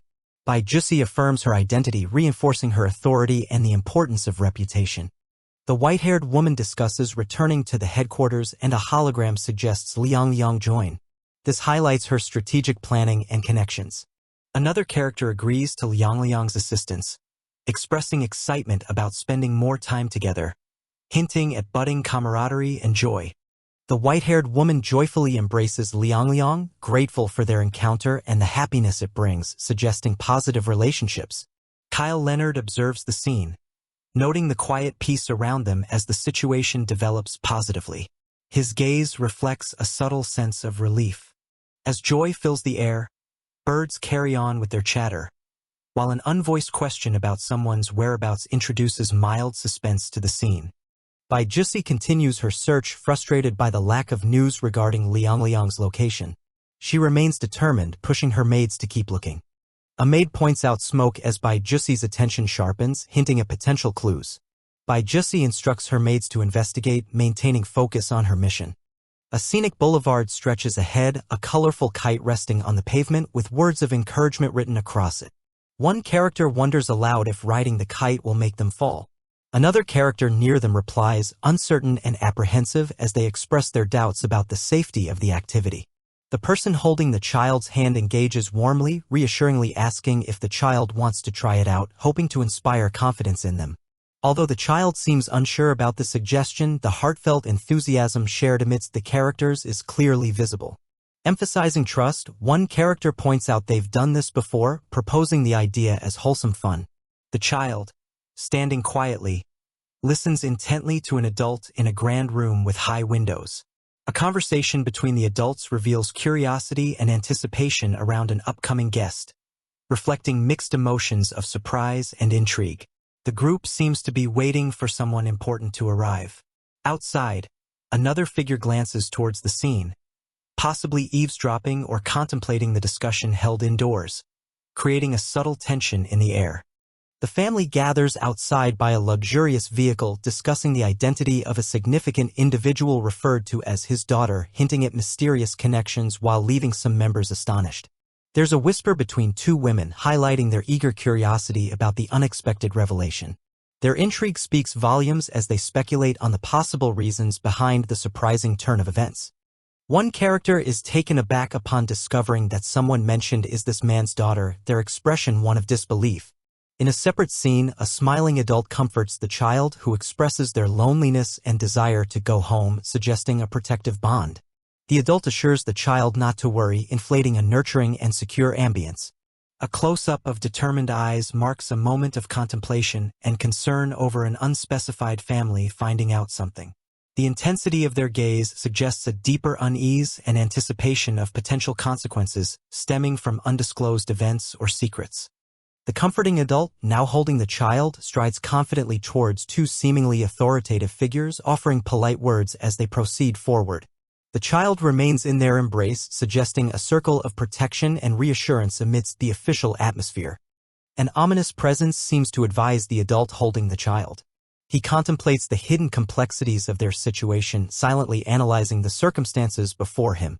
This internal monologue hints at underlying schemes and unspoken dynamics without revealing the intricate web behind their actions. A fantastic sight reveals a magnificent dragon hovering in the distance, mesmerizing onlookers as the scene transitions to people discussing the spectacle. One character expresses awe while another reflects on what it means for an individual's predicament. Meanwhile, a lone observer wrestles with feelings of regret and loss, lamenting silently. Someone seems to be recounting a surprising transformation, with a dragon vanishing into the clouds. They acknowledge losing someone named Liang, conveying an overwhelming sense of disbelief and the unexpected nature of the events they witnessed. Over the phone, a composed individual offers reassuring words, dismissing any growing worries regarding the situation. There's an undercurrent of calm authority in their response, perhaps suggesting an intention to manage matters smoothly despite the upheaval. The scene at a lively, bustling location underscores a confrontation. A question arises about the whereabouts of Liang, while the arrival of Mo Inha causes a stir. The reactions from surrounding figures display a mix of confusion and urgency as they grapple with this twist in events. A confident speaker with two attendants nearby reveals that Liang is currently with them, prompting surprise from others present. Their authoritative demeanor raises questions about their motives and intentions as curiosity and tension ripple through the gathering. A contemplative character sits pensively at a table, staring at their phone, pondering over an important call.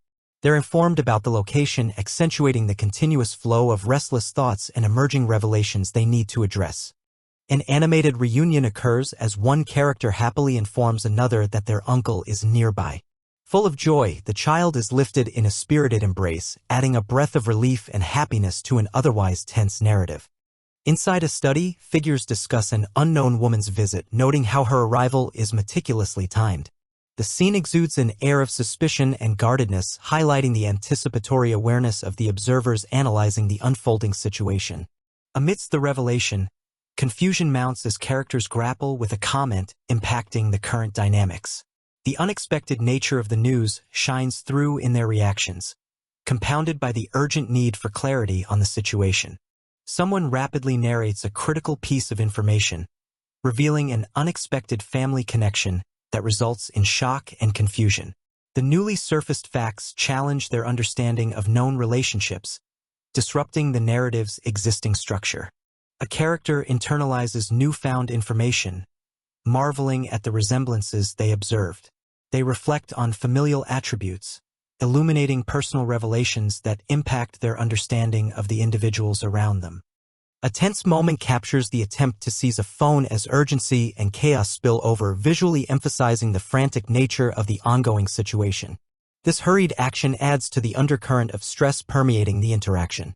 An emotional confrontation unfolds over the phone, involving reminders of past vulnerabilities and shared history. The emphasis is on guarding important people and spaces, underscoring themes of protection and familial ties. At the grand entrance, gratitude marks the exchange between characters as they prepare to part ways.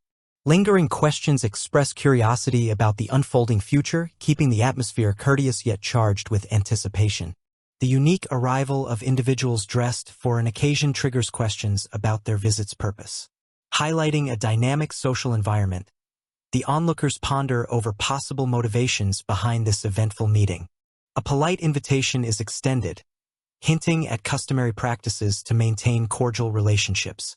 The overture serves as a strategic attempt to navigate social obligations amidst underlying currents of intrigue and expectation. The adult holding the child conveys a need to prioritize important responsibilities, choosing to depart.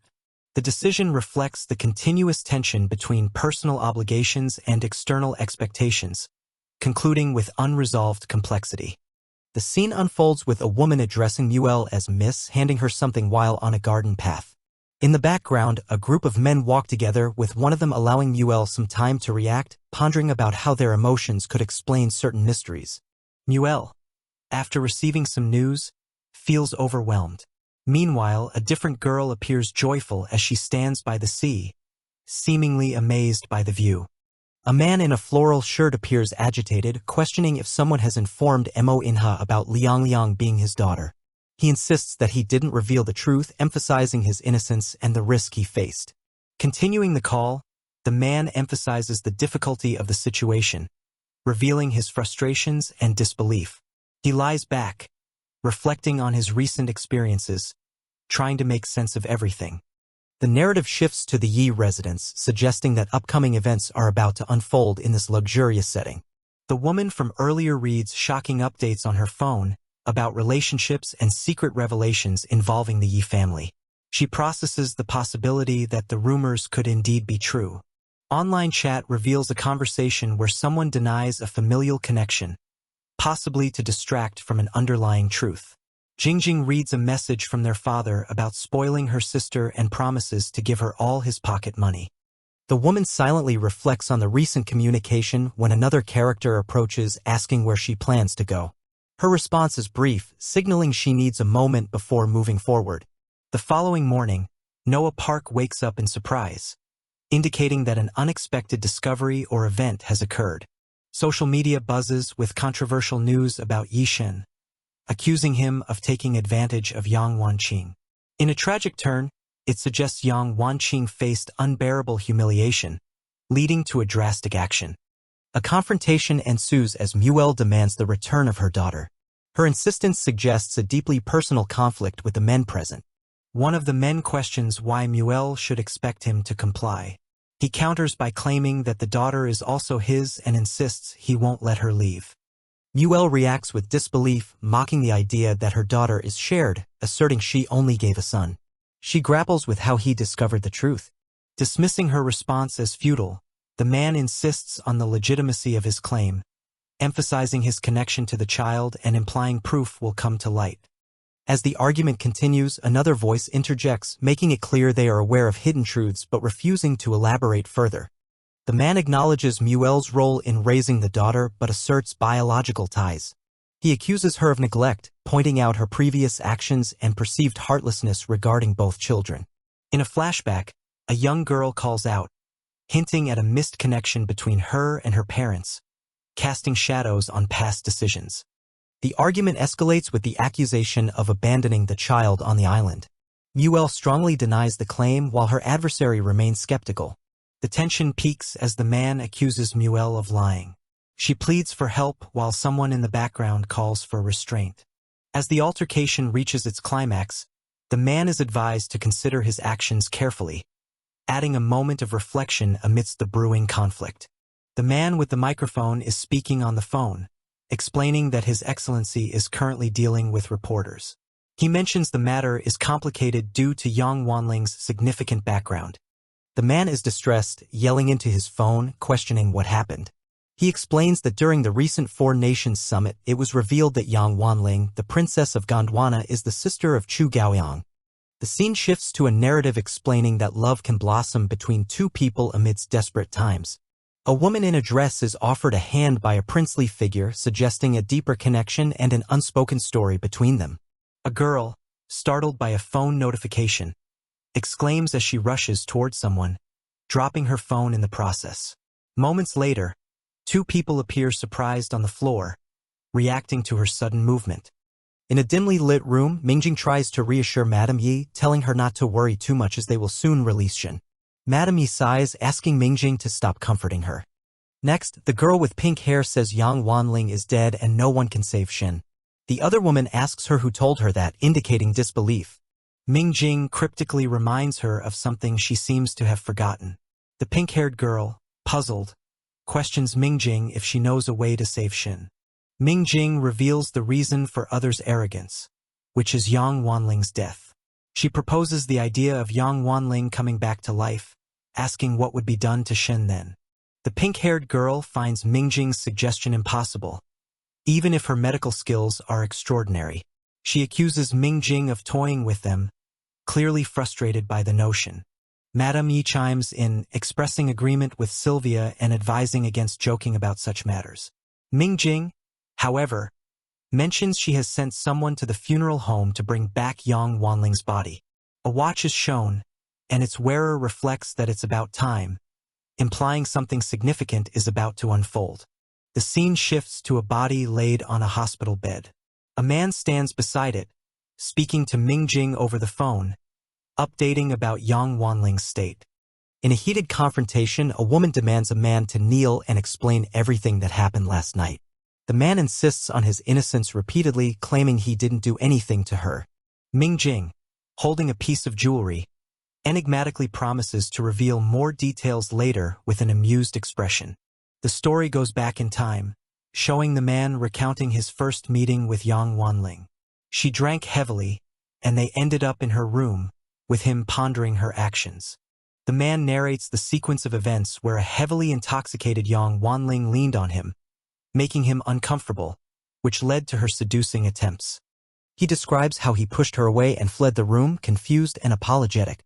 He wonders why she'd act so boldly and questions her intentions, clearly perplexed by the situation.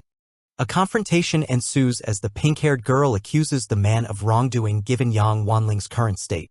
She insists that he must believe and take responsibility if he indeed has no role in it. An update surfaces revealing the exposure of Yang Wanling's alternate account. The pink-haired girl discovers a post from Yang Wanling, lamenting her disenchanted love life and her feelings of despair. The pink-haired girl, visibly upset, questions the man again. She demands to know how his DNA was found on Yang Wanling's body, and he insists he has no idea about it. The situation escalates as a police officer arrives, asking Mr. Yi to accompany them for official business. The room falls into an uneasy silence at this turn of events. Outside, Madame Yi insists on a misunderstanding as she tries to communicate with the officer. The pink-haired girl remains hopeful, expressing trust in their team to resolve the confusion. Frustrated, the pink-haired girl wonders aloud why Mo Inha isn't answering her calls, staring angrily at her phone's screen as each attempt goes unanswered.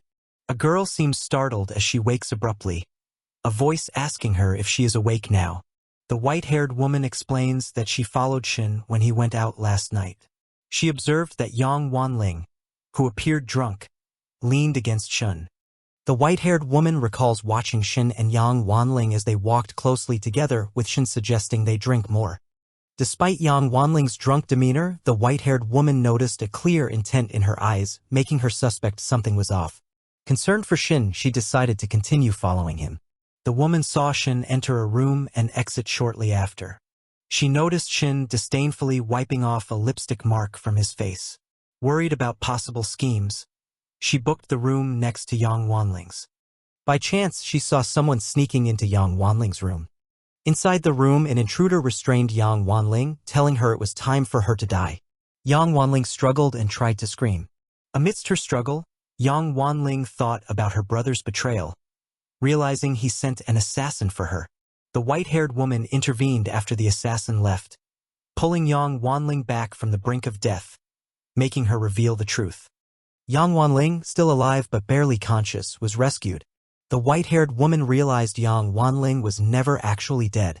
Yang Wanling revealed her identity as an unrecognized princess of Gondwana and spoke about her brother, Chu Gaoang, who was Gondwana's crown prince. Following these events, the white-haired woman informed Mr. Mo about what happened.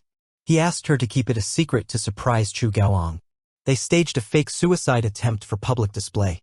She explained how she used a sleeping pill to help Yang Wanling appear dead with the cooperation of the police chief. When questioned about bribing the police chief, the white-haired woman revealed she cured his daughter, gaining a favor. She apologized to the group for not disclosing the plan earlier, fearing it might have been jeopardized if too many people knew. They reassured her with gratitude for helping Shin. Despite their efforts, Yang Wanling pointed out an existing problem that needed addressing. The pink-haired woman questioned why Shin's DNA was found in Yang Wanling's body, raising concerns. Yang Wanling clarified that Shin's DNA came from a sperm bank due to her brother's manipulative plan if she failed to seduce Shin. She expressed feeling trapped by her brother's demands, with no other choice but to comply. Under pressure, Yang Wanling explained how her brother, a crown prince, threatened her career in the entertainment industry if she disobeyed. The white-haired woman admitted to bribing the police chief to release false information suggesting Yang Wanling's death. Apologies followed as the group reacted. She interrupted Yang Wanling's apologies, telling her to stop babbling and listen to her instructions. Promising Yang Wanling a chance at redemption, the white-haired woman hinted at an opportunity for revenge. The scene transitions to the underwater council chamber. Gondwana's crown prince angrily accused Mo Inha's brother of causing his sister's death, threatening military action unless properly addressed. Lemuria's crown prince, Feng Chonghua, agreed with the accusation, labeling such behavior as unforgivable and offered assistance. Mu's crown prince Si Lisao was also present in the chamber, signifying a united front. Sharing similar intentions, he supported the stance of the other princes. Mo Inha sarcastically asked if resolving the situation was so easy, prompting a fierce reaction from the crowd. The crown prince of Gondwana demanded Mo Inha admit a marriage's invalidity or face war, putting pressure on him. Yang Wanling looked distressed, pleading not to be misunderstood.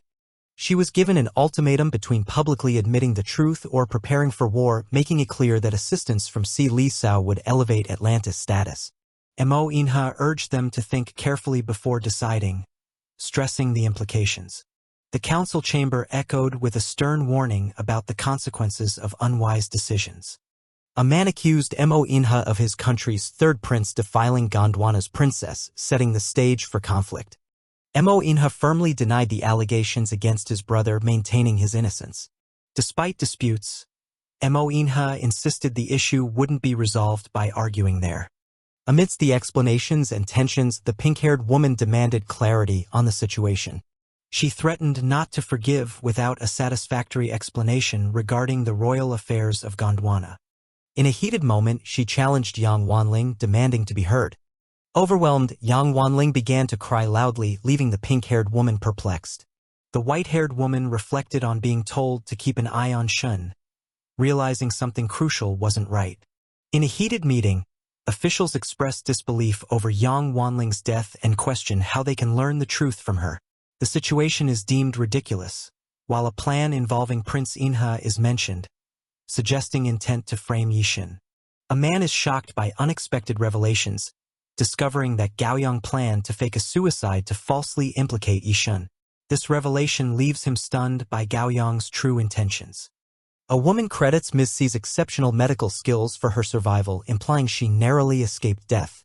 Accusations fly in the room as someone demands accountability for the conspiracy against Prince Yishin, labeling the plan devised by Gondwana as despicable and shameless. Observers note the dramatic turning of events, praising Ms. C for meeting the high expectations of those present, indicating a shift in the power dynamic. A man expresses gratitude with a simple thank you. Meanwhile, a woman looks at him, indicating acknowledgement or surprise. With admiration, a character comments on the impressive actions of their sister-in-law. The focus then shifts to discussing compensation, introducing a transactional element.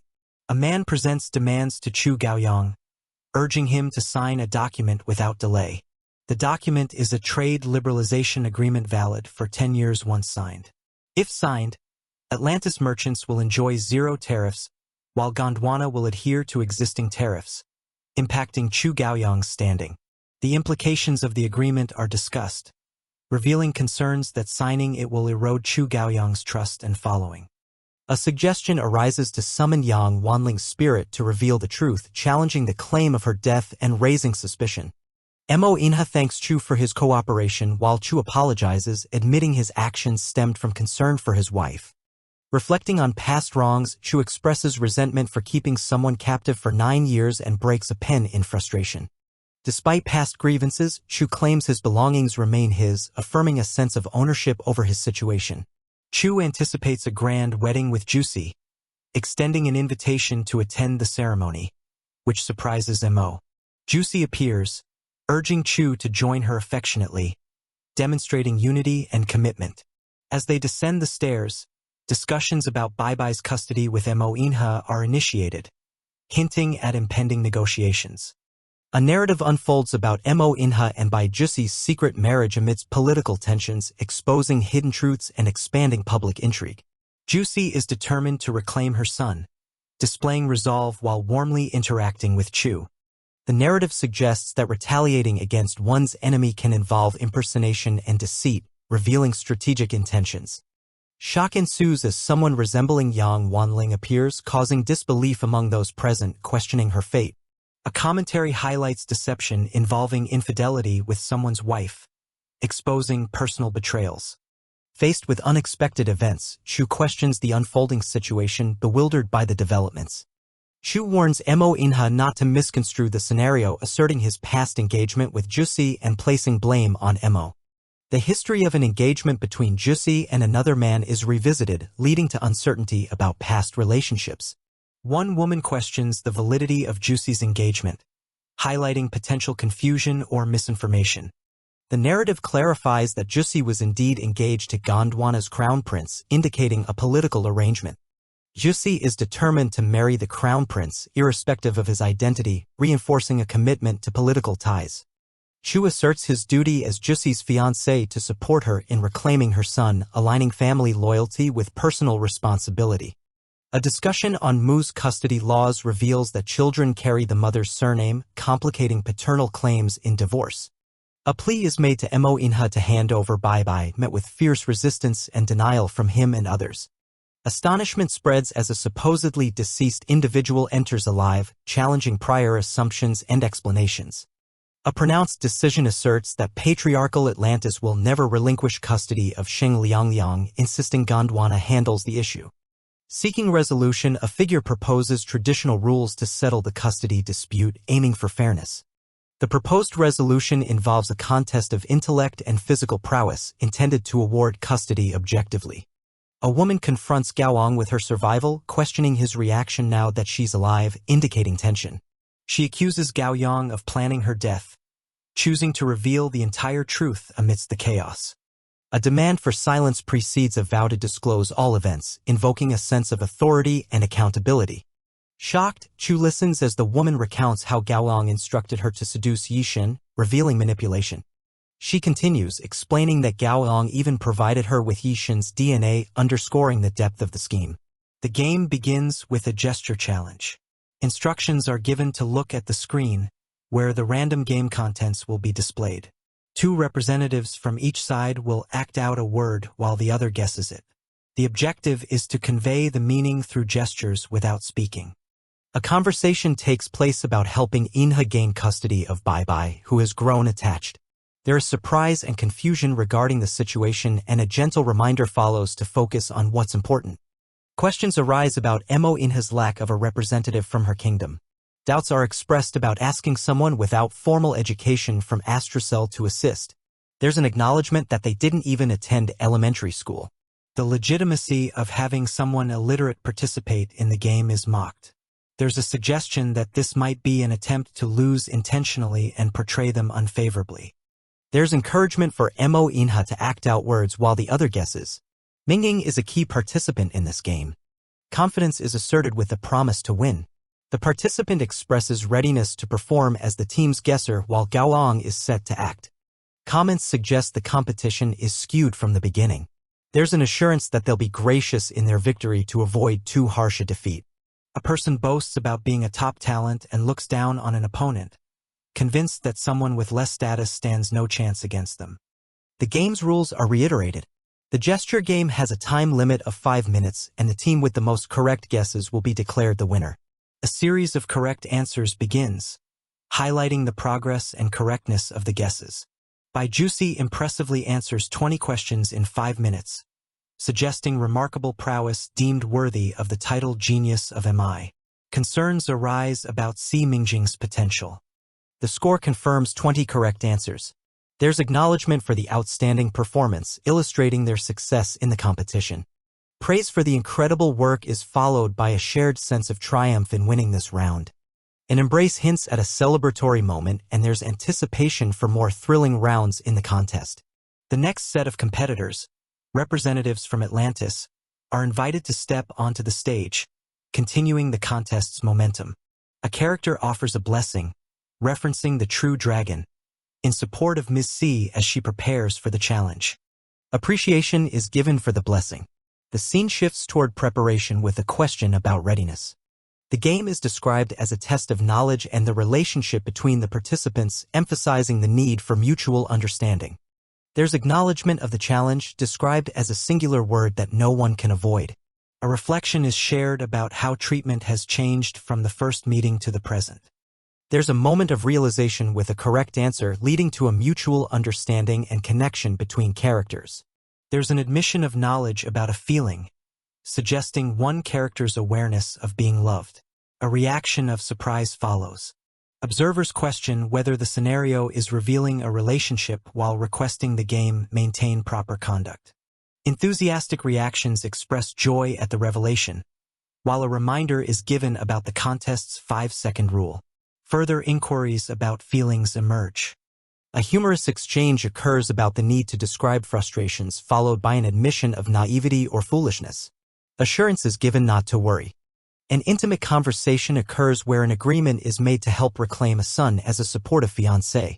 A participant expresses dissatisfaction with the simplicity of the questions.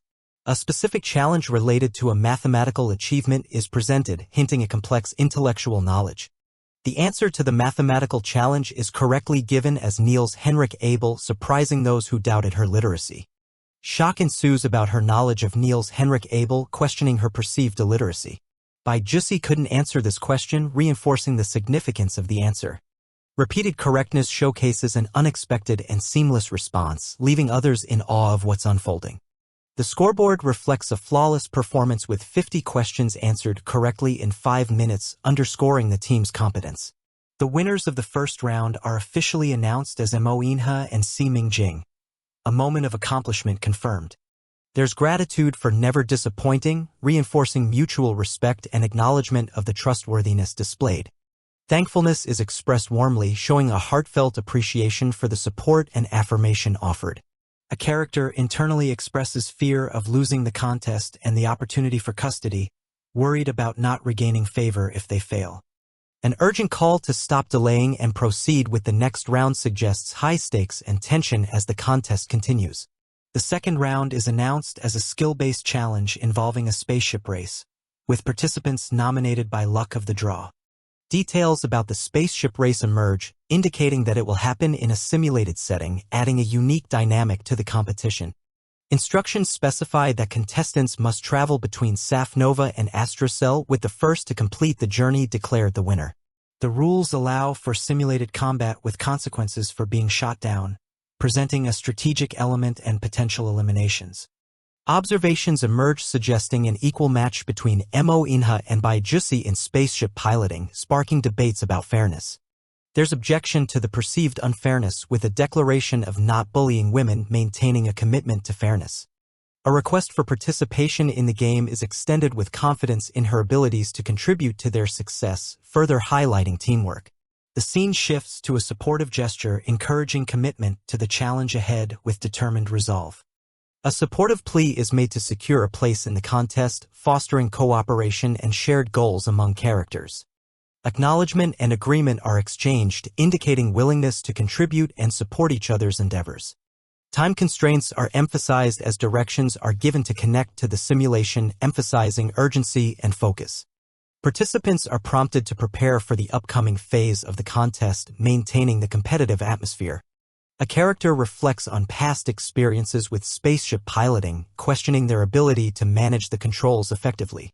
Concern arises about the competency of a participant, questioning their ability to manage the spaceship effectively under pressure.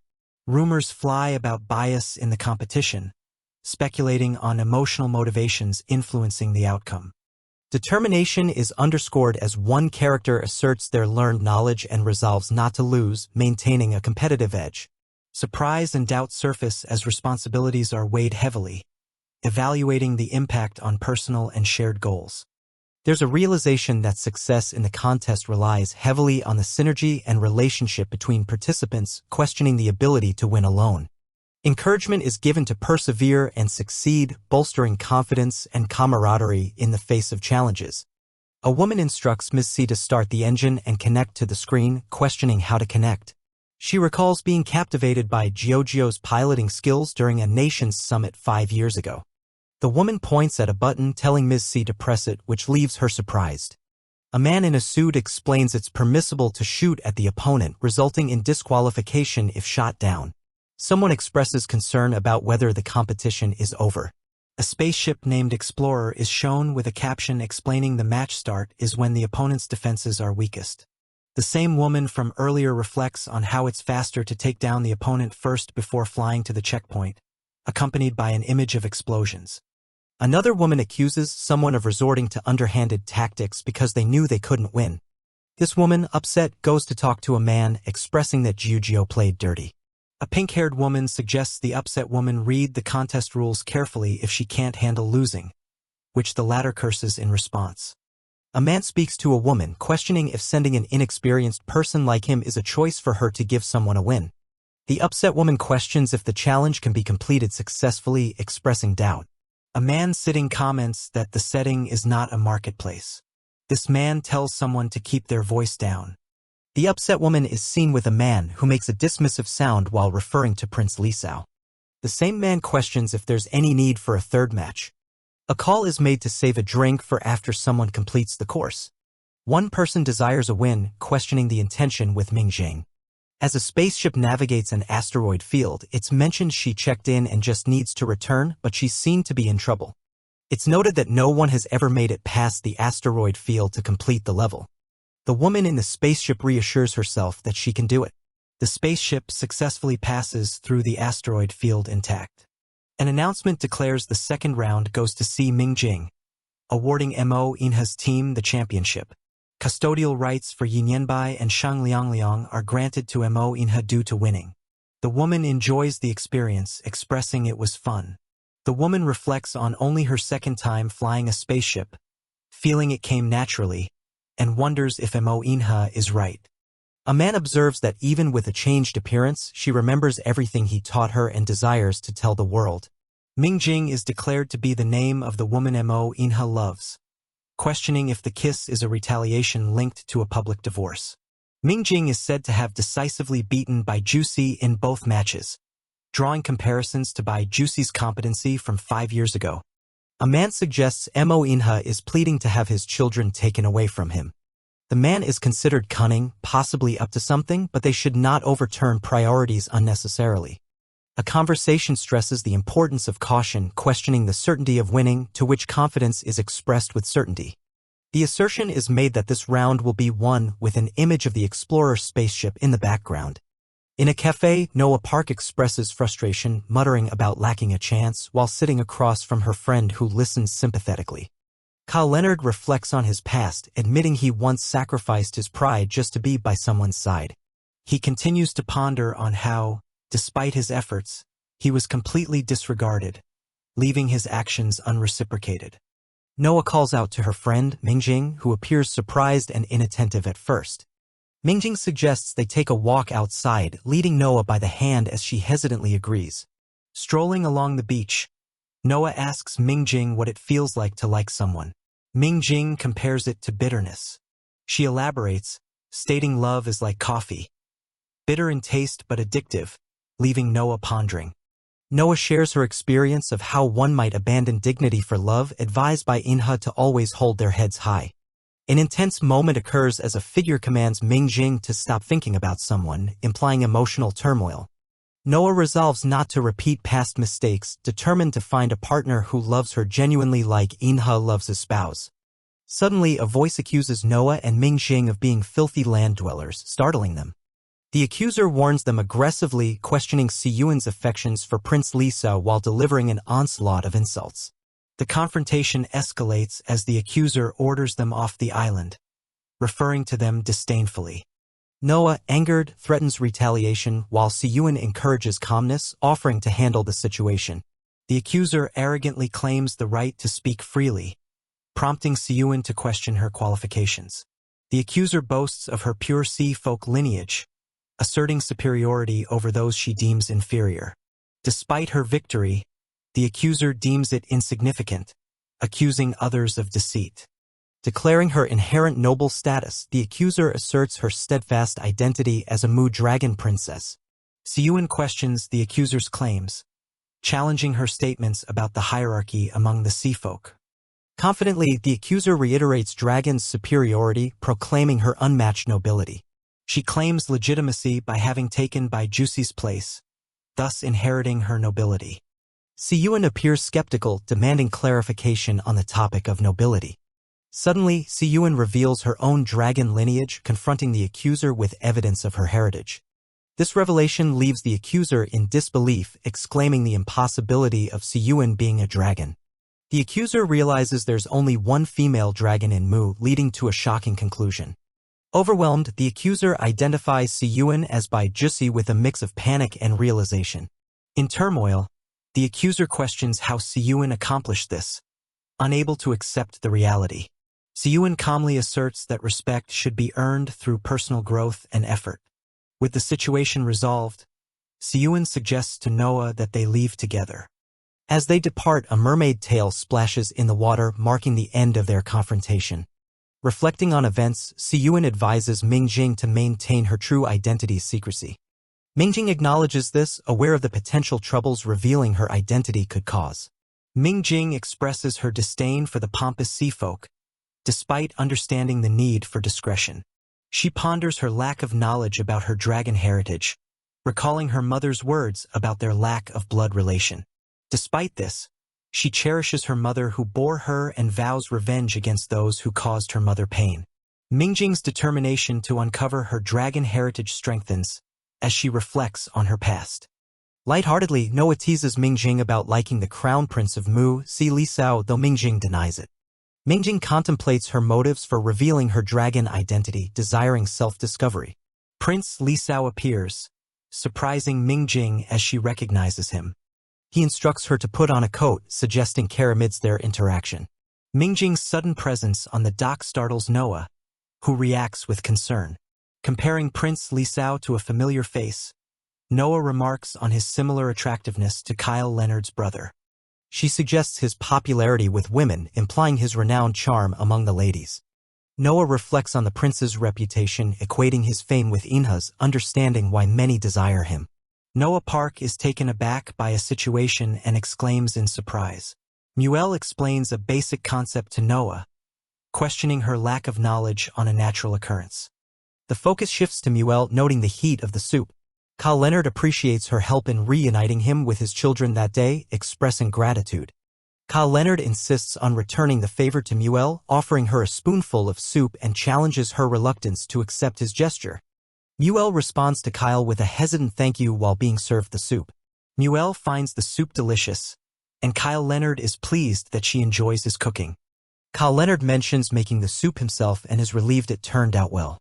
He offers to cook for Muel again the next day. Muel politely declines Kyle's offer, indicating that one time is sufficient.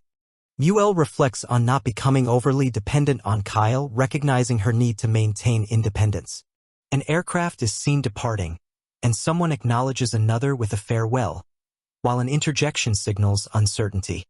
Muel and Noah Park walk together, with Noah reassuring Muel about feeling nervous, emphasizing that it's a normal situation. A group discusses Chiu Gaoyang's pride. They comment on how Mo Inha's new partner outshines Bai Jusi, suggesting Bai Jusi's era has ended. Bai Jusi internally remarks on the constant chatter directed towards her, feeling exasperated by the remarks. Bai Jusi criticizes how others dare to compare someone to her, finding it bothersome. Someone calls out to Ms. C, questioning her proactive efforts to help Mo Inha, insinuating her eagerness to become a stepmother. The person further pokes at Ms. C, mentioning family issues and pointing out her apparent eagerness to be a stepmother. The individual continues, invoking a saying and questioning Ms. C about her mother's potential disapproval. The person mocks Ms. C, implying that she is shamelessly eager to become a stepmother. Noah Park reflects on the unexpected gentlemanly behavior of C. Lisao, noting his rare tendency to assist women. Someone utters the name Prince Lisao as a realization or acknowledgement.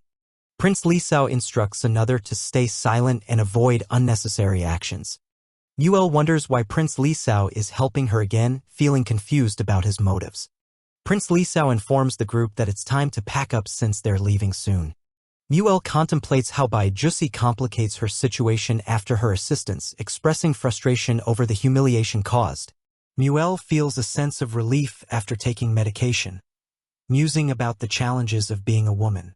Prince Lisao reveals that Bai Qingshui's impersonation of Ji Jusi was strategically planned for political alliance reasons. Another motive for bringing Bai Jusi back was the desire to confront her into revealing herself. The character thinks about Si Mingjing's intelligence and excellent piloting skills, seeing traces of Ji Jusi in her. The person recognizes that although Si Mingjing resembles Ji Jusi, her behavior suggests otherwise. If Si Mingjing were truly Ji Jusi, Mo Inha would have demanded all the children, not just Bai Bai and Liang Liang, indicating her identity is uncertain. Two men stand across from each other, a moment of tension or confrontation registering between them. Si Lisao instructs Shang Luyun to take Liang Liang to the Yi family, implying a decision made regarding Liang Liang's placement.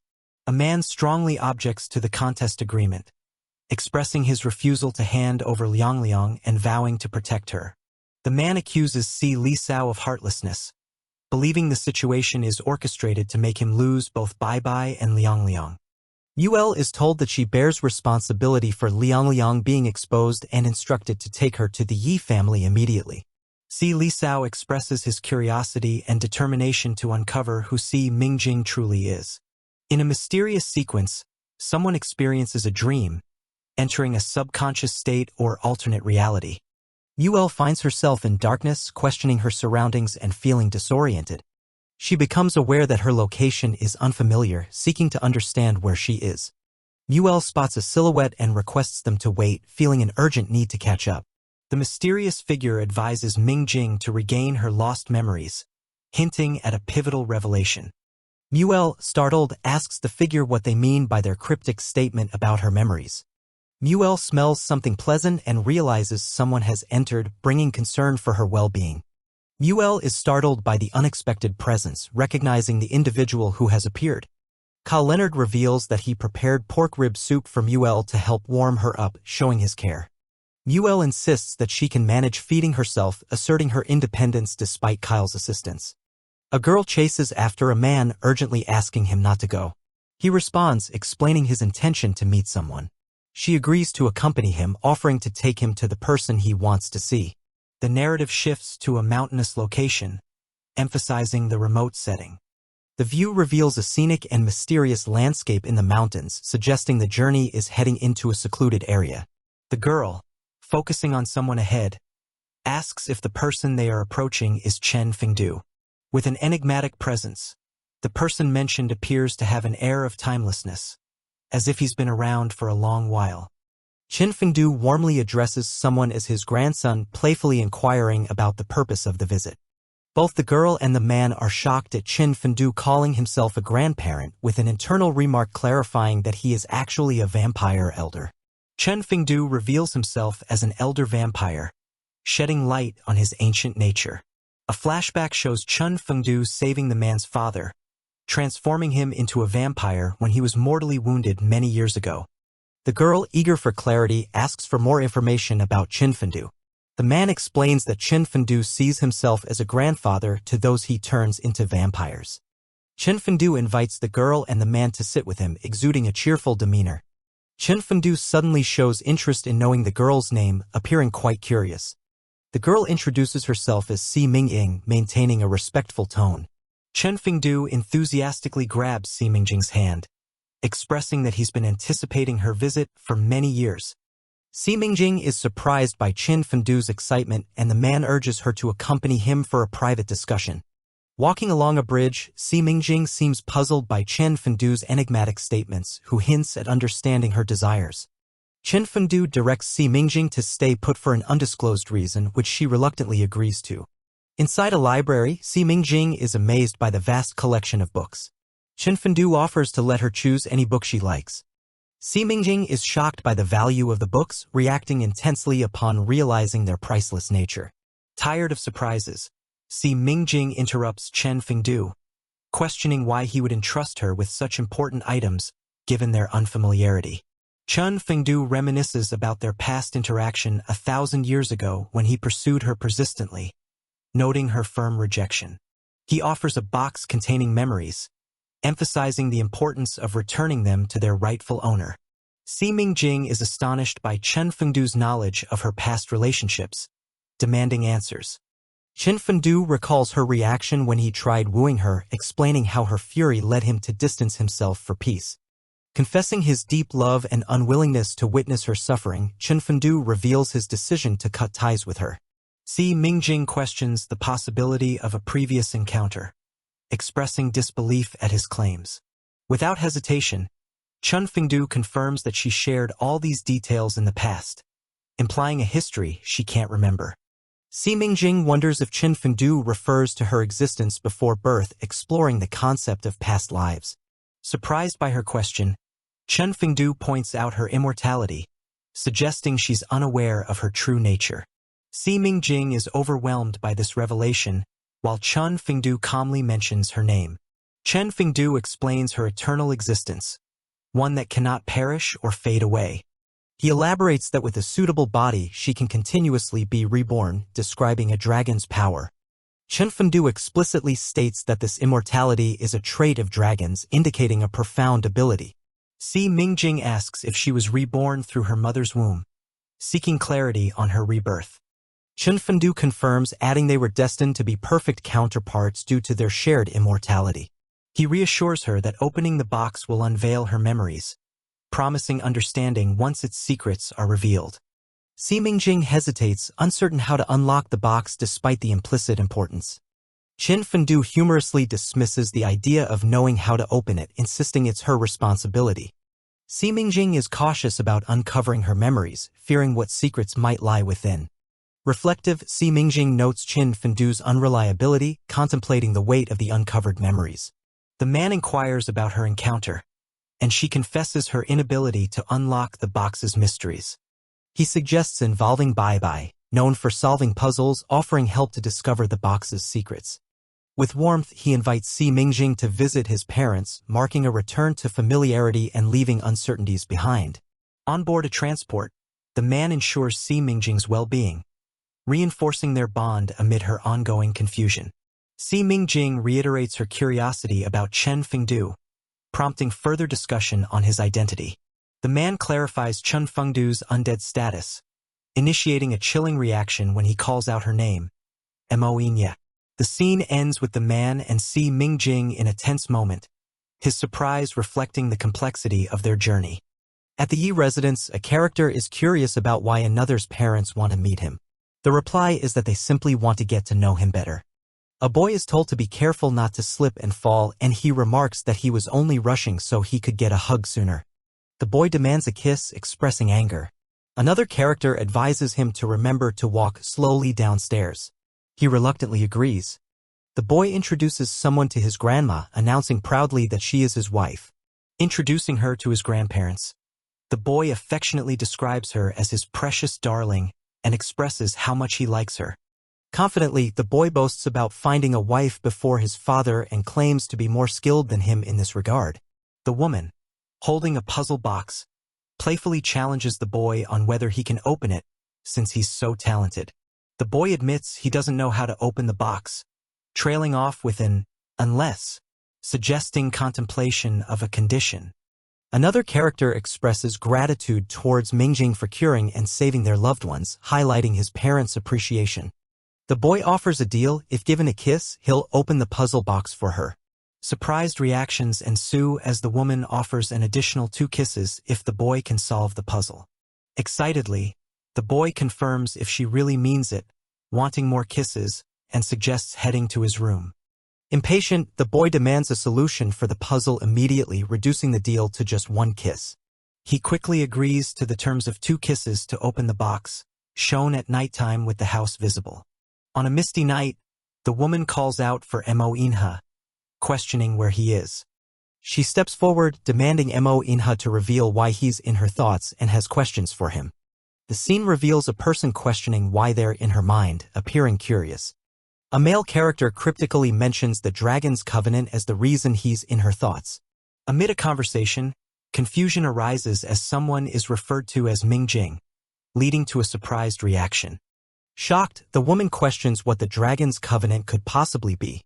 As an atmospheric tension builds, she is urged to wake up before any clarification. Excitedly, the boy shows the solved puzzle box to Jingjing, who appears to wake from a daze. With confidence, the boy proclaims his amazing ability by demonstrating the open box to her surprised reaction. Inside the box are dragon's pearls with a warning about their dangers and a mysterious note questioning her reborn self. Bewildered, she questions if the pearls contain her memories and if they might be toxic. With determination, she decides to try one of the pearls.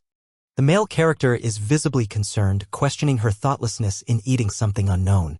He introduces her to his parents, explaining their identities to her. Confused, she reacts to the introduction with a questioning, "Huh?" Attempting to remain composed, she excuses herself to bed, requesting privacy. The boy insists on sleeping with her while the man appears troubled and inquires about the situation.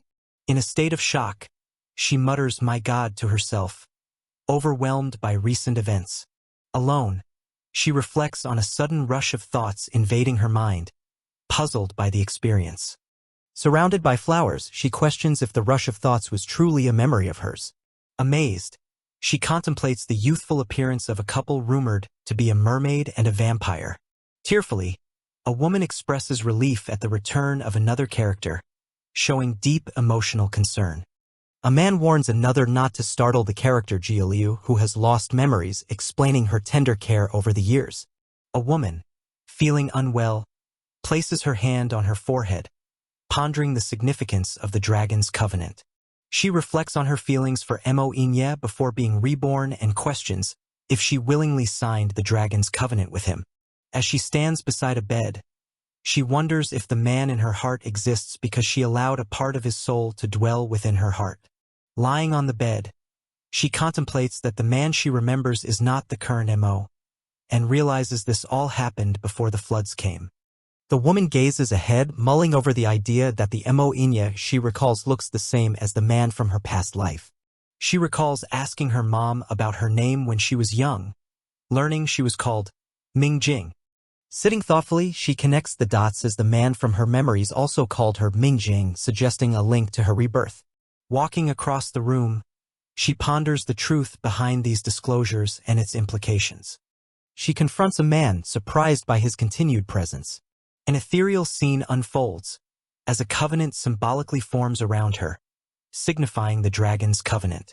The man notices her pale appearance and inquires about her well-being, while she internally questions if she signed the covenant with him. She reassures herself that the man before her is likely Mo Inya from a past life, unaware of the situation. Walking alongside the man, she dismisses his concern, requesting cold water despite his advice against it. The man appears puzzled by her actions as he watches over her. Frustrated, she rejects his offer of hot water, asserting her independence. In an intimate vow, she commits to forsake all others, allowing a part of his soul to reside in her heart forever. The man begins to undress, preparing for treatment, and directs her to start the procedure. She protests, feeling unwell, and suggests he seek treatment from an army doctor who isn't available.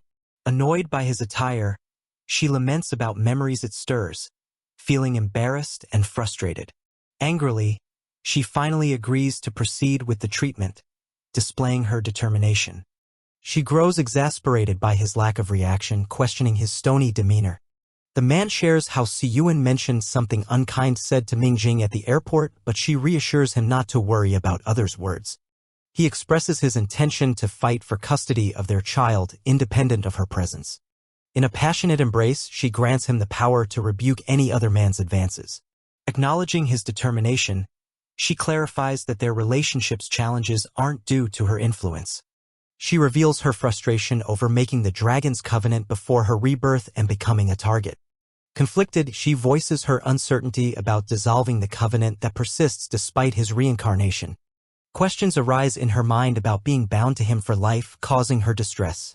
In a fit of anger, she hurts him unintentionally, questioning his decision not to bring the army doctor again.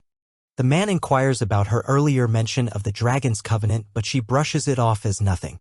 Turning away, she maintains her dismissive stance on the covenant's importance.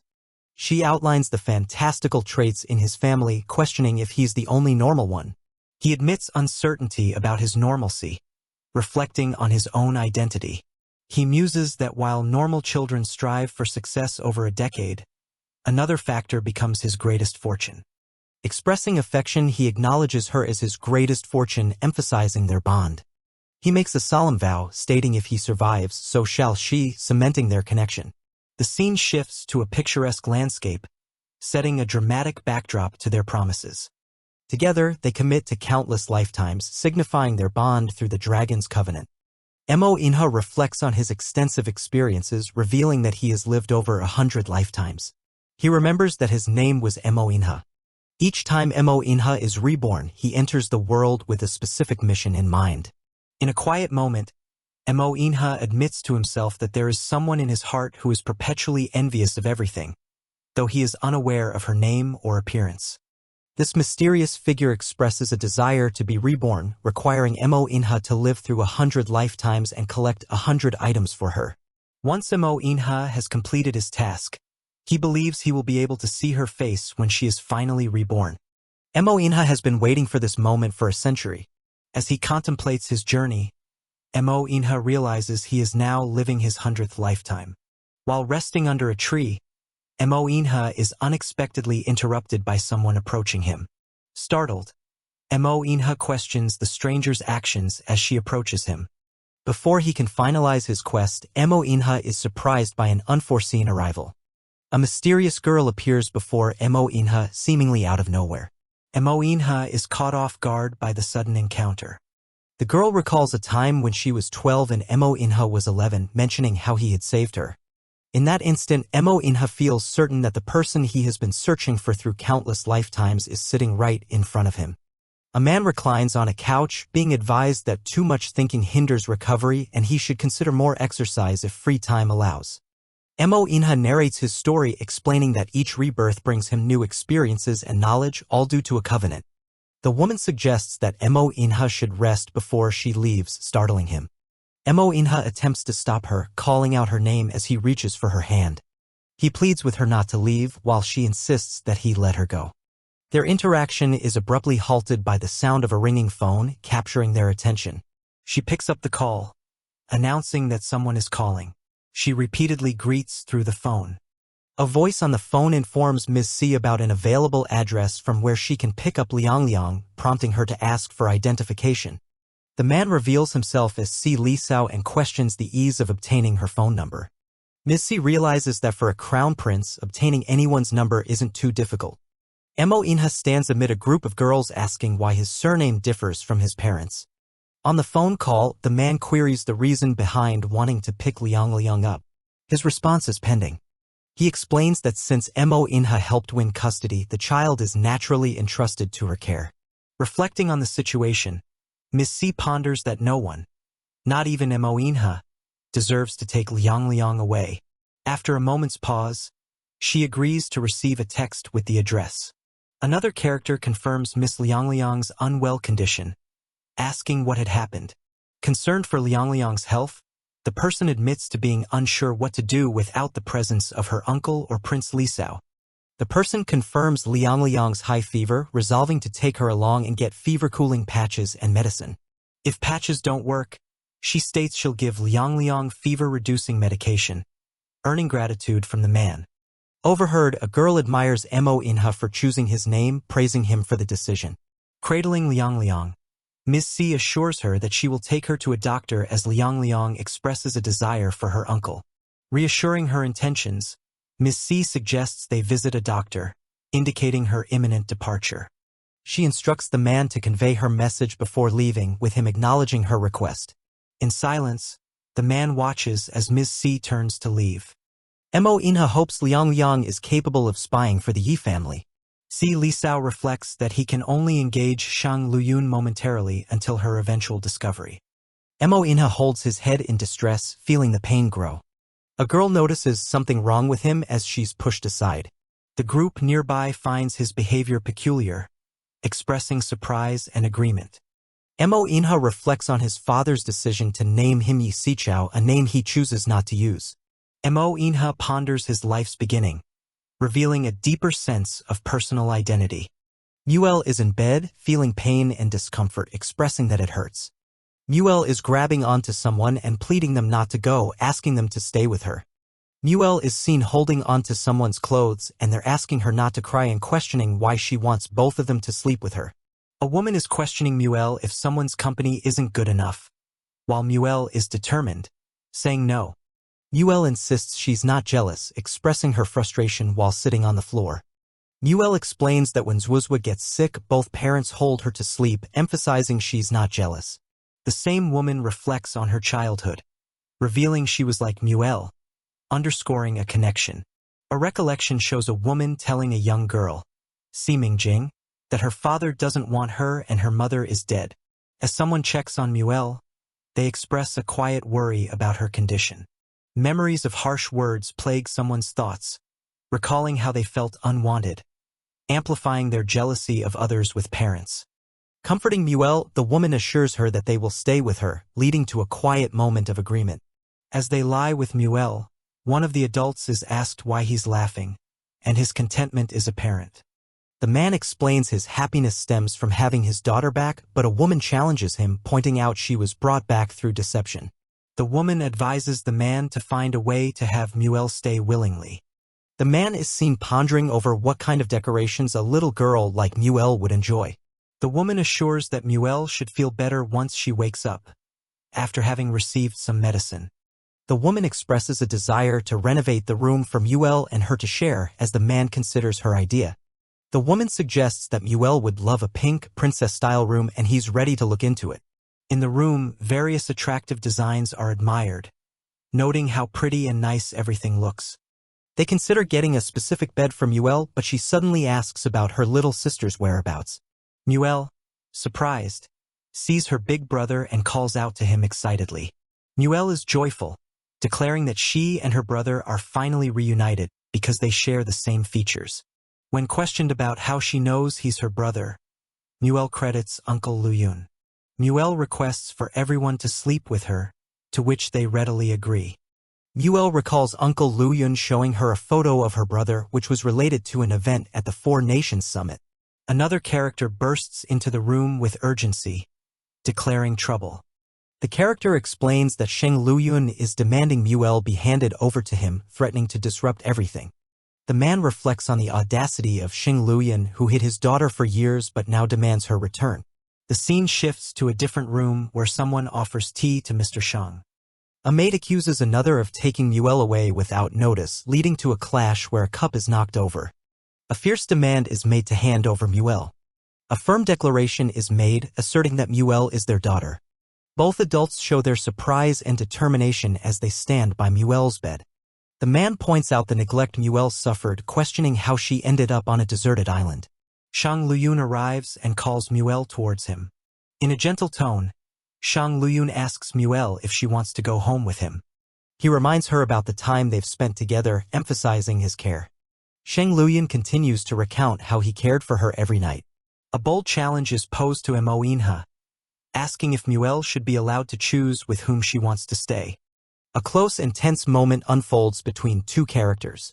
As they watch Muel sleeping, thoughts of leaving come to mind, signaling time to go. A man with long hair tells the little girl that if she decides to stay, he will leave immediately. The man urgently offers his help if only she tells him what she needs, but the girl dismisses him, suggesting they part amicably. The man is frustrated, accusing the girl of being heartless. He is upset, reminding her that he didn't teach her rich vocabulary to be used against him. Another man steps in, firmly telling the long-haired man to let go of the girl. The girl expresses her desire to stay with the new man, causing surprise. She reiterates that she wants to stay with him and misses someone else. The second man, feigning surprise but compliant, agrees that she can stay. The long-haired man is bewildered and exclaims disbelief at her willingness to stay. The girl expresses love for her uncle, urging him to find a wife to alleviate his loneliness as she bids him goodbye. A close-up of the second man shows him questioning if the other dares to let the girl choose for herself. A chat window displays messages about taking care of the girl, questioning her emotional state post-departure and lamenting her vulnerability despite outward strength. A woman quietly reflects on how great the uncle is after reading a message, showing thoughtful contemplation. The girl is seen playing with her friend, praising his skills and expressing enjoyment. The woman checks her phone, showing a moment's post by Xing Liangliang introducing her new brother. Another child, Yun Xiaosu, expresses desire for a brother and questions why she doesn't have one, feeling left out. Sheng Liangliang offers to lend her new brother to Yun Xiaosu, inviting her over. Shang's friend asks for confirmation, and she reassures him, emphasizing their friendship. Enthusiastically, Yun Xiaosu agrees to join and run over, preparing to leave. Shaking her head, Shang Liangliang explains her call was with Yun Xiaosu, who also has only an uncle, making her brother the substitute. The long-haired man gently inquires if Liang Yang wants to go home with him or stay. They are interrupted as the woman calls them to bed. Both kids obediently agree. In the morning, a voice asks for help getting dressed while outside a house nestled in nature is shown. A man, having taken care of morning routines, asks why he appears so disheveled, ready to bring Liang Liang to breakfast. Liang Liang is dressed adorably, receiving a compliment from her friend, who simultaneously recognizes his own stylishness. Liang Yang insists he looks handsome and eagerly suggests breakfast, holding hands as they leave together. The caretaker rests in bed, mentally acknowledging the exhaustion of looking after two kids. Her phone rings, displaying another call. On the call, a man informs her about a court appearance related to her grandmother, instructing her on what to do to prevent a legal consequence. He strategizes a defense, explaining she needs to convince the judge of a medical treatment story to avoid jail time. The long-haired man asks if she prefers staying in an unfamiliar place, implying a decision. The man, in the dark, sternly warns someone named Song Tengfei not to contact someone called Mingjing again. He threatens to cause financial ruin if his warning is not heeded. The threatening conversation abruptly ends as a phone call is hung up, The black-haired man wonders about the implication of the girl staying with strangers. Liang expresses to her uncle her hesitation in choosing, not wanting to leave him when he's unhappy alone. Her uncle insists she must choose, internally confident that she will stay with him, expressing his expectation.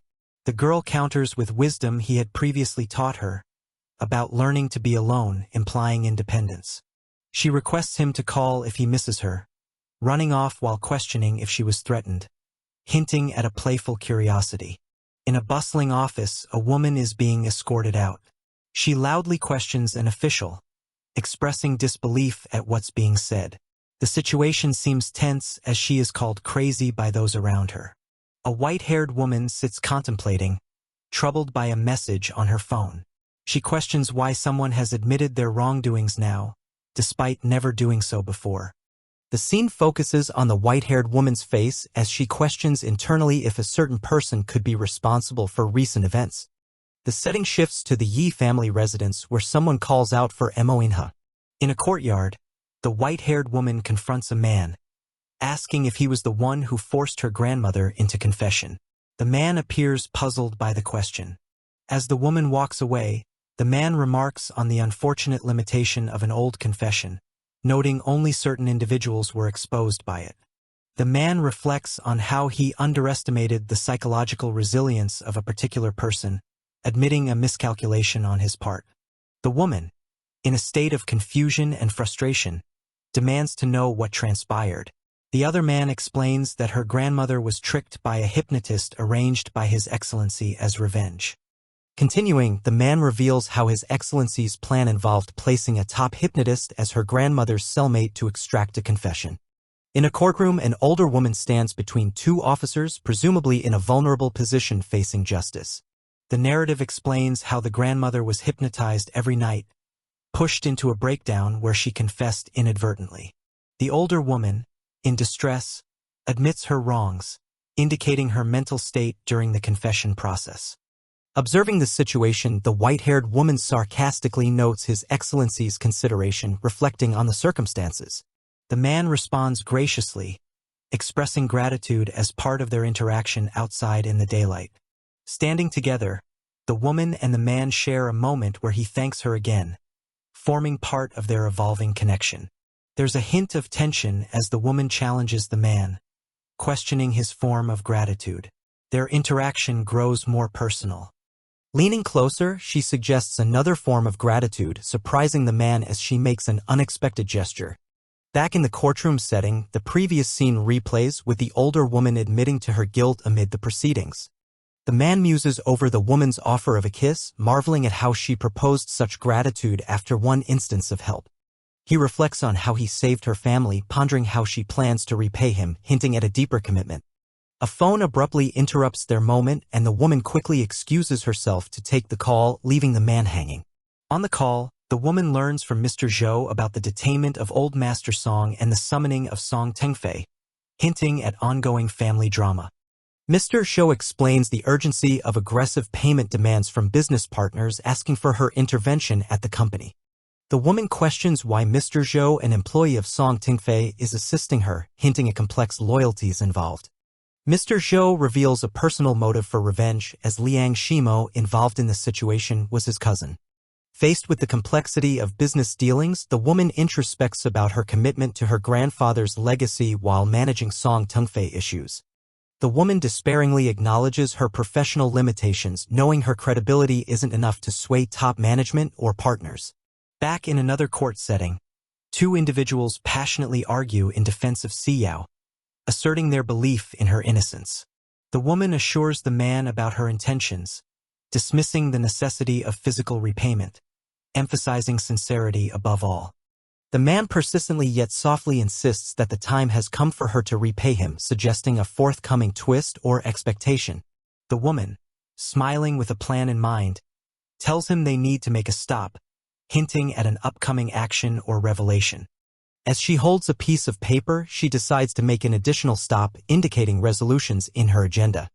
The song group's building materializes prominently, setting a scene pivotal to unfolding events and plans. Accompanied closely by the man, they proceed together, suggesting an alliance or shared purpose in their venture.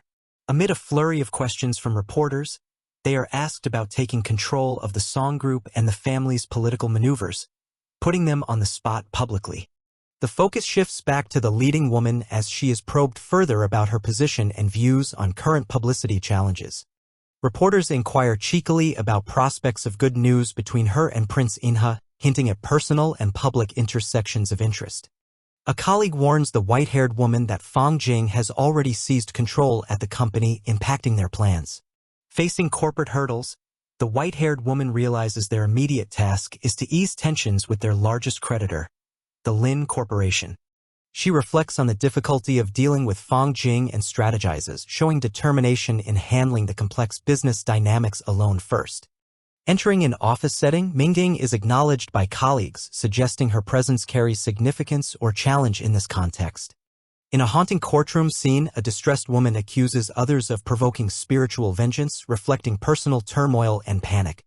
The woman continues to frantically describe her haunting visions involving Pianlin's spirit, underscoring a state of acute anxiety and fear. She provides a detailed account of past deception involving Old Master Song and their manipulative actions against Si Yao, expressing remorse.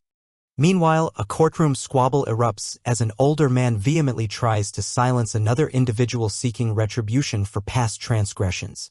A woman with long white hair states that the Song group is owned by her grandfather. She's challenging the situation and expresses her skepticism about how long the current show can continue. A man presents documents mentioning that they could placate the Lin Corporation, offering hope. The woman he hands them to comments on her grandfather and the vice CEO being close friends. The woman reveals that her grandfather is willing to act as a guarantor for the Song group and has arranged a dinner for the evening. The white-haired woman asks who would like to accompany her to convince Mr. Lin together. The group discusses Si Mingjing's credentials, and they're excited about the Hua group being their guarantor, seeing it as great news. The conversation turns to the importance of connections in business over personal background, just as a video call from Mr. Lin Hanfeng comes through. The call is from Mr. Lin Hanfeng of the Lin Corporation requesting a video conference with their top management, and they agree to put him on screen. One character is surprised at the helpfulness of her godfather, noting how he resolved everything directly with Mr. Lin. Lin Hanfeng, the CEO of Lin Corporation, is seen contemplating his next move. A woman introduces herself as Fang Jing, the wife of Song Tingfei, during the video call with Mr. Lin. The white-haired woman confirms her presence and mentions being the biggest shareholder besides her father. Lin Hafeng declares he will temporarily manage the Song group, though a reminder comes that Si Mingjing should be the interim manager, which he acknowledges. The woman expresses her surprised reaction when Lin Hanfeng insists on speaking directly with Si Mingjing. Others in the room question why Mr. Lin is focusing on Si Mingjing. They seem startled, and Si Mingjing seeks to gain Mr. Lin's attention. A person thanks Ms. Si for treating his mother's pharyngitis, as they instructed earlier, expressing his gratitude. Ms. Si modestly responds, indicating it's her duty as a doctor. She is asked about her confidence in treating someone who has been battling cancer for over 20 years. Mr. Lin expresses his lack of faith in the Song group but is willing to reconsider if Ms. Si is in charge. Si Mingjing assures him of her commitment. Despite being grateful for her godfather's assistance, the woman feels she should manage the Song group in her father's absence. The white-haired woman, appearing thoughtful, acknowledges the unexpected strength of Mo Inye. Facing the group, the white-haired woman challenges them, asking if they still doubt her leadership capabilities. She's met with a sudden interruption as someone aggressively warns Si Mingjing against being arrogant. The complaining woman accuses Si Mingjing of surpassing her slightly by securing Lin Corporation. She insists there are other partners and urges that decisions shouldn't be rushed. Si Mingjing questions the sincerity of the claims, hinting at skepticism. In a separate location, two people receive a phone call confirming the cooperation continuation if Si Mingjing is leading. Two men, shocked by the news, speculate about the implications if Si Mingjing takes over. Someone questions Si Mingjing's ability to manage the company, highlighting current financial pressures and advising silence. Curiosity erupts in the room as someone asks Ms. Si how she managed to accomplish everything. A man, identified as Mr. Mo, enters the scene, prompting surprise. He is asked about the reason for his unexpected visit. Mr. Mo queries if the ongoing issues have been resolved yet. He suggests buying the song group as a gift, leaving the others visibly shocked. Excitement spreads and individuals vocally express their allegiance to Ms. C, eager to follow her. Ms. C, supported by Mr. Mo, thanks everyone and states she will take temporary control, concluding the discussion. Ms. C receives gratitude as another character, frustrated, mutters a curse under her breath. Standing by, two men make snide remarks about Ms. C's educational background while the woman in focus decides she supports Ms. Fang. Determined, the woman plans to remove Song Tingfei from the station. She reveals that many business partners are calling to demand payments and terminate their projects, adding pressure. In response, a proposal is made to set a one-day deadline to resolve the crisis, determining the interim CEO based on success. Si Mingying agrees to the challenge while the other woman believes it spells the end for Si Mingying. Confidently, the woman declares her maternal family, the Hua family, has already initiated actions on her behalf, displaying assuredness. Two characters are walking and one asks if they are truly starting from the ground up. The other confirms, adding that the song group will eventually belong to them anyway. A young girl stands on a rooftop contemplating that she should head down and look around. Observers on the ground notice a young girl jumping from a building and express surprise at the sight. A man on the phone is expressing frustration, declaring that the people he is addressing are useless and must ensure Ran An is seen within the hour. The man continues to stress that the photographer, studio, and equipment are all ready and insists the advertisement shoot must finish today. The young girl is inquiring about her current location, looking curious and slightly bewildered. Mr. Yi approaches the little girl, asking if she likes candy and urges her to follow him because time is pressing. Two characters are in conversation, with one expressing gratitude for help but acknowledging they can't rely forever. The other reassures, questioning why they can't. A statement praises the amazing poses surrounded by cascading hearts suggesting admiration. The young girl is called adorable and the phrase captures her with a teddy bear, displaying a charming demeanor. Mr. Yi is delighted by the girl's photogenic nature, calling her a little princess and complimenting the pose. Another man is in awe of the girl's potential, expressing she's a gift from heaven destined for stardom. Mr. Yi informs Ms. C and Mr. Mo are present to check the progress of the shoot, as the young girl stands nearby. The young girl is compared to another character, Liang Liang, highlighting her cuteness and resemblance. Mr. Yi enthusiastically asks Ms. C if she likes the young girl, depicting a sense of excitement. Mr. Yi mentions the young girl is on a trial period, but he plans to discuss signing a contract with her parents. A character reflects that kindness towards them might be due to a similarity in dragon forms with Bai Jiuji. The young girl cries out, revealing she doesn't have parents, perhaps indicating distress or fear. While explaining her past, the young girl recounts escaping from human traffickers and voices fear of being found. She confides she cannot remember her parents and has been on her own since being abandoned as a baby. The young girl questions why her life is miserable and another character assures her, suggesting becoming a superstar might attract her parents' attention on TV. A character asks about records of abducted children, considering they might help find the young girl's parents. A moment of confusion arises. A character internally questions whether they could be the young girl's father while instructing someone named Jewel to verify if she's a missing child. It is confirmed someone will look into her background, and if her biological parents aren't found, a character considers adopting her. The young girl is ecstatic, exclaiming excitement about having a dad now, addressing a character as daddy. A light-hearted moment happens. One character thinks she's so cute, while another confirms with a stutter.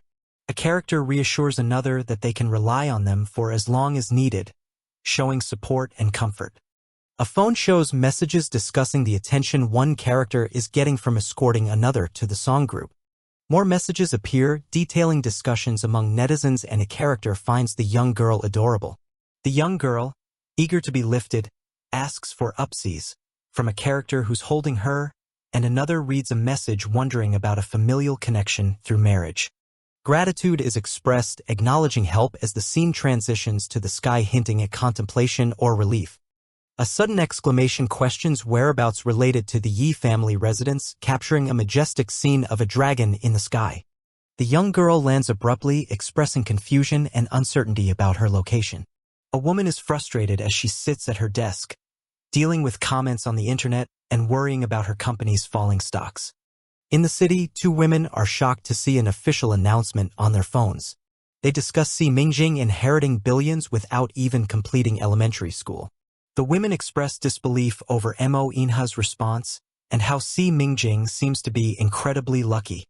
A man reflects on words just spoken by Mingjing, saying they resonate deeply with him.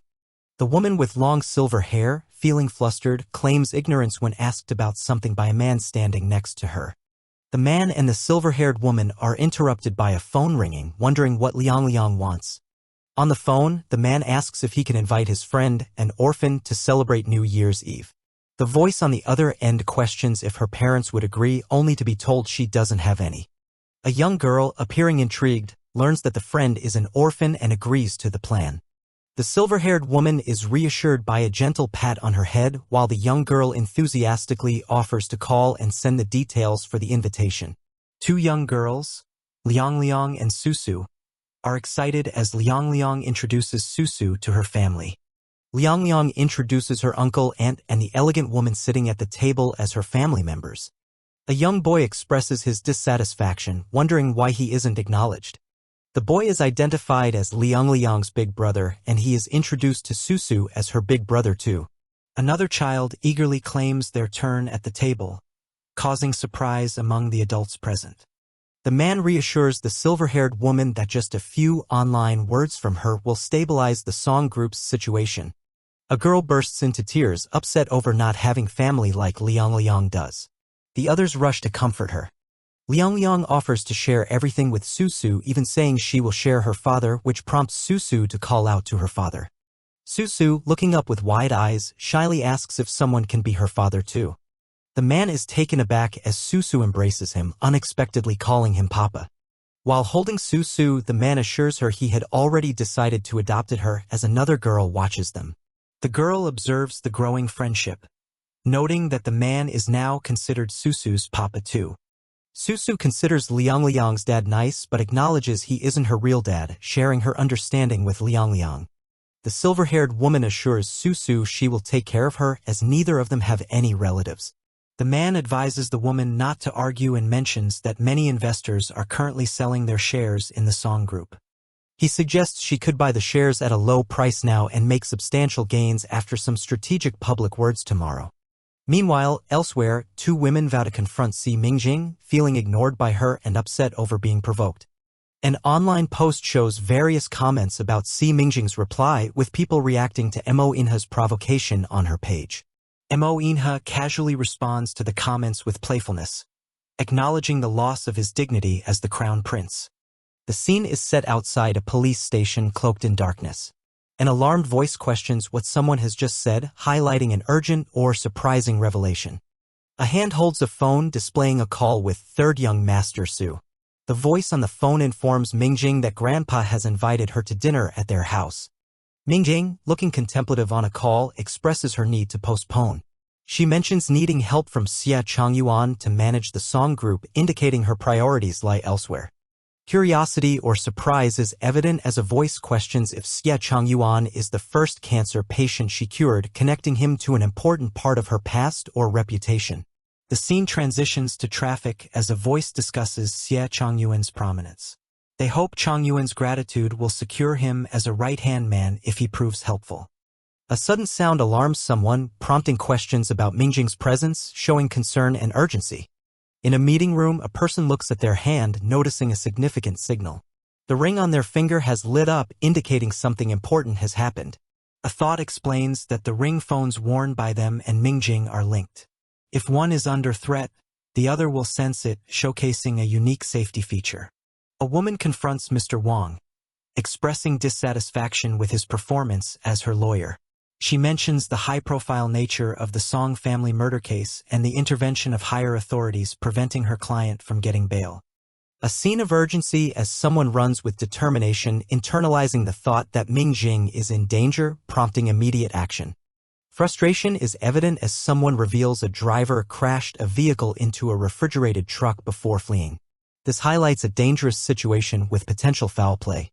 The sound of banging indicates a locked truck and someone reflects on their mistake, realizing multiple conspirators were involved. Mingjing appears exhausted, sliding down a wall as she groans in discomfort, suggesting she's trapped or in a precarious situation. A conversation continues as someone adds that Mr. Song Tefei is considered a suspect and the investigation is ongoing, advising patients for further updates. Mingjing reflects on her dire situation, feeling the intense cold and questioning how long she can endure it. She notes that while her force field shield can stop bullets, it can't protect against cold air. Additionally, her phone broke when she fell, complicating her predicament. A focus on Mingjing's broken phone on the ground signifies her loss of communication and perhaps her isolation in her current situation. The environment is freezing, capturing the severity of her entrapment and her struggle against the cold. The sound of more banging as a lock is broken open from outside, potentially marking the beginning of rescue efforts. As the door opens, someone advises a distinguished person to remain outside due to the extreme cold inside, promising to enter with their team. Urgency escalates as a man demands others step aside, emphasizing his resolve and determination to enter, ignoring safety concerns. Elsewhere, a woman expresses disdain, reflecting on the sensational nature of a romance between Si Mingjing and Mo Inha that has captured global attention. Someone addresses Feng Ju, and upon acknowledgement, it seems a significant request or command is impending. A serious directive is made to locate someone, revealing the intensity and importance of the situation.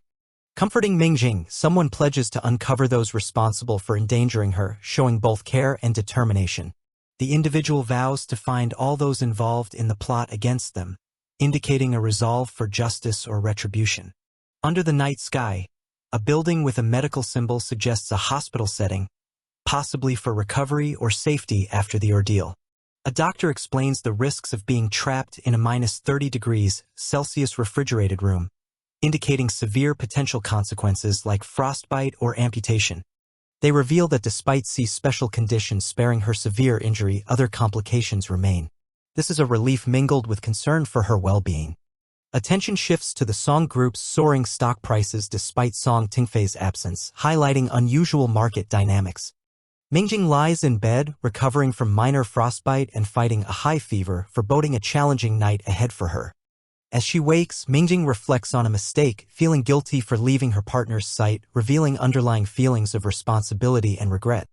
Mo Inha reassures Mingjing of his presence as she expresses vulnerability, demonstrating their bond and his comforting role. Mo Inha regrets the inadequacy of the force field shield he created, acknowledging its failure to protect against cold and promising improvement. Holding Mingjing close, Mo Inha admits his mistake and vows to redesign the shield, apologizing sincerely, highlighting his commitment and concern. Mingjing tearfully shares her fear of never seeing him again, showing emotional depth and the impact of their earlier ordeal. With a determined expression, another character declares their intention to take control of the Song Group, introducing impending conflict. A man approaches, announcing they have identified the mastermind behind the recent events, suggesting an imminent confrontation. The revelation that Gue Liushang hired someone to target Ms. C is shared, leading to further suspense as Mo Inha and Mingjing absorb the news. Shocked, Mingjing reacts strongly to the information about Gue Liushang, underpinning the gravity and personal impact of this discovery. The scene outside is serene yet charged with tension, indicative of the brewing storm in the narrative. Mingjing's strategic move to use Third Young Master Su's media company to keep the case under scrutiny is revealed, showcasing her tactical acumen. Reflecting on Feng Jing's likely actions to regain control of the company, Mingjing prepares herself for the challenges ahead, highlighting her determination and foresight. In the recovery room, a man is seated at the bedside of a woman who appears unwell. He notes that it wasn't Feng Jing's doing and inquires about Gu Liushang's condition. The man instructs someone to leave. The scene shifts to a hallway where someone is demanding to be let in, insisting that others move aside. A voice reveals that the secretary was a spy planted by Kagaoyang and expresses regret for failing to remove him, resulting in harm to Ms. C. A confrontation occurs as a person is questioned about apologizing. They are told to bring the person responsible for the trouble to Ms. C to address her grievances. A character who feels distressed explains their limitations, expressing that as an abandoned prince, they find it difficult to carry out the request. The scene depicts an atmosphere of warmth as someone comments on feeling hot. The woman in bed is panting as a man wonders why she is experiencing fever again after already suffering through 3 high fevers the previous night. The man beside the woman reassures that he doesn't believe Gu Liushang would do anything harmful, suggesting that he may have been framed, and implicates Kagaoyang instead. Another person agrees, affirming that Gu Liushang has no reason to harm Ms. C. A medical attendant presents a bowl of soup to the man by Ms. C's bedside, indicating that it was prepared by Gu Liushang. The attendant describes the soup as being made from rare sea ingredients from Gondwana, noted for its effectiveness in treating high fevers. The man feels uncomfortable with the idea of his woman taking medicine from another man and demands to receive it. Outside, a concerned man asks if her fever has subsided and further questions if Si Mingjing is indeed Jujiyu. The white-haired man deduces that Mo Inha's concern for Jujiyu is significant and mentions the scent of dragon's hormones at the Yi family manor, questioning the man's perception. The man suggests that the other should return to Gondwana to reclaim the position as crown prince from Kagaoyang. He hints that otherwise, Jujiyu might become his sister-in-law. A new scene begins where it's stated that, due to Ms. C, Kagaoyang's reputation has plummeted at the Four Nations Summit. The men argue closely as the white-haired man questions if the other thinks he's the only one who sees Ms. C as a fake, then asks if Si Mingjing is actually Jujiyu. The confrontation intensifies, and the man concedes that he can no longer hide the truth. The white-haired man is surprised by the revelation that Si Mingjing is indeed Jujiyu and has returned. There's disbelief expressed as the man acknowledges that Liushang's nature is inherently suspicious, and he plans to keep him dubious by not denying it. Accusations arise against Liushang for allegedly saying someone stole his fiancée, though it's mentioned she has no memories, thereby lacking recall of being engaged. Determined, one of them proposes a fair competition to see who she will love this time, which is met with resistance and frustration. The white-haired man feels despair, pondering that if Si Mingjing really is Jujiyu, Mo Inha will not allow him a fair chance to compete for her love. The man permits the other to go upstairs to see and pursue her, giving permission with authority.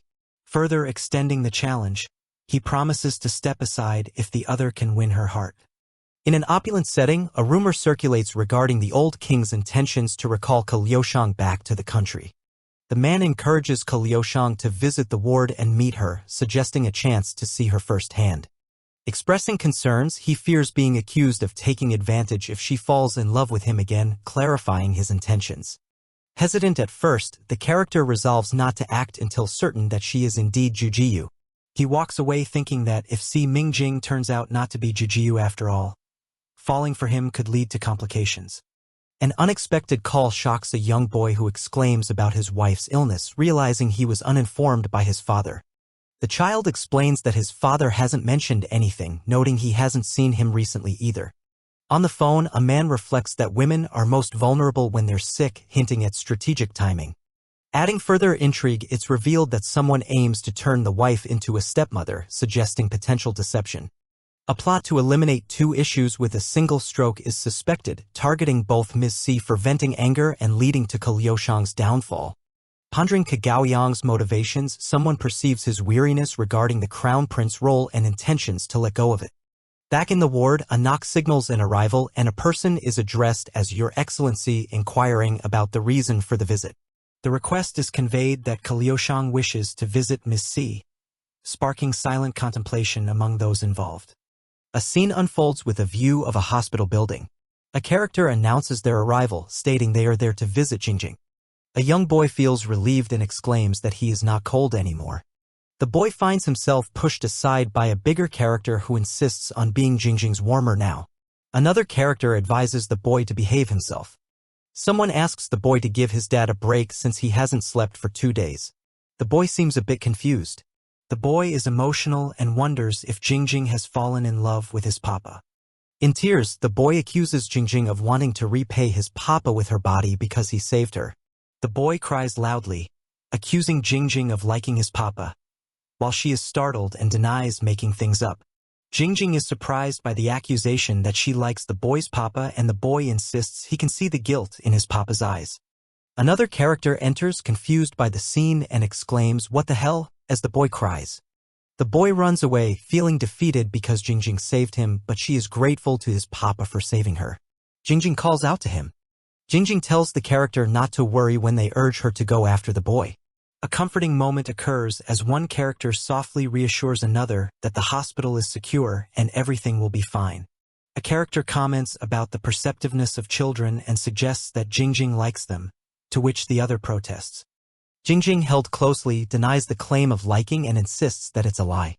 The character suggests it's okay if Jingjing doesn't want to admit her feelings now, but with confidence plans to hear her say it one day. Under a starry sky, there's a firm promise of making Jingjing admit her feelings eventually. In a garden, a young boy is sitting by a tree claiming he saw Jingjing. The boy calls someone and accuses them of lying, saying his papa isn't at the hospital trying to steal his wife. The person on the call is confused. The boy insists he saw his dad with someone's wife the whole of yesterday despite being told otherwise. On the phone, the boy is questioned if he was hovering around someone's wife. He struggles to explain his actions and denies the accusation. The boy expresses embarrassment about the thought of his dad having an affair with his wife and worries about lying. The person on the call wonders about the intentions behind the misleading information he received and what Mo Inha is planning. An image of a grand manor belonging to the Yi family under the night sky is shown. A character relishes the comfort of being home, stating how it feels best. Someone congratulates Ms. C on her discharge, informing her about a big gift prepared by His Excellency. Ms. C is curious about the big gift mentioned to her. The person reveals that His Excellency has involved the army for this gift. Ms. C is shocked by the notion of self-amputation as an apology and believes Chu Gaoyang will never agree, potentially escalating the situation. Ms. C is urged to stay calm as explanations are given that these demands are merely formalities to appease His Excellency. There's information shared about an envoy sent to Gondwana to incite rebellion against Chu Gaoyang. A character reminds another of a promise made in exchange for exposing Chu Gaoyang at the summit. The promise included providing protection, which is now being called into question. Ms. C enters a room as the man questions who allowed the other character inside. Another character admits to having invited her, asking Feng Jie for a moment alone. Left alone with Ms. C, the other character expresses anxiety about the inability to rest. They share their distress over nightly disturbances and threats at their door. Fearing for their life, they express deep concern that Chu Gaoyang wants them dead. A child observes a couple in bed and thinks poorly of the parent sharing the bed with Jingjing. A tense moment as someone grapples with what to say, holding Ms. C's sleeve. In distress, they express feeling like they'd only be truly free if they were no longer alive. Ms. C responds simply with a wrong to the dramatic comment. She reassures the distressed person that the matter is not their burden alone by suggesting the other should be the one at risk instead. In an intimate setting, the child worries about Jingjing's hand, trying to comfort her. Awakened, a character questions the child about how they ended up there. The child expresses confusion about not being informed that the wife is unwell and questions why she is being hugged to sleep. The character explains that kids can be clueless, stating he hugged his wife to keep her warm because she was freezing. To Jingjing's embarrassment, a woman is surprised and asks what kind of joke is being played on her. A distressed person pleads for her help, addressing her as Ms. C. The woman expresses her desire to become her father's favorite and asks for help in bringing down her ruthless brother. The other person reassures her, stating they will help. They mention her father's recent increase in violence due to chronic migraines. The person explains that even top doctors are helpless and resort to bloodletting for pain relief, which is harmful. They were told when her father has episodes, he becomes dangerously violent. A suggestion is made to meet the father when he's having an episode and administer some medicine. If his headaches are eased, it could help her rise in position. The distressed question whether the medicine can truly cure the father's illness. The response clarifies that it only alleviates the symptoms. To fully cure the father, daily updates on his condition are requested with the assurance of being 60% confident at the moment. 3 days later, the scene shifts. Nighttime settles at the Yi family manor, setting the scene for what follows. The woman remarks that even someone named Chu Liushang is no match for Chu Gaoyang. She's reproached for underestimating herself as just a girl from Astracell. In bed, a man questions Mo Yinu's sudden appearance, mentioning that Feng Ju sent him to reorganize the troop. The woman notes the man's high temperature, wondering about his condition. She questions the cause of his fever. He speculates that he may have caught a cold. The woman agrees, acknowledging his self-diagnosis as correct. The man reassures her that he has taken some fever medicine already. While cuddling, he requests to hold her close, explaining that he's sick and cold. She asks if he can sleep in another room, but he gently pleads for just one exception. Another scene features a woman mentioning Yang Wanling in conversation. The woman, now on the phone, asks Yang Wanling for news late at night, who shares good news with Ms. C. It's revealed that Chu Gaoang was ambushed. Following the attack, Chu Gaoang was thrown into a crevasse in the Antarctic glacier, taking a day to be found. His hand is so frozen that it requires amputation. The consequences of not acting fast could result in Chu Gaoyang losing his life. While on the phone, Mo Inha suspects he caught a cold from the cold location and questions if he's responsible for the ambush. Accusations arise against her fourth brother for the ambush. Despite his alibi, questions remain, especially since he visited their father recently under suspicious circumstances. She thinks the fourth prince is too capable and intelligent to fabricate such glaring lies. Despite the disguise theory, Mo Inha's significant height difference makes her suspect it's impossible. She ponders if the fourth prince has strong convictions of innocence due to believing in a secret technique mentioned in ancient texts for soul exchanges. The discussion turns to her identity, being acknowledged as the Princess of Gondwana. She recalls ancient techniques enabling soul swaps, questioning the realism of such possibilities. Yang Wanling inquires about more medicine as the father's supply nears depletion, asking for further assistance. A brief agreement is made as the conversation concludes. Despite a report boosting treatment confidence to 90%, treating the king remains conditional on her mood. Mo Inha lies shivering in bed, feeling intensely cold. A gentle sentiment of recovery is visually conveyed. Surprise and disbelief are evident as the situation becomes clear. The woman laments her lack of recognition as a princess and the threats against her life, mentioning her estrangement from her father. Reassurance is provided with a promise to aid her in taking down Chu Gaoang. A product is showcased as a global bestseller, emphasized as Paula's Choice 2% BHA liquid exfoliant, with a call to action to buy now. A character on the phone questions the idea of saving someone who wants them dead while being told to arrive within 5 hours. A woman on the phone states that she'll take a finger for every half hour someone is late, which prompts an expression of distress from the person on the ground. The woman smiles, revealing she knows a particular person is someone's only son. A man appears distressed, realizing the significance of the person the woman mentioned and the potential consequences. The woman warns to ensure timely arrival, leaving the man under pressure. The individual reflects on saving a baby dragon named Bai due to its rapid healing but struggles with the notion of saving a human. Frustration surfaces as the character accepts their limits in saving Chu Gaoang, who is merely human. A question arises about whether someone named Ming Jing will attempt to save Chu Gaoang in Gondwana's capital city. In a garden setting, a man explains a previous recipient, Prince Shang, was thanked for his help with a gift after taking care of Lianglang. There is a discussion about saving Maguang and the potential inappropriateness of landing an aircraft on someone's property without notice. The plan to land at Chu Liushang's place seems feasible due to an absence, raising no suspicion. A guest acknowledges the visit and seems open to a discussion, appreciating the opportunity. It turns out the host is at home, which allows the discussion to continue about important matters without worry. The conversation shifts to finding renowned physicians for treating someone's father's migraines, indicating an ongoing concern. A new person named Ming Jing has been brought in to provide treatment, and the hosts inquire if there are any additional needs. One of the men reveals awareness of a kidnapping incident involving someone's senior brother, urging straightforwardness. A plea is made for a 3-day opportunity to cure an illness with the need to visit the palace, and an agreement is reached. The scene shows an explanation of events where an individual named Mu prepared a feast, resulting in excess drinking and extended sleep. A ringing phone interrupts the group as they are about to discuss matters further. The news is shared that the queen involved the royal physician to examine someone's father, prompting accusations of deceit. Claims against the validity of the medication arise, describing it as basic melatonin unable to treat migraines.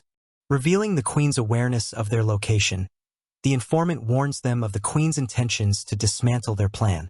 Expressing urgency, The character notes the limited time left from the queen's initial 5-hour warning.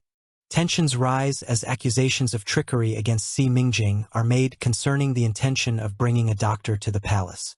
An assurance is given about finding the correct cure, promising to resolve the issue within 3 days, encouraging trust. The discussion turns to reluctance about risking oneself for someone not closely related, demonstrating a standoff. A reflection on an alibi leads to suspicion on Mo Inha as the one who attacked Chu Gaoang. A sudden alert comes from someone noticing the arrival of the royal guards, creating an immediate sense of urgency. An aerial scene shows a command to desist, threatening to open fire, signifying looming danger. The perspective shifts to the Golden Palace, indicating a shift in location and the gravity of the situation. Someone pleads with their father, claiming they were misled by another character, shifting blame to avoid punishment. The person accused of deception protests their innocence, but is ordered to be taken away by the authority present. A severe command is given to execute the punishment in a brutal manner, highlighting the seriousness of the betrayal. A character addressed as Ms. C is approached and shows recognition, indicating an impending interaction. A call is made acknowledging a previous medical success where an amputation was avoided thanks to someone's intervention. The Queen shares a similar current situation involving her son and requests assistance, utilizing her authority to persuade. A realization surfaces that polite invitations may not suffice, prompting a more assertive strategy to ensure compliance. Inside Gondwana's Golden Palace, a voice demands respect and warns others to keep away from their spouse, asserting authority and protection over their partner. A mysterious affliction is revealed involving poisonous insects, inferred to be the cause of recurring headaches due to these pests, making the condition seem dire and unsettling. A woman explains that melatonin soothes the insects, allowing the afflicted person to sleep, suggesting a potential remedy for the discomfort caused by the mysterious ailment. She offers the medication, asking the king to try it, implying trust in her solution despite his skepticism and hinting at her confidence in its effectiveness. A cautionary note is given to the king, urging carefulness, implying possible deceit or danger lurking around him, creating an atmosphere of distrust. The queen boldly asserts that curses and insects in the head are mere fantasies, attempting to dismiss claims of the affliction as nonsense, showing skepticism and denial. Someone warns the king that deception might be at play, indicating mistrust and an underlying tension about the woman offering the remedy. The woman is confronted with accusations of slander, yet she questions if there is a hidden agenda behind the accuser's actions, insinuating ulterior motives. She further probes whether the accuser's intentions are to prevent the king's recovery, casting doubt on their sincerity and loyalty. The woman suggests the accuser might be eager for the king's demise to hasten a succession, implying a deep, calculating ambition within the royal environment. The queen reacts with indignation, questioning if an uncomfortable truth has been revealed and calling for guards, escalating tension in the room.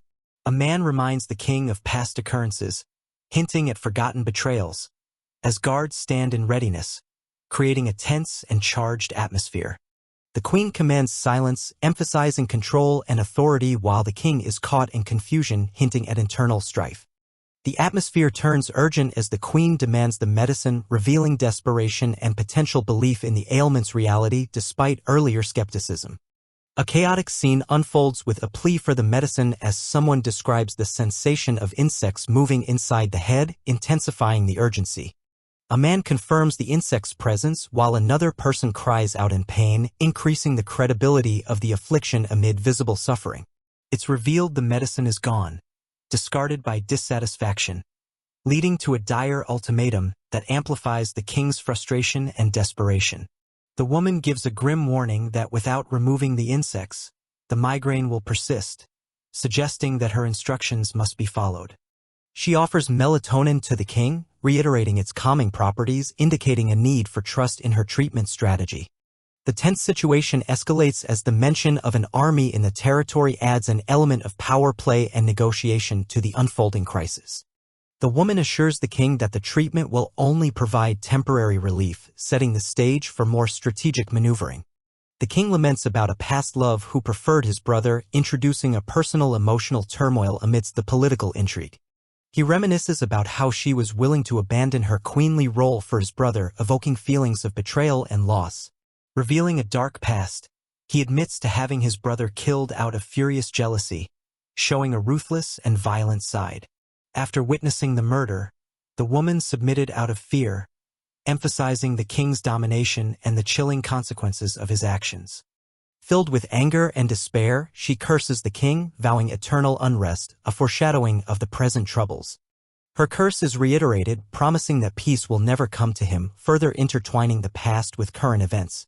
The king, feeling challenged by these revelations, questions if he's being threatened, showcasing his defensive stance and authority.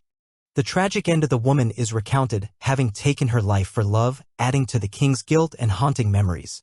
Her lifeless body lies before him, a stark reminder of the past sins that overshadow his present, casting a dark shadow on his reign. Haunted by memories, the king acknowledges the dead woman's curse and how it torments him, causing physical and mental anguish. In desperation, the king demands a solution to remove the insects, showing reliance on the woman's offered remedy. She explains that acupuncture might help but needs assistance, revealing dependency on others to potentially alleviate the king's plight. The urgency heightens as the king demands the immediate presence of the senior brother, reflecting his impatience and desperation. The woman expresses uncertainty about the senior's whereabouts, adding another layer of complexity and potential stalling. The woman coyly shifts responsibility to the queen, suggesting she knows more about the senior, deepening the intrigue and tension. As the queen tries to assert her position, the call for guards heightens the crisis, with threats of execution looming over the characters. The queen is startled by the allegations, forced to confront her own actions and decisions regarding the senior, bringing her motives into question. She denies calling for the senior, stating she would rely on royal resources instead, attempting to deflect accusations toward her.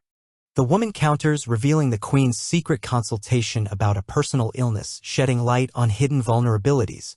The queen is furious, calling the woman a liar, but her anger betrays a possibility of underlying truths about her fears and actions.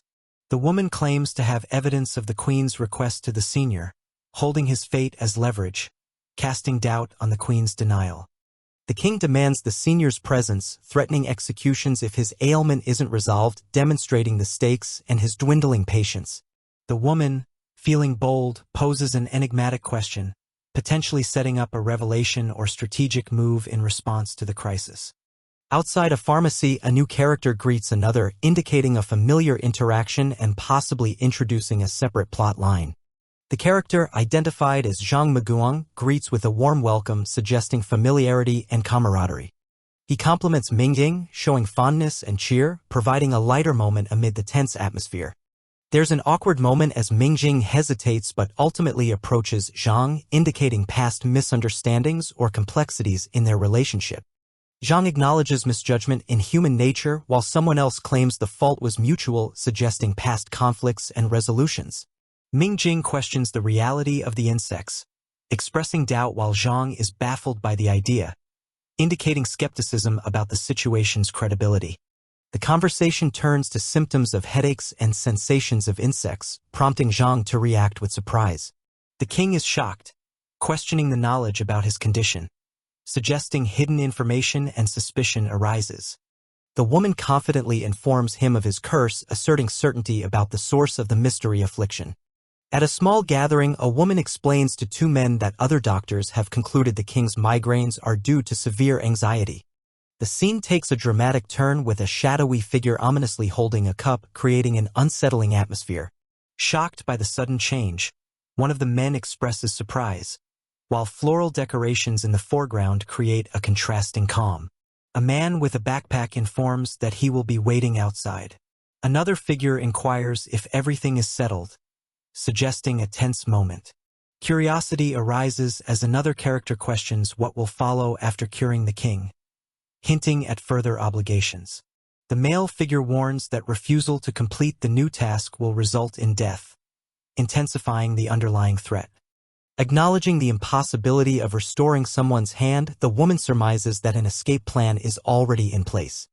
The conversation shifts as one man questions the anxiety disorder diagnosis, while another confirms the king's distrust in the diagnosis shared by doctors.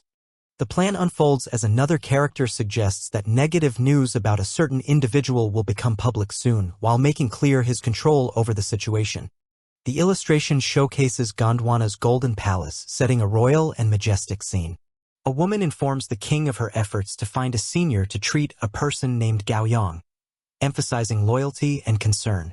The woman reassures the king of her determination to instruct someone to treat Gao Yang, implying serious consequences for refusal. She offers gratitude in her acknowledgement.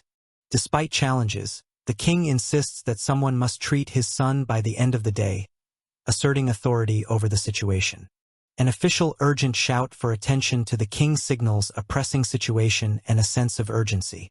The king reacts in disbelief to news of a scandal involving Prince Gaoang that has become public, showing clear concern. The scandal is detailed on a phone screen, revealing accusations of corruption and betrayal against the prince. Delving into a tale, the woman recalls how the king fell in love with a woman knowledgeable in witchcraft, leading to a tragic end. Concern spreads as the nation petitions for the demotion of Prince Gaoyang, while disbelief and allegations of slander emerge.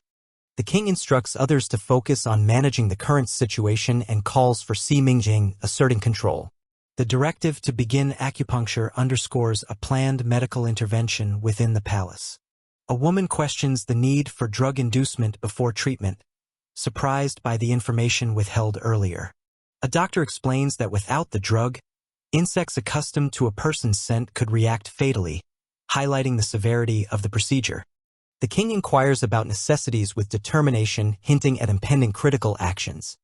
The woman outlines the crucial requirement of a relative's flesh for the drug inducement, emphasizing the importance and potential sacrifice involved.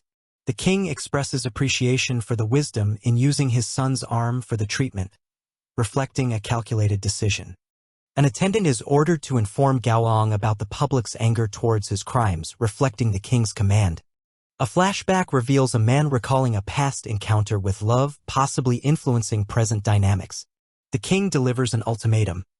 Gaoyang must amputate his hand and apologize to the people or face severe consequences. In agreement, those present affirm the king's orders, accepting the grave implications. The king addresses the woman, prompting a moment of presumed strategy or tension. Accusations against the woman escalate as the king declares he will dismiss her once she becomes useless to him. The woman assures her compliance with her duties as a doctor but stands firm on her refusal of personal repercussions. As the pair exit, the departing scene signifies a transition from a royal encounter to the next chapter of events. The man expresses concern over the situation's extent, questioning how they can navigate it afterward, while the woman queries if he sees her as wicked. The woman hypothesizes the king's condition may originate from previous encounters, holding a small object that perhaps plays a significant role. Concern is voiced over a patient with a deteriorating hand, highlighting potential dangers and concern for the woman's safety. In an assurance of safety, the woman confidently reveals she possesses a protection charm. Skepticism lingers about the effectiveness of the protection charm, hinting at underlying uncertainty. The woman and man are seen walking through a corridor into another setting, implying progression and resolve to confront challenges ahead. A conversation reveals that inducement using a relative's flesh is perceived as an honor by the prince's family, emphasizing obedience and royalty. A mother mourns for her son, reflecting distress and emotional turmoil over Gaoyang's fate. The woman explains her detective work that led to diagnosing the king's condition, validating her initial assumptions. Emotional strain propels a character to threaten Si Mingjing's life, driven by desperation and anger. Anger and determination drive the same character to declare an intent to retaliate against the perceived wickedness. As the characters regroup, the focus shifts to soothing underlying anxiety, suggesting a strategic approach to resolution. Compliments flow as the characters acknowledge each other's capabilities, fostering a moment of camaraderie amidst challenges. Cooperation is sought for a future plan, emphasizing teamwork and the staging of an important performance. Inside the luxurious bedchamber of Gondwana's king, the atmosphere feels tense. The king lies on the bed while 3 people stand around him, indicating a sense of concern or urgency in the room. The king expresses his struggles, admitting that he hasn't slept well for the past 20 years. He reflects on his regret, thinking he could resolve matters by harming someone his loved one cared about. Yet, this plan did not yield the desired outcome. The king continues his lament, acknowledging that despite his efforts, he ultimately lost the person he desired to keep. An individual apologizes earnestly, addressing someone named Chu Jingong. In response, another voice clarifies that their love has always been directed towards Chu Jingyang's brother. The woman in distress holds scissors and declares her inability to live without the person she loves, pleading for them to let each other go. The narrative reveals a character's past filled with numerous lovers, yet stating that only one woman held his heart truly. The man reminisces about seeking traces of someone named Cien in his past relationships, engulfed by deep reflections. He searched for attributes such as looks, voices, and temperaments in others, hoping to find facets reminiscent of Cien. A woman instructs the king to relax and close his eyes as she prepares to insert needles, warning him that the process might cause some discomfort. The king, seemingly resigned, responds with acknowledgement and understanding. His demeanor shows a mix of realization and acceptance. The king, with his hand on his forehead, seems to be struggling with an overwhelming realization or memory that visibly shakes him. Reflecting on his past actions, he admits that nothing he provided was truly what she wanted. Meanwhile, another person inquires about how he is feeling, showing genuine concern. With a surprised expression, a woman reacts to hearing the name Si Mingjing, suggesting an unexpected twist. The king, now angered, accuses someone of deception, pointing a weapon as a gesture of his rising fury. The king proclaims his intention to kill, driven by anger and betrayal.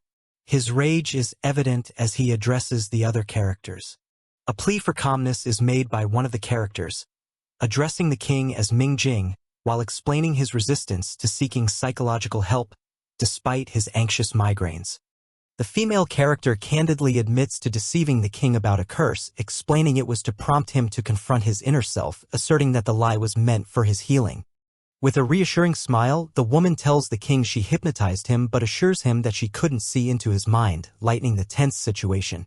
Holding a needle, she points out the king now faces himself, urging him to realize his condition. The king, grappling with disbelief, questions whether all actions taken were truly for his benefit. Confronting her, the king angrily demands answers, questioning her intentions, notably after being asked to sacrifice his son's hand despite there being no curse. The woman retorts that his son is not a dragon, subtly implying limits to what he can expect. Explaining further, she clarifies that the son doesn't possess extraordinary healing abilities and could not have been saved otherwise. She sternly attests that the son would have died without losing his hand, emphasizing the severity of the situation. The woman maintains her stance, dismissing the king's skepticism while urging him to consider the truth. As others prepare to leave, instructions for medical treatment are given along with a request from the king to Liu Shang for assistance, indicating ongoing tension and unresolved tasks. Liu Shang is tasked with overseeing the Crown Prince's program, instructed to ensure those affiliated maintain exceptional standards, hinting at the political pressure and expectations. Reflecting on his motivations, the king silently considers his actions to support Jiujing and Babel, mindful of the emotional and familial stakes involved. Walking together, a character remarks on the political implications of Chu Gaoyang losing his hand, recognizing that the queen's judgment on their actions will be severe. Alarmed at their tardiness, a sense of urgency is palpable among the characters, heightening the narrative tension as they face the upcoming challenges. Observing the airships armed with formidable weapons, the scene underscores the queen's determination to utilize top-grade artillery, indicating potential conflict. The severity of the situation is magnified as Gondwana's premier weaponry signals an impending clash, leaving the characters to brace for impact. Urgently, the woman instructs someone named Maguang to protect themselves by putting on a defensive item, highlighting the escalating danger. Maguang, taken aback by the command, processes the woman's insistence concerning the protective object's importance and her willingness to forego it. A gesture of protection is offered as a character extends an item, despite the context's underlying risks, signaling trust and solidarity amid uncertainty. The woman hesitates but is advised against removing the item, accentuating the underlying tension as the world around them remains fraught with peril. The woman reassures her companion, affirming her skills learned from Astracell regarding hypnosis, which could help confront deeper fears. Wielding a bell with hypnotic properties, the woman indicates that it's intended to help patients face their fears, shedding light on the king's current struggles. With the king lying in bed, it is explained that his visible distress stems from battling the metaphorical insects, manifesting his mental struggle. A young man expresses dissatisfaction, reminding the woman to heal his father. See Mingjing. His determination underlines the familial bonds at play amidst the ongoing drama. A woman with a confident expression declares that someone is not getting away. A person urgently asks if there is any other way to handle the situation, met with a pained response. Mo Inha is questioned about what is happening to him while he coughs and insists he's fine. The person next to Mo Inha is worried because he is coughing up blood. Filled with concern, the woman expresses she doesn't want him to die and contemplates a difficult decision. She considers transforming into a giant dragon, a solution to their problem. Mo Inha is asked when the rescue team will arrive, and the response indicates a minimum wait of 3 minutes. A majestic dragon with blue horns appears, exuding power and grace. The dragon's movement and presence reminds someone of Xing Luyun, followed by a call for Mingjing. Mo Inha is instructed to hop onto the dragon and hold tightly. The dragon displays its magnificent form, soaring through the skies. Someone, observing the scene, declares that it's time to fight back. People react with shock as they realize she is a dragon from Mu. The woman urges aggressively to kill her, emphasizing the urgency. Her companion hesitates, fearing the repercussions from Mu if they kill the dragon. Shocked and disbelieving, the woman questions the dragon's identity. Contemplating revenge, the woman struggles with the idea of facing a dragon. Resolute, she insists her son will marry Bai Jusi, seeing it as a key factor. Proudly, she boasts about her future daughter-in-law being a genuine dragoness from Mu. She dismisses the other dragon as nothing compared to her future daughter-in-law. A character reacts in alarm with a loud shout. Overwhelmed by the sight, the character questions the reality of the dragon. The dragon's graceful movement is a spectacle in the sky. The dragon acknowledges a call for Maguong and Mingjing. In response to seeing this, a small figure faints within a protective barrier. Mo Inha is instructed to grab someone, with reassurance that they will be taken to safety. In a moment of self-appreciation, someone expresses love for themselves, preferring the mini dragon form. Although being cute is recognized, it is noted that cuteness won't save a life. A person on a floating platform urgently calls out for Jujui. Realizing the truth, a character reflects on Si Mingjing being Jujui. Regret is expressed over missing another chance after Mo Inha's recognition. Reassurance is offered that holding tightly will protect them as torpedoes approach. Surprised at the news, someone remarks about a cunning girl being a dragon. Entering a room, a character announces their return to a father, causing surprise. The character ponders the identification of Si Mingjing as Jujui, facing disbelief from another. An insistence arises that Bai Jusi from Mu is a fake, denying the initial claim. An important request is about to be made, creating suspense in the room. Kneeling, the character requests to contact Mu for an important marriage confirmation. Declaring the reasons for claiming the throne, intentions to marry Jujui are revealed. A character exclaims in refusal while another scene unfolds below. Accusations of lingering love are expressed, with skepticism about mutual feelings. A father encourages letting the past go, speaking with conviction. Despite hearing advice, the character wonders about the uncertain future without attempting. Exhausted, a character stands over another and urges them to transform. Another character remains unresponsive, leading to repeated pleas to transform. Stuck in dragon form, Mo Inha expresses doubt about reverting back to human, causing anxiety. A command is issued to capture the group using a net. Quick action is urged as someone is warned to watch out. A girl reflects on advice from Uncle Luyun about becoming a giant dragon. She recalls that she must earnestly repeat, "I love Uncle Luyun the most," in her heart to transform. Urgently, she's encouraged to declare her love the most sincerely before the transformation happens. A man reacts incredulously while sitting with a dragon looming behind him, thinking that the method suggested sounds entirely unreliable. The girl cheerfully tells her father that she knows how to proceed, indicating her confidence on what needs to be done. A dragon advises that to transform successfully, one must chant the name of someone they love in their heart and focus on presenting their best self to that person. The character agrees to attempt this approach. A mystical scene shows an island surrounded by magical energy, indicating that a transformation or powerful event has successfully occurred. A man embraces Mingjing and queries whose name she chanted in her heart during the transformation. Mingjing admits she chanted her mother's name, mentioning her deep love and how her mother raised her, thinking about someone she loves the most. There's skepticism about her answer, and a demand is made for honesty, with a threat of punishment. Mingjing defiantly tells someone that they wouldn't be able to hit her, and questions why violence is even being suggested.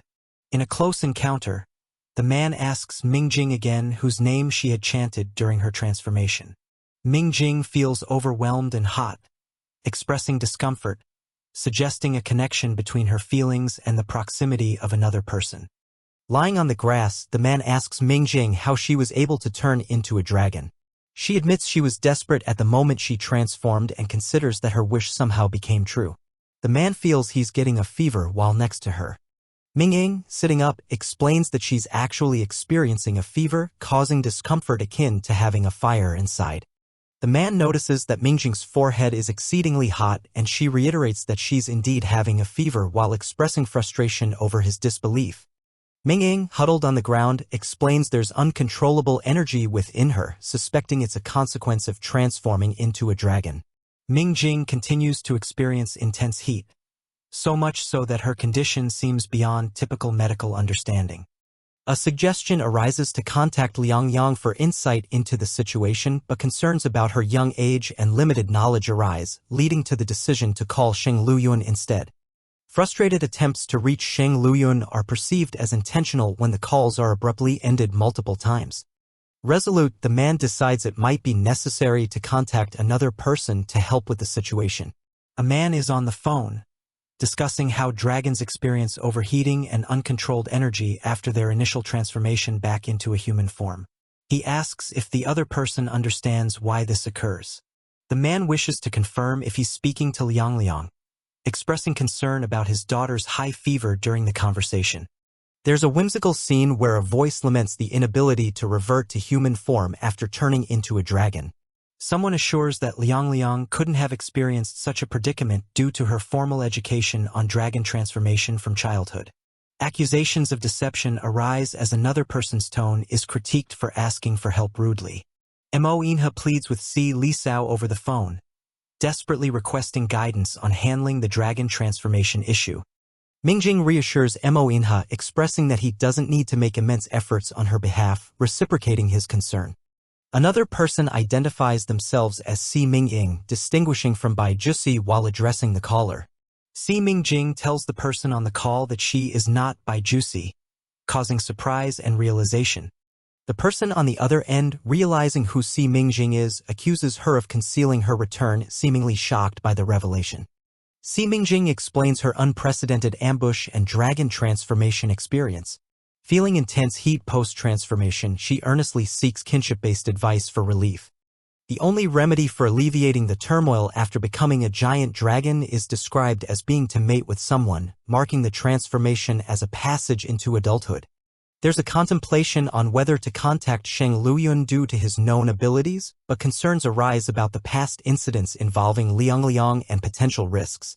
The narrative suggests a sense of urgency and secrecy, foreshadowing possible conflicts if Mingjing's true identity as Jujio is discovered. A curious child inquires about the process for dragons to revert to human form, pondering who might wish to undertake such a task. A sense of wonder fills the atmosphere as children marvel at the sight of a beautiful dragon, prompting questions about its identity. Mo Inha insists on Liang sharing her method, showcasing determination to understand the transformation process. The transformation into a dragon for the first time causes an individual's energy to rise sharply, which must be released to avoid the risk of explosion and death. The character reflects on Si Lisao's seriousness, noting that when he speaks, it's always the absolute truth without any frivolity. Mo Inha is carrying someone who insists on being put down, asserting that they can walk on their own. A character apologizes for their lateness and inquires about the well-being of His Excellency and Her Excellency. Mo Inha, holding someone, reassures the other person of his fine state and instructs another to bring a man on the beach into the plain. The person being carried expresses their belief that they can handle the situation on their own and addresses Mo Inha by name. Mo Inha tells the person they're burning up and it's urgent not to delay. He promises to soon belong to them, asking them not to worry. A moment is captured where someone appears surprised as hands are held closely. Mo Inha is deeply affected by the thought of losing someone again, which he finds unbearable. A ceremony marking the transition to adulthood for dragons is crucial and requires the assistance of fellow dragons. The thought of exploding due to the transformation process makes the person anxious about the prospect of death. Mo Inha comforts the person, urging them not to be scared and calling them by the name Mingjing. Mo Inha vows to treat Mingjing well for the rest of his life, expressing deep affection. Mingjing questions the certainty of Mo Inha's assurances, clarifying her identity as Si Mingjing and not Bai Jusi. Mo Inha reaffirms his certainty, showing unwavering commitment to his promise. Mo Inha makes it clear that he never regarded Mingjing as a substitute, asserting his knowledge of her true identity. Mo Inha proclaims his love for Mingjing, promising it to last forever and ever. The scene shifts to the Yi family mansion 2 hours later, setting a new context for the story. Someone queries about the whereabouts of Inha, looking for Fengju. A man explains that His Excellency is currently occupied, responding to the inquiry. On the phone, a man listens to a caller explaining a significant event, insisting he would be thrilled and wants to go inside. The person outside the helicopter is told to wait due to the ongoing circumstances, but emphasizes the importance of the news. The revelation is made that instead of twins, triplets were born. It is said the children are eager to become dragons, influenced by a conversation with Inha. A character is frustrated, wondering why they can't transform into a dragon, expressing a sense of helplessness. Behind a door, someone watches children inside as one of the kids eagerly asks for permission to try something. The observer is shocked to see that Susu, one of the children, possesses small dragon horns. It's confirmed that Susu is the princess, leading to a startled reaction and a quick attempt to muffle any noise. A child warns that if adults discover they aren't orphans, they may not be able to play together anymore. Mention is made of children Inha found who are actually dragons. Speculation arises about the number of little dragons and a determination to conduct a paternity test, pondering Yun Xiaosu's identity as possibly Inha's child.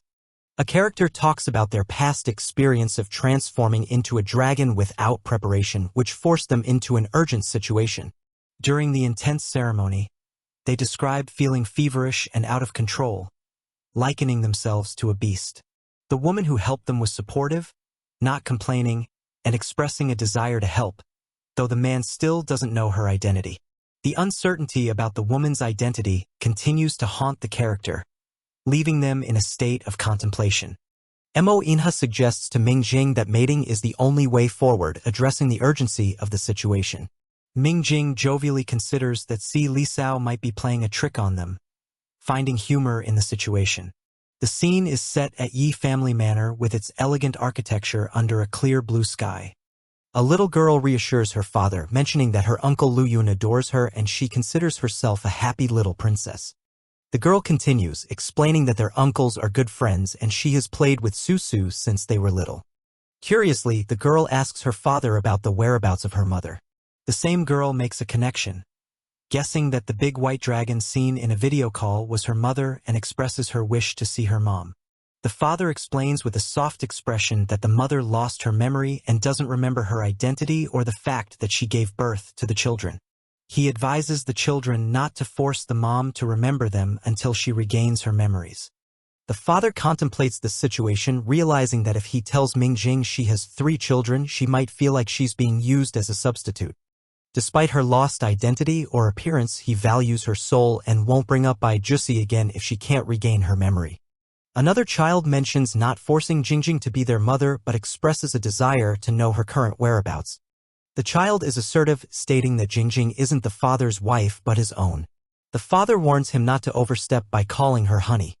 The child is upset, feeling a sense of betrayal over the claim that his wife was taken away. 2 other characters gently affirm the father's truth. The father comforts the crying child, reminding him of their earlier connection when he brought Mingjing home, highlighting the bond between them. The child protests the idea of a mother-son bond, insisting he doesn't want that but rather seeks his wife, fearing being alone forever. With a mischievous grin, the child declares that although marriages aren't forever, Mingjing will forever be his mom, seeing it as an enhancement of their relationship. Enthusiastically, the child rushes forward, holding flowers, and calls out to Jingjing with excitement. Jingjing acknowledges the child's gesture and asks if the flowers were picked by him. The child affirms, proudly claiming credit without his father's help, and asks if Jingjing likes them. She expresses her affection for the flowers. Another scene involves an explanation about a test where a red light will indicate if there's a blood relationship between two samples, surprising onlookers. Inside, children joyfully proclaim their love for Jingjing, referring to her as mommy and expressing a wish to protect her. The children express their intent to protect Jingjing and ask if she could be their mommy. Jingjing is taken aback by the realization that Susu is also Mo Inha's child. Considering her relationship with the children, Jingjing reflects on the possibility of becoming the stepmother in the future and ponders if she should be their mom. The children enthusiastically agree, expressing a desire for her to become their mom, while a male character asserts his love for them and shares good news with Inha. A conversation reveals that Prince Li Sao from Mu has ended the alliance with Gondwana due to Gu Gaoyang's crimes, allowing Inha to avoid an embarrassing wedding. In another setting, a character urgently insists on protesting a broken engagement, as he feels pressured to marry Bai Jusi. A direct question probes Gu Gaoyang's feelings towards a person named Si Mingjing. Inha is astonished to learn that his wife gave birth to not just twins, but triplets, surprising everyone involved. Gu Gaoyang expresses anger and a vengeful intent towards the Si Mingjing, referring to a hurtful situation. An elder advises him to abandon the wedding plans, revealing that Bai Jusi is not even a dragon and the engagement was a facade. The elder shocks Gaoyang by revealing that the real Bai Jusi is actually Si Mingjing, whom he already despises. The child affectionately claims the man as his papa, standing confidently. Another child tearfully questions why their papa doesn't want them. The father holds the child, admitting that everything happening is his fault. Feeling guilty, he confesses to losing the children without realizing and declares himself the worst dad, apologizing sincerely. A child reassures him, explaining that they lived with an uncle who loved them very much and there's nothing to forgive. A voice questions if the person before them is not Bai Jusi. A character is troubled, lamenting their inability to produce dragon horns as proof of their identity. Someone suggests performing Bai Jusi's renowned dragon dance known to the world as a showcase. This dance historically symbolizes turning misfortune into fortune. The choreography of dragon dance is attributed to Bai Jusi and was performed by Mo Inha during a significant event. The performance is considered exceptionally powerful and has been practiced extensively. It is revealed that Jusi became physically weak during childbirth, making it impossible for her to dance again. Determined to prove something, the character urgently requests a top videographer. A group of amazed onlookers, exclaiming in awe, captures the unfolding events on their devices. The excitement among the crowd builds as they recognize the dragon dance. Observers express disbelief that anyone can now claim she's a fake, feeling the demonstration surpasses any proof of dragon horns. A character recalls they almost forgot about the dragon pearls returned by Chun Fengdu. They hope the contents of a box don't bring back unwanted memories. A scene depicts an interaction between two characters walking in a park and a tense encounter with a blue-haired individual. Joyful people celebrate the commencement of a heaven-worshipping ceremony.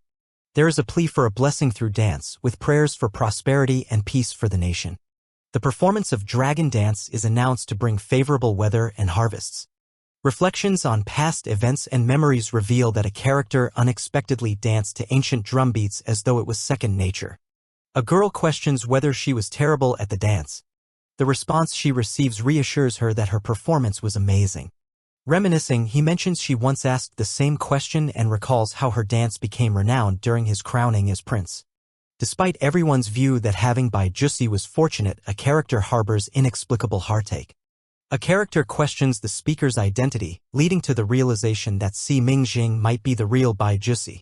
The speaker recalls asking her never to perform the dance again, admitting it caused her unhappiness. Determined to uncover the truth, she resolves to find answers from the dragon pearls on her own. Someone warns Mingjing to stop meeting a certain person, insisting they cannot be together. Giving up, Mingjing declares indifference to the speaker's concerns. She argues that foresights of a great flood shouldn't deter her pursuit of true love. Mingjing asserts her commitment with Mo Inha through the Dragon's Covenant, standing firm against opposition, even from her brother. Another character offers protection to Mingjing, asking her to come with them. Mingjing agrees to stay with them through all challenges, forever bonded together. Amidst chaos, an urgent cry alerts everyone to an impending flood, urging a quick escape. A hand reaches out in desperation, questioning the identity of someone present. Pleas for help from the Holy Maiden arise amid concerns for a young child. In a desperate call, people urge the Holy Maiden to perform dragon dance to restore peace. Mingjing faces pressure to leave immediately due to the escalating situation.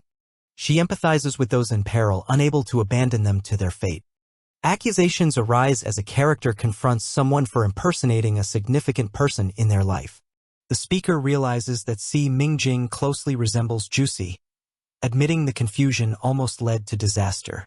Comments on a phone indicate public debates and skepticism regarding a dragon photograph revealing identities. The speaker expresses deep resentment towards Juicy, feeling that the sacrifices made to become her were in vain. The narrative begins with a description of a powerful tsunami crashing against the barrier, leading to the submersion of the capital into the sea, seemingly relaying a dire event that has taken place. A character adorned in a traditional outfit reflects on her broken promise to perform a solo dance for someone, indicating her conflict and the gravity of her commitment. There is an urgent plea from the people as they implore the Holy Maiden to stay and protect the capital, pointing towards the sky as they witness a significant event, possibly a divine intervention. Observers recognize the actions of the Holy Maiden as she performs a blessing dance, confirming her role in safeguarding the city from the calamity. It is revealed that the Holy Maiden sacrificed herself, strengthening the barrier to protect the capital, emphasizing her selfless act. In her final moments, only the translucent form of her soul remains, and she dances alone around the barrier, reflecting a poignant and mystical conclusion. A girl expresses regret over shouting and apologizes, asking the other person not to cry, indicating an emotional reconciliation.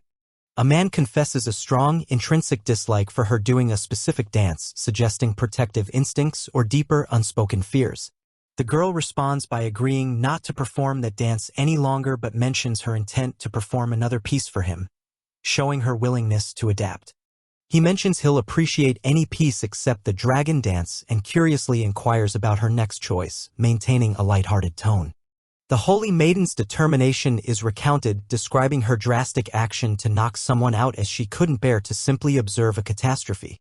A dance from memories appears to resonate with significance, possibly highlighting a cherished or impactful past moment.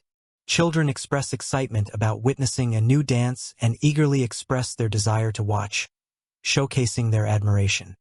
One child recalls seeing a particular dance before, sparking a sense of familiarity and curiosity. Another child confirms having seen the dance depicted in a mural at the Dragon Temple, reinforcing the connection to historical or cultural significance. The children continue to be amazed by their mom's performance and express a desire to capture it on film, delighting in the moment.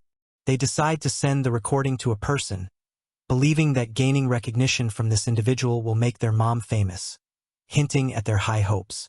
News arrives that the dragon dance performed has received endorsement from a high-ranking individual, signifying its importance in a broader cultural or ceremonial context.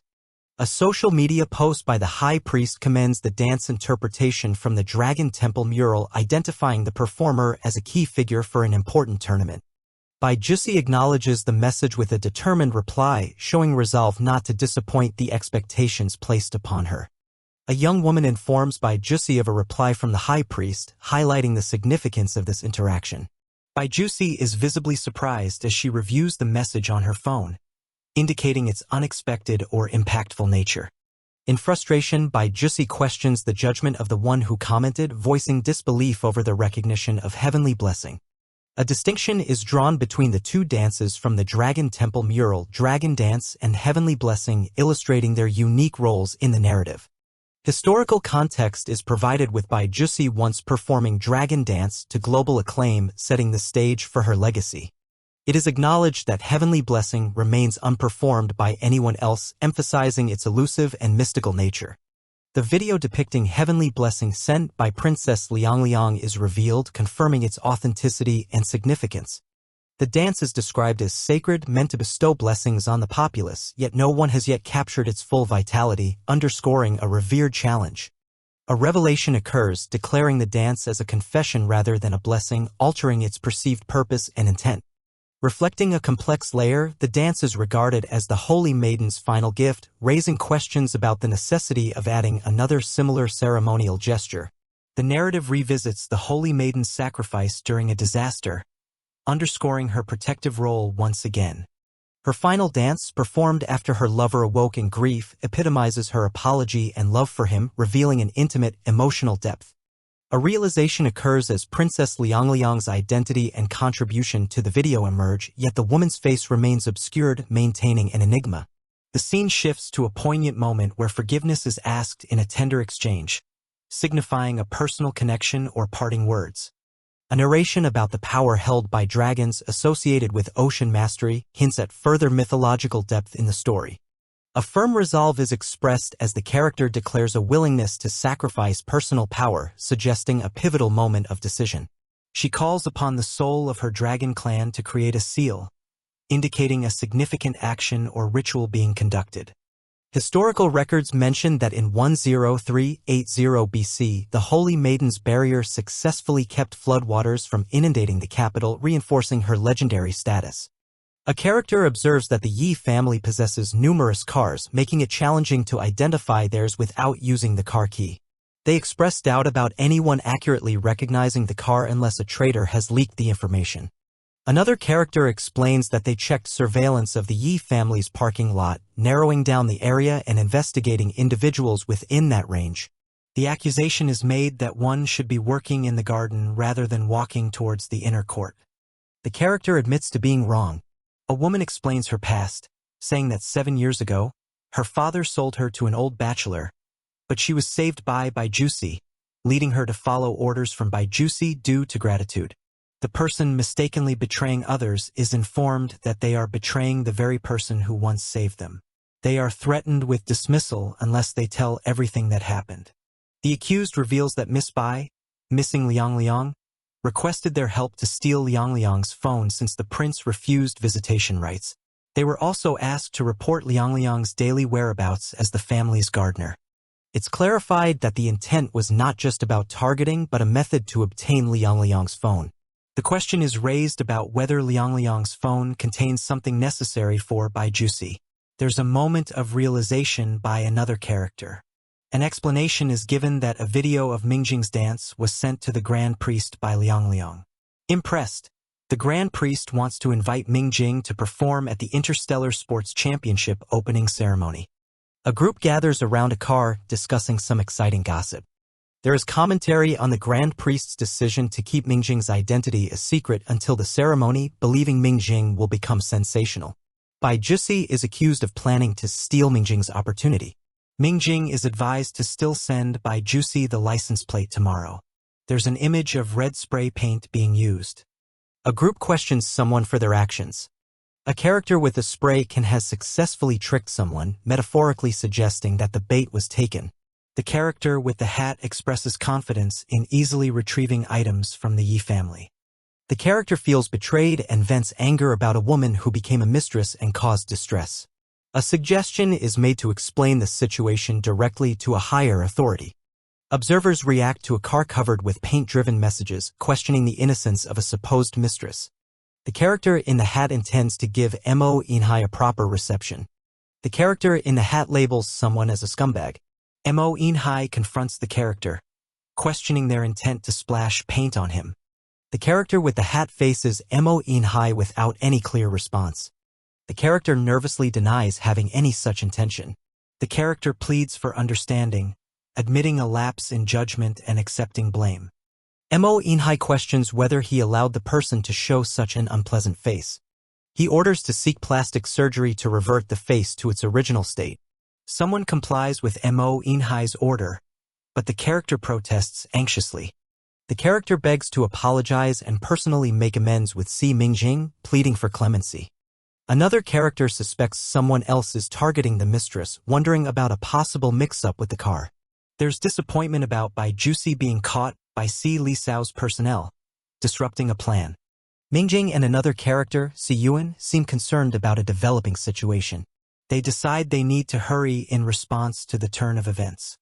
The gardener reports Liang's whereabouts, claiming it's their limit for the day's activities. A command is given to halt immediately. The traitor is seemingly caught by two characters, with one denying understanding of the accusation. The character recounts their car being mistakenly splashed with paint at first, but further investigation uncovered someone clearly targeting them. There is a surprising revelation that Prince Lisao has personally brought Princess Bai Jusi to apologize, indicating a significant event. Visitors are shown the way inside, suggesting an important meeting. A woman with silver hair expresses excitement about finding heaven blessing on her phone. This seems to be a significant discovery for her. A character is frustrated, realizing that their sister, who they thought couldn't dance again, is seen dancing in a video. They express determination to surpass the original version of a performance, anxious about the upcoming Interstellar Sports Championship. The scene is set in a Western restaurant where people are casually dining. A particular focus is on a character sitting alone, appearing to wait for someone. A woman is sitting and contemplating someone's dining habits, suggesting she expects them to arrive. She's distracted by others' admiration for someone who just walked in, described as very handsome. Attention shifts to a man entering, causing a stir among other diners who question if he is a celebrity, indicating he is someone of importance. The woman feels a moment of realization or confirmation, possibly recognizing someone she was anticipating. A phone rings loudly, labeled brother, suggesting an incoming call from a family member, causing the character to react promptly. The woman answers the call, trying to assure her brother that she is just out eating. However, the brother accuses her of sneaking out despite being a princess. The silver-haired woman is determined to obtain the original video of heavenly blessing from a person named Liang's phone, indicating it holds great value to her. The brother sternly commands his sister to return home within half an hour, questioning if she intends to meet a man. The sister seems flustered by this demand. The woman is embarrassed, worrying that someone might have seen a stain on her dress, indicating an awkward situation. A man apologizes to the woman for spilling something on her dress. He offers to handle the matter at the front desk, suggesting a willingness to make amends. A waiter informs the woman that her meal was ordered by the gentleman beside her, asking for clarification. It's a moment of social awkwardness for her. The man addresses the situation by acknowledging he knows the woman, suggesting to deal with the matter privately, and instructs someone to purchase a new dress for her immediately. The man offers his jacket to the woman, suggesting she freshen up in the restroom. This gesture is considerate, aimed at helping her regain composure. The woman reflects on a dragon tattoo on her back, pondering how it appeared and her inability to remove it since that specific time. She continues her reflection, wondering if the man remembers her and feeling an urge to sneak a glance at him, yet doubting her chances. A man comments on the unfortunate timing of an encounter, noting the absence of someone named Ms. C, suggesting a meeting had been anticipated. The woman, borrowing the man's suit jacket, comments on the cold weather and asks if she might continue using it. The man, occupied with eating, grants her permission per her wish. She thanks him and tentatively asks if she may visit his place. This indicates she wants to continue their interaction elsewhere. The man, with a polite demeanor, assures her it's not inconvenient and invites her over. This shows his openness to her company. In a playful depiction, the man and woman are shown interacting, followed by a scene of cars on the road, one using an emergency brake, indicating a sudden halt or traffic event. A conversation unfolds about a car incident. The man explains he tried to dodge a car rushing at them, highlighting a tense moment during their journey. The woman apologizes, expressing pain from something that snagged her hair during the incident, showing her distress. The man instructs her to keep her head up and avoid leaning on him, revealing his concern and a hint of irritation. A silver-haired woman worries about the consequences of apologizing, concerned about her relationship with her children and their connection to Bai Jusi in the future. She contemplates the need to maintain distance due to her new role as a future stepmother, indicating she's apprehensive about her family dynamics. A conversation begins between two individuals, one asking why she is not going out to see someone. Someone named Jingjing is asked about a phone's whereabouts. The silver-haired woman believes Bai Jusi may be concealing her true intentions. She humorously suggests a mouse might have taken the phone, indicating a sense of lightheartedness. Someone apologizes for unintentionally leaning on another's leg and requests help to free their hair. The concerned person asks what the hair is caught on. A person is checking messages on their phone. The conversation highlights that parents should keep an eye on their children to prevent them from running away, especially since one child is the future heir of an important dragon clan. The conversation continues with the revelation that a long-lost younger sister has returned. It is mentioned that she has lost her memory in rebirth and should not be frightened by seeking her out. Instead, another method will be found to bring her back home. Surprise and curiosity fill the continuation of the chat about the lost sister's memory and the plan to bring her back. The character looks at their phone and seems perplexed by something they have read about their sister, finding it wonderful yet confusing. A man questions a woman about how she returned with Siyuan, indicating a curiosity about her sudden presence. The woman explains that members of the dragon clan are immortal and indestructible. Despite undergoing rebirth multiple times, they do not change in appearance or lose their memories. She emphasizes that neither she nor her brothers have changed through rebirths, their appearances remain constant. The man reflects on past struggles to find a younger sister after her transformation, realizing that she does not recognize them anymore. A woman arrives, offering medicine, and checks if Mingjing is feeling unwell, showing concern for his health. The man expresses some frustration, insisting that the woman should handle something herself, indicating a moment of disagreement. A woman shares that she once faced a Dragon Clan coming-of-age ceremony but was given a lifeline solution by Mr. C, which saved her. Character curiosity arises about the nature of a Dragon Clan's coming-of-age ceremony, followed by lightheartedness as the woman dismisses the seriousness of past events and offers to treat Mr. C to dinner as gratitude. A man accepts the woman's offer for dinner, showing interest and gratitude for her invitation. During a gathering, someone mentions that Prince Li Sao, a distinguished guest from afar, has arrived. Another guest reminds him of an owed favor, suggesting it be settled now. The man makes a bold request, expressing his desire for Mingjing to become his sworn sister. Various characters express shock and surprise in response to the unexpected request for Mingjing to become a sworn sister. Another character acknowledges that the decision ultimately rests with Mingjing, who may not agree. They direct the question to Mingjing for her input. In a firm voice, a person advises against agreeing to the proposal, but another quickly responds, expressing willingness to accept. The young woman expresses her eagerness by stating she's willing, showing enthusiastic support for the proposal. One character apologizes for a previous incident, showing contrition, while another advises caution, indicating concern. The woman reflects on her unique connection with Si Li Sao, feeling a bond that transcends ordinary interactions. Embracing her dragon heritage, the woman envisions greater freedom on the Mum continent and seizes the opportunity to ride on Prince Si Li Sao's coattails for further adventures.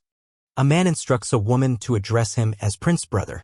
The woman repeats the title in acknowledgement, marking a moment of agreement. A character jokingly laments about being left out, suggesting that joining him as a prince should be tempting, while others remain unsure of how to respond. Kids watch the scene unfold, seemingly oblivious to the adult interactions, while someone in the background calls for assistance, hinting at ongoing needs. The man, gesturing to another, hands over a gift meant for Jing, indicating a special occasion or gesture of goodwill. The gift box is opened to reveal a sparkling necklace, the charm of the deep sea adding a touch of mystery and value to the moment. The necklace is introduced as a treasure ranked highly in underwater jewelry, coming from the Mum Continent Jewelry Museum, highlighting its significance and rarity. Jing, feeling the weight of the gift's significance, hesitates to accept it but is persuaded by the giver's genuine affection. Observing this exchange, another character expresses envy and frustration, feeling neglected despite the attention surrounding a mere necklace. Overlooking a grand balcony, one character inquires about any updates regarding the necklace, hinting at underlying secrets to uncover. A report is given, noting that the Eye of Destiny, another high-ranking artifact, is still missing, setting a tone of ongoing mystery. The esteemed Soul of the Sea necklace is said to be in the possession of a mysterious buyer named Yi Jingxia, sparking intrigue about this person's identity. Yi Jingxia, an enigmatic figure, is recognized as a significant buyer from the Mum continent, shrouding the scenario in more questions. Instructions are given to make contact with Yi Jingxia, advising that no expense should be spared, emphasizing the importance of acquiring the artifact. The man grapples with disbelief over his unexpected feelings towards a woman, suggesting an internal conflict. He reluctantly admits to being sexually attracted to her, revealing a surprising twist in his emotional journey. Encountering a group of children, someone questions the presence of an additional child, leading to an explanation of her name and connection with another character's family. Frustration boils over for one character who feels the situation has spiraled out of control with another child being discovered. Quietly, amidst a backdrop of falling snowflakes, the character reads an update on their phone, reflecting a moment of personal contemplation. In an office setting, someone inquires about the progress of contacting Yi Jingxia to negotiate purchasing a necklace. They seem puzzled as to why someone is being kind to a person named Gu Shurong. A young boy proudly points at a target, exclaiming how impressive he is. Flames dramatically illustrate his confidence. The young boy is amused despite missing every shot at the target, stating defiantly that missing was intentional as a protest against studying, not a lack of skill. Insisting on getting a passing grade to avoid unfair treatment for his intentional misses, the boy stands confidently before his teacher. The teacher, visibly angered, prepares to discipline the boy with a lesson on respecting teachers, symbolized by a whip. A commanding hand intervenes, abruptly stopping the teacher from taking action. Another boy declares that Gu Shurong, the mischievous student, is under his protection. Gu Shurong feels reassured, laughing and expressing his unwavering trust in his protector. The protector reminds Gu Shurong to focus and practice shooting properly, warning of consequences if he doesn't comply. In a different setting, a man is informed that Yi Jingxia isn't easily swayed by money and hasn't responded to even VIP sports tickets. Reluctantly, Gu Shurong agrees to follow instructions, prompted by the persuasive reminder from the previous scene. Surprised, Gu Shurong observes he actually managed to hit a target ring during practice. Filled with pride, Gu Shurong marvels at his achievement, considering himself a genius at such a young age. Continuing the training, the protector encourages Gu Shurong to keep practicing and perfecting his skills. Gu Shurong offers a piece of meat to his protector, seemingly as a reward or gesture of friendship. The protector is curious about where Gu Shurong sourced the meat, questioning if it was hidden during their practice. Seated together, the protector inquires if Gu Shurong purchased Interstellar Sports Championship tickets in his name, emphasizing secrecy. Realization dawns on the protector about their secret being discovered, with mentions of persistent attempts to procure a necklace. A subordinate expresses concern that Yi Jingxia is not easily persuaded, asking for further instructions on how to proceed. The man questions Feng Zhu's capabilities, contemplating handling Yi Jingxia's negotiation personally. A phone rings, showing an incoming call without revealing the caller's identity. Curiosity piques as Gu Shurong inquires why the boss isn't answering the call, suspecting something. The decision is made to dismiss the call as a scam, suggesting it's unworthy of attention. Enthusiastically, Gu Shurong offers to change his voice to teach the scammer a lesson. Gu Shurong initiates a comedic scenario by pretending to be an elderly figure on the call, asking what the caller wants with their grandpa. Meanwhile, another character handles a call, maintaining composure amidst the commotion. Confusion arises from the other side, questioning the reference to grandpa in the conversation. Using a serious tone, they demand a significant amount of money in exchange for the necklace, specifying a bank account for the transfer. Echoing the demand, Gu Shurong joyfully repeats the instruction about transferring money, adding a cheeky twist. Internally, the protector dismisses the possibility of selling the necklace, labeling it a sentimental gift meant for their mother. A surprising message appears, announcing the receipt of a vast sum of money, catching everyone by surprise. Stunned, Gu Shurong questions if they've truly received 10 billion, processing the unexpected news.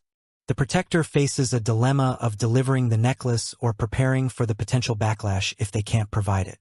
Amusingly, Gu Shurong advises blocking the number after acquiring the money, cheekily depicting scammer tactics.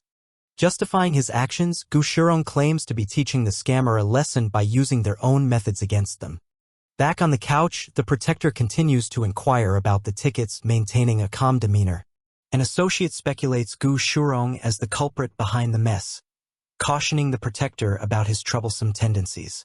Warning the protector about his leniency, the associate suggests that Gu Shurong's negative influence should be eliminated for reputation's sake. Confident and reassuring, the protector decides to let things be, indicating trust in their relationship with Gu Shurong. As Gu Shurong practices, an observer reflects on the young master's bright future in various disciplines, emphasizing his prowess. Muel is informed by Noah Park that someone sent a bouquet of flowers specifically asking for her signature to receive them. Kyle Leonard mentions using tricks to win over girls and questions if anyone has figured out the sender of the gifts. Kyle Leonard acknowledges multiple archenemies, including Shang Luyun and Yun In. Reflecting on dragons, Kyle Leonard notes that the dragon clan is rare. The dragon princes visit Mingjing to celebrate new dragon family members. Festivities are approaching, prompting a suggestion to dine at a hot pot restaurant. Someone expresses frustration about being scammed. During dinner, Kyle Leonard tells someone not to mention an issue but seems displeased. Mingjing clarifies that if they acknowledge Si Liao as a sworn brother, they'll have to refer to him as brother-in-law, accusing him of trying to make them feel inferior. There's talk of being from the same clan and the potential need for assistance in the future. Discussing relationships, someone mentions that Siyuan likes Prince Lieso, suggesting they might become brothers-in-law if they are together. Two women walk together, seemingly continuing their conversation in a relaxed manner. One woman assures that two people will never be together, showing certainty about the situation. Kyle Leonard interrupts with a question asking if they might eat together. Due to a long waiting line at a restaurant, someone suggests sharing a table with friends. There's an inconvenience about joining, but someone welcomes the idea of having more people. One friend mentions their own friends being present too, along with a playful interaction at the table. Introducing Shang Luyun, it's mentioned that he's Liang's uncle, someone familiar to the group. Yun In is introduced as Susu's uncle, forming part of the gathering. Mingjing recognizes someone's brother. There's a warning not to seek him out, as they can never be together. Recalling memories after consuming the dragon pearl, someone sees a resemblance between a new face and Emoinha. Mingjing reads a message with flowers, appreciating the gesture but questioning if it's from the one she loves most. Someone wonders if their little sister has lost her memory, puzzled by an interaction. There's a desire to hug their little sister, feeling annoyed at a situation, and a choice declaration. The decision is made to sit next to someone who resembles another person, confirming the physical likeness. The sentiment of a stolen sister lingers, seen as an unpayable debt by a group. Three characters react with frustration, feeling wronged by circumstances involving their sister. A toast is made, asking guests to enjoy the meal and to refrain from giving unwanted attention to someone's woman. Someone questions the reason for the gathering, curious about the occasion. Characters share their reasons for coming, including watching a championship and visiting Liang and Susu. A brother's message is pondered over a card, remarking on his confident nature despite acknowledging current feelings. There's a question about why an uncle didn't disclose sibling information to Susu previously. The uncle explains finding a child and not knowing the sibling connection with Liang. An egg discovered in a trash bin is jokingly remarked upon, to everyone's shock. Despite being found in a trash bin, the child is treasured. Kyle Leonard, however, finds the story dubious. Informed about a scammer's location, Kyle Leonard expresses eagerness to act. Muel speculates about the sender of the flowers, considering if it might be a secret admirer instead of her brother. Muel is skeptical about the notion of having a secret admirer, showing doubt. An overview of receiving an anonymous package addressed to the princess. Another package arrives for the princess, illustrating an ongoing mystery. The scene begins at the Galaxy Hotel, setting a luxurious backdrop where events are unfolding. A character exclaims with surprise about a foolish person who casually transferred 10 billion to someone, addressing a group to verify if it's them. A man demands someone to speak nicely, implying a threat to avoid causing him to hit them. The man reflects on a familiar and annoying feeling he associates with a brat reminiscent of Xiaobai while questioning the whereabouts of Yi Jingjia. A woman tenderly holds a young boy who seems puzzled. She asks him a question to which he simply responds that he doesn't know. Despite the situation, the child decides to sleep, telling others to do whatever they want because he doesn't know anything. A command is given to Fengju to leave a note for Yi Jingjia instructing to exchange a necklace if they want the kid back. A distressed request is made by a young boy who is seeking help from a pretty lady. The child argues that the responsible person should pay instead of him being kidnapped since he's just a kid. Apparently dreaming, the young boy mumbles about braised pork while sleeping contentedly. He relents, agreeing to make a call, stomping his foot in frustration as he decides. The child makes a call to Yi Jingjia, accusing him of scamming 10 billion and complaining that creditors are trying to take him away. A person on the other end of the phone, possibly Yi Jingjia, tells the caller to meet at his hotel room considering the money as an advance payment for a necklace. The man on the phone, who appears confident, gives a stern warning to show up in front of him within 3 minutes. Further warning is issued, threatening dire consequences involving Gu Shirong if the request is not met. The one on the phone expresses doubt about reaching the destination quickly, reasoning that it's impossible even if he used a rocket, and offers to return the money instead. A final insistence is made over the call, demanding the necklace be brought in 3 minutes. Considering the time needed, the man acknowledges his room is booked by Yi Jingjia but notes only the child is present, and asks for more time to retrieve an item. He's unwilling to hand over the soul of the sea, declaring it's important for his mother, and wishes for both the necklace and Gu Shirong. An agreement to reconvene in 2 days is reached, but meanwhile, he will take the child with him, amid protests. The boy offers to give his submarine in exchange for letting him go, noting its value but remains captive. A decision is made to take the child back to keep another person company, suspecting it might calm him down. The woman advises against scaring the child too much as it could create serious issues. The man agrees with a simple acknowledgement. While observing horse riding, the woman asks if Gu Shirong wants to learn with his big brother, raising a question about family relations. The boy announces he's 5 years old too, matching Xiao Bai's age, and is asked about his birthday to further compare.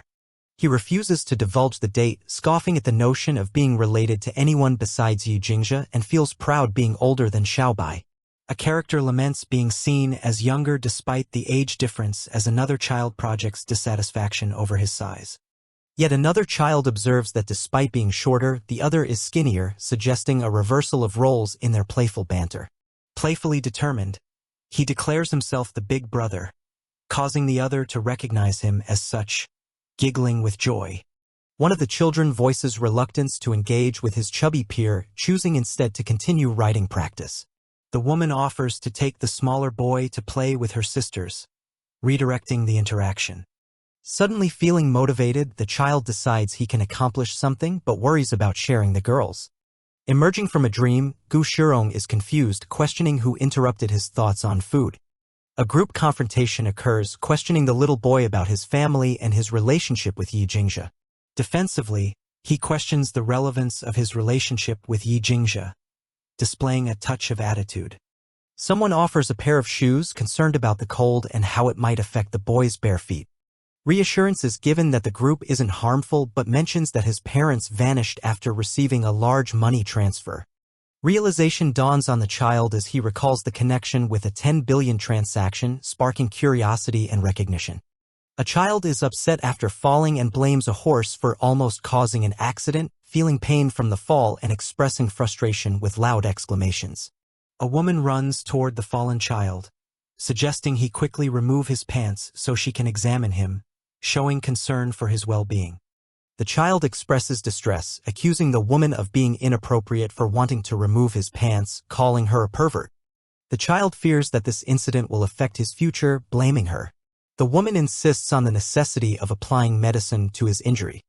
The child, feeling embarrassed, exclaims that his innocence is lost and comments that even dogs wouldn't want a man without chastity. Another child notices an unusual device on the injured child, questioning its purpose.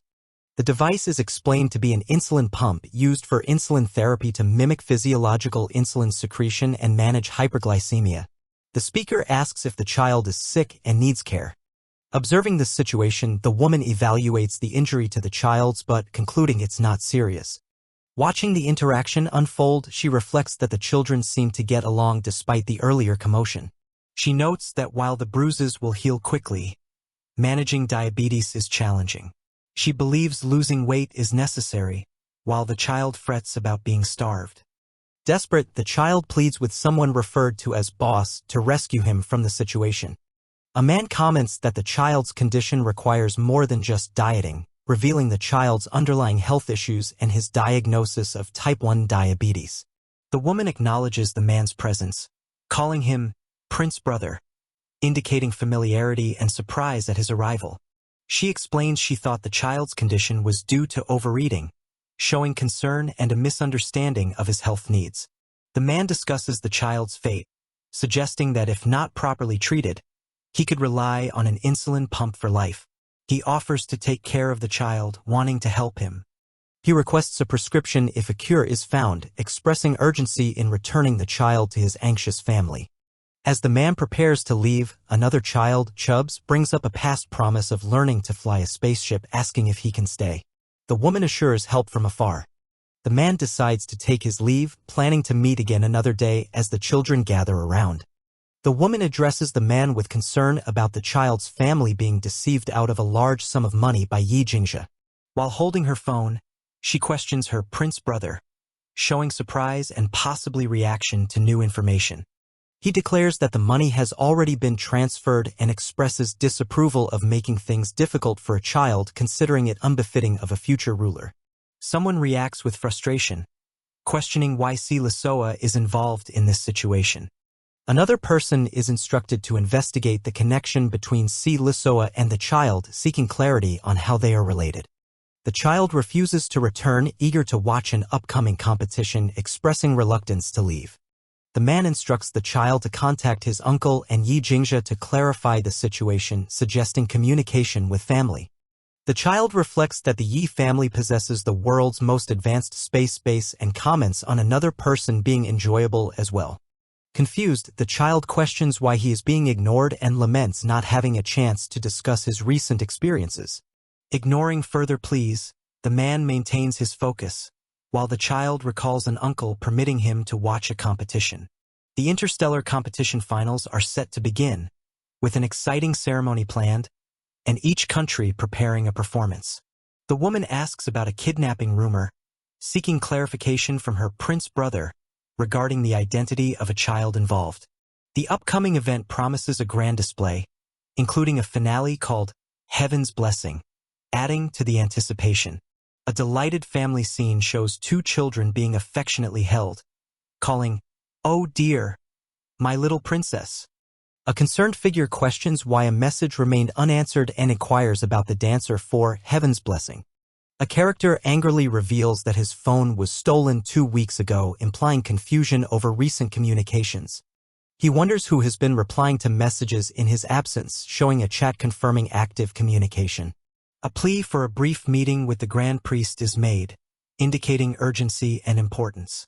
The Grand Priest listens attentively, setting the stage for a discussion, perhaps regarding the competition or another matter. A person confidently claims they will excel in Heaven's Blessing and prompts a decisive reconsideration from others. On a phone call, a character is bewildered by the news of a kidnapping, questioning who's responsible.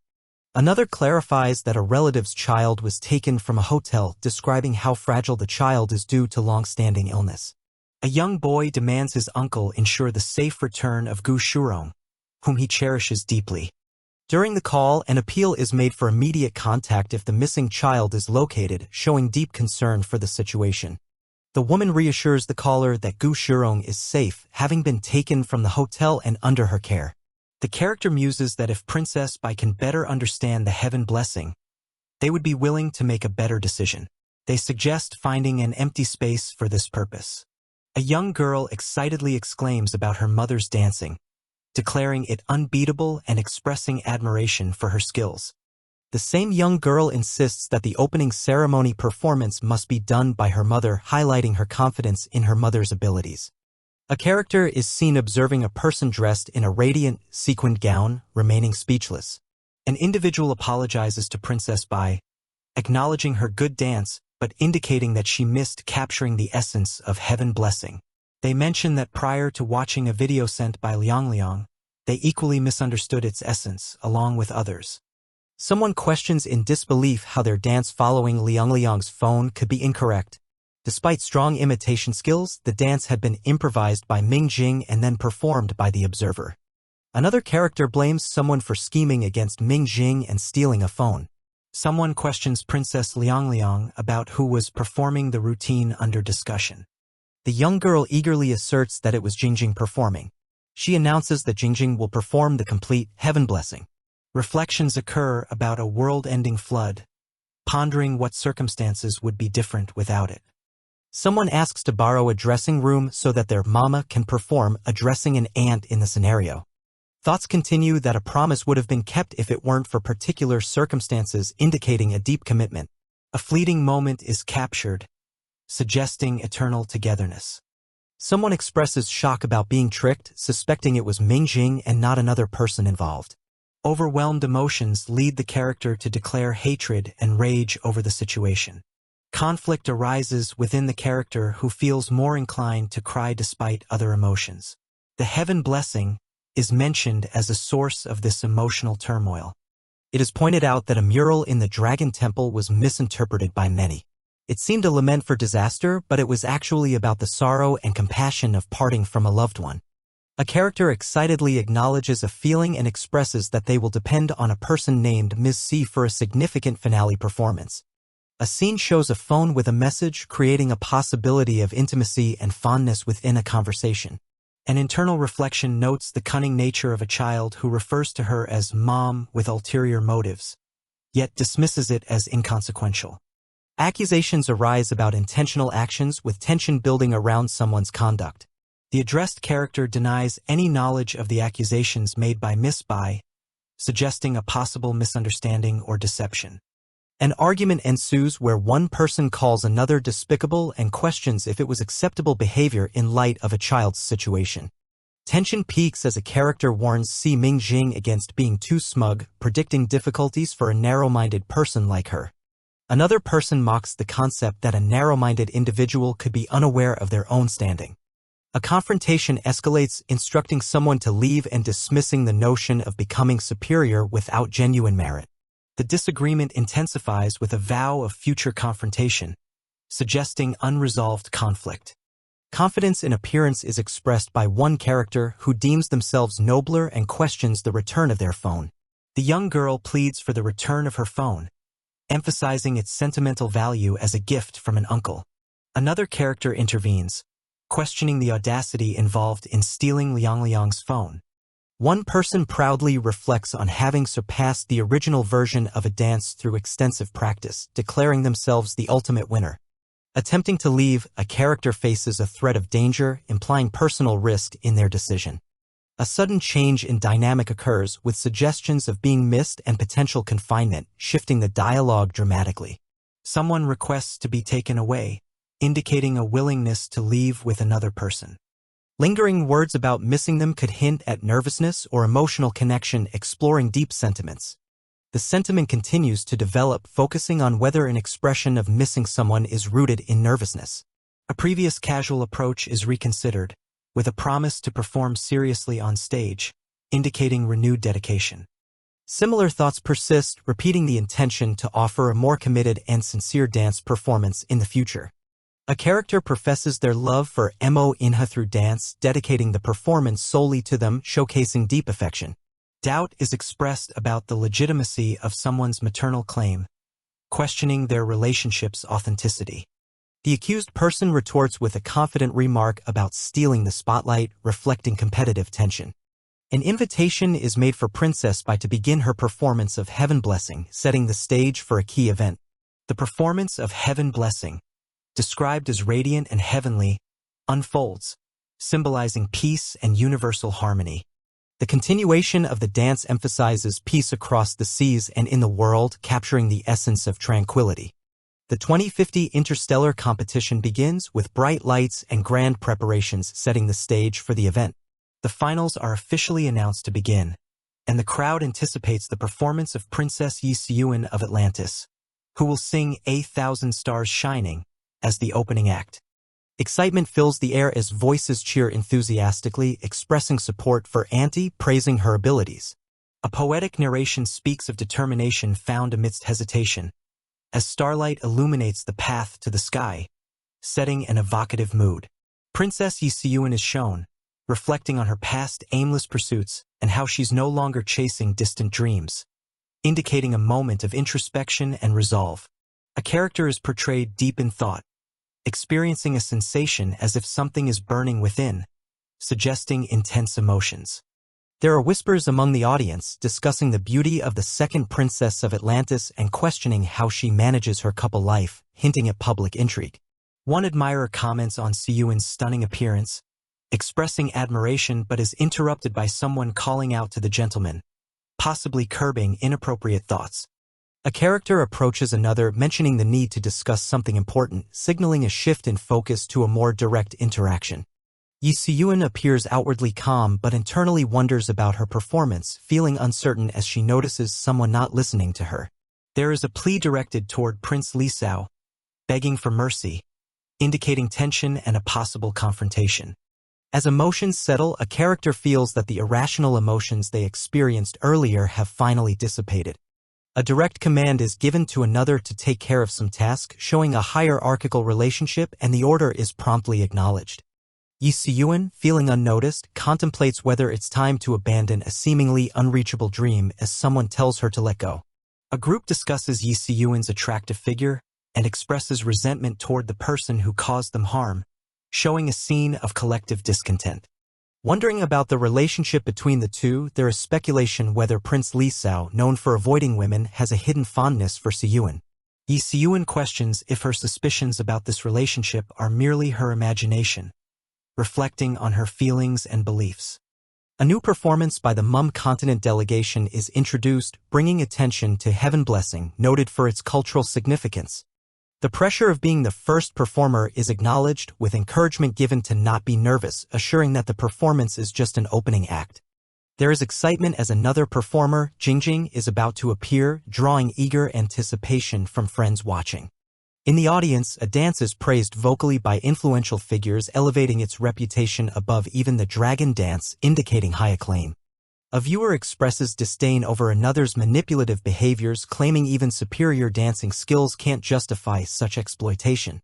Amidst the performance, an emotional reaction is evoked in the audience, causing reflections on personal experiences and touching memories. During the performance, there's a big reaction to the viral sensation caused by a video upload from the Grand Priest, leading to an internet frenzy. A message on a phone reveals someone's deep personal feelings for Ming Ying, declaring commitment despite her changed appearance, insisting she remains their beloved goddess. The person, angered by what they perceive as deceit, lashes out in frustration, branding another as worse than a known unscrupulous character. An acknowledgement of the beauty in a dance is given, showing appreciation and admiration for the performance. A conversation takes place where a misunderstanding is addressed, with someone correcting the other about their identity, insisting on finding the correct person. The claim of an imposter situation is confirmed, indicating a mix-up regarding identity and memory loss that has significant implications. Assertively, someone declares the truth about the real identity of Bai Jusi and expresses determination to revisit their relationship from its beginning. A vow of enduring love is made, with the assurance that they won't falter compared to past devotion, resolving to be committed once more. The suggestion is made for another to seek psychological help, denying the mistaken identity and insisting on the truth. An offer to provide proof through a recording is proposed, indicating a determined effort to clarify the truth and dispel doubts. A revelation acknowledges recognition of an imposter, mentioning others who have also suspected the deception, presenting a dramatic turn. A moment of realization occurs, identifying Ming Jing as the rightful person and confirming her identity to someone's joy. A challenge is set to let the person they love choose fairly, bringing a competitive edge to the unfolding drama over relationships. With sincerity, one expresses the chance offered by memory loss to remedy past negligence and introduces themselves again with renewed intentions. The introduction is extended to reaffirm connections from the past, seeking to bridge the gap caused by memory loss. A character observes the timid behavior of someone on stage and attributes it to a particular audience member's influence, pondering the dynamics. A quiet understanding of unspoken feelings is shared, revealing inner thoughts of longing, regardless of whether one's abilities are acknowledged. Thoughts of inferiority in love are shared, voicing the vulnerable feelings that accompany deep affection regardless of personal talent. An urge for clarity in judgment is voiced, suggesting that appearances can be deceiving despite seeming attractive qualities. Internal promises of resilience against undeserving affection are recalled, showing determination and strength in personal resolve. Encourage following the heart's desires, cherishing feelings silently, reinforcing the idea that genuine love persists through challenges. A woman in traditional clothing expresses that the current Baijusi is an imposter. A man reveals he had previously told someone he is the real Baijusi with amnesia. He allowed this person to compete fairly, promising to step aside if chosen. The man is advised not to listen to nonsense and questioned if he said something untrue. He looks concerned and hesitates to answer. The man admits he did say those things to Chu Liushang, leading to an exclamation of surprise. The woman questions if she's been used as a stand-in for Baijusi while the man insists he is the great demon king, reminding her not to forget. He embraces her, telling her to trust her instincts and not stray. The woman asks urgently what is going on, seeking clarity about the situation. The man reveals there's another woman in his heart whom he considers precious and constantly present like a shadow. He describes how this woman reacts angrily when others get close, but she dismisses his claims, accusing him of making things up. The man recalls meeting Baijusi in his youth, the first woman to kiss him without triggering the presence known as precious. The woman reflects that if Baijusi is a fake as Chu Liushang claimed, everything starts to make sense. As she walks away, he reaches out to her, sensing a pivotal moment. He mentions that since their reunion, even when he holds her, the presence doesn't react violently, questioning why that might be. He holds her hand gently, seeking connection and understanding.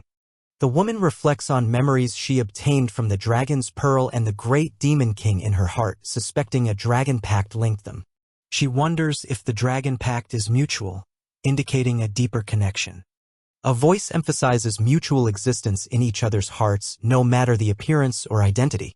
As they stand together, he assures her she will always be the cherished one in his heart. He pledges never to marry or have children with another woman, asking her to believe his sincerity. She ponders why changes occurred after her return, such as altered appearance and lost memories.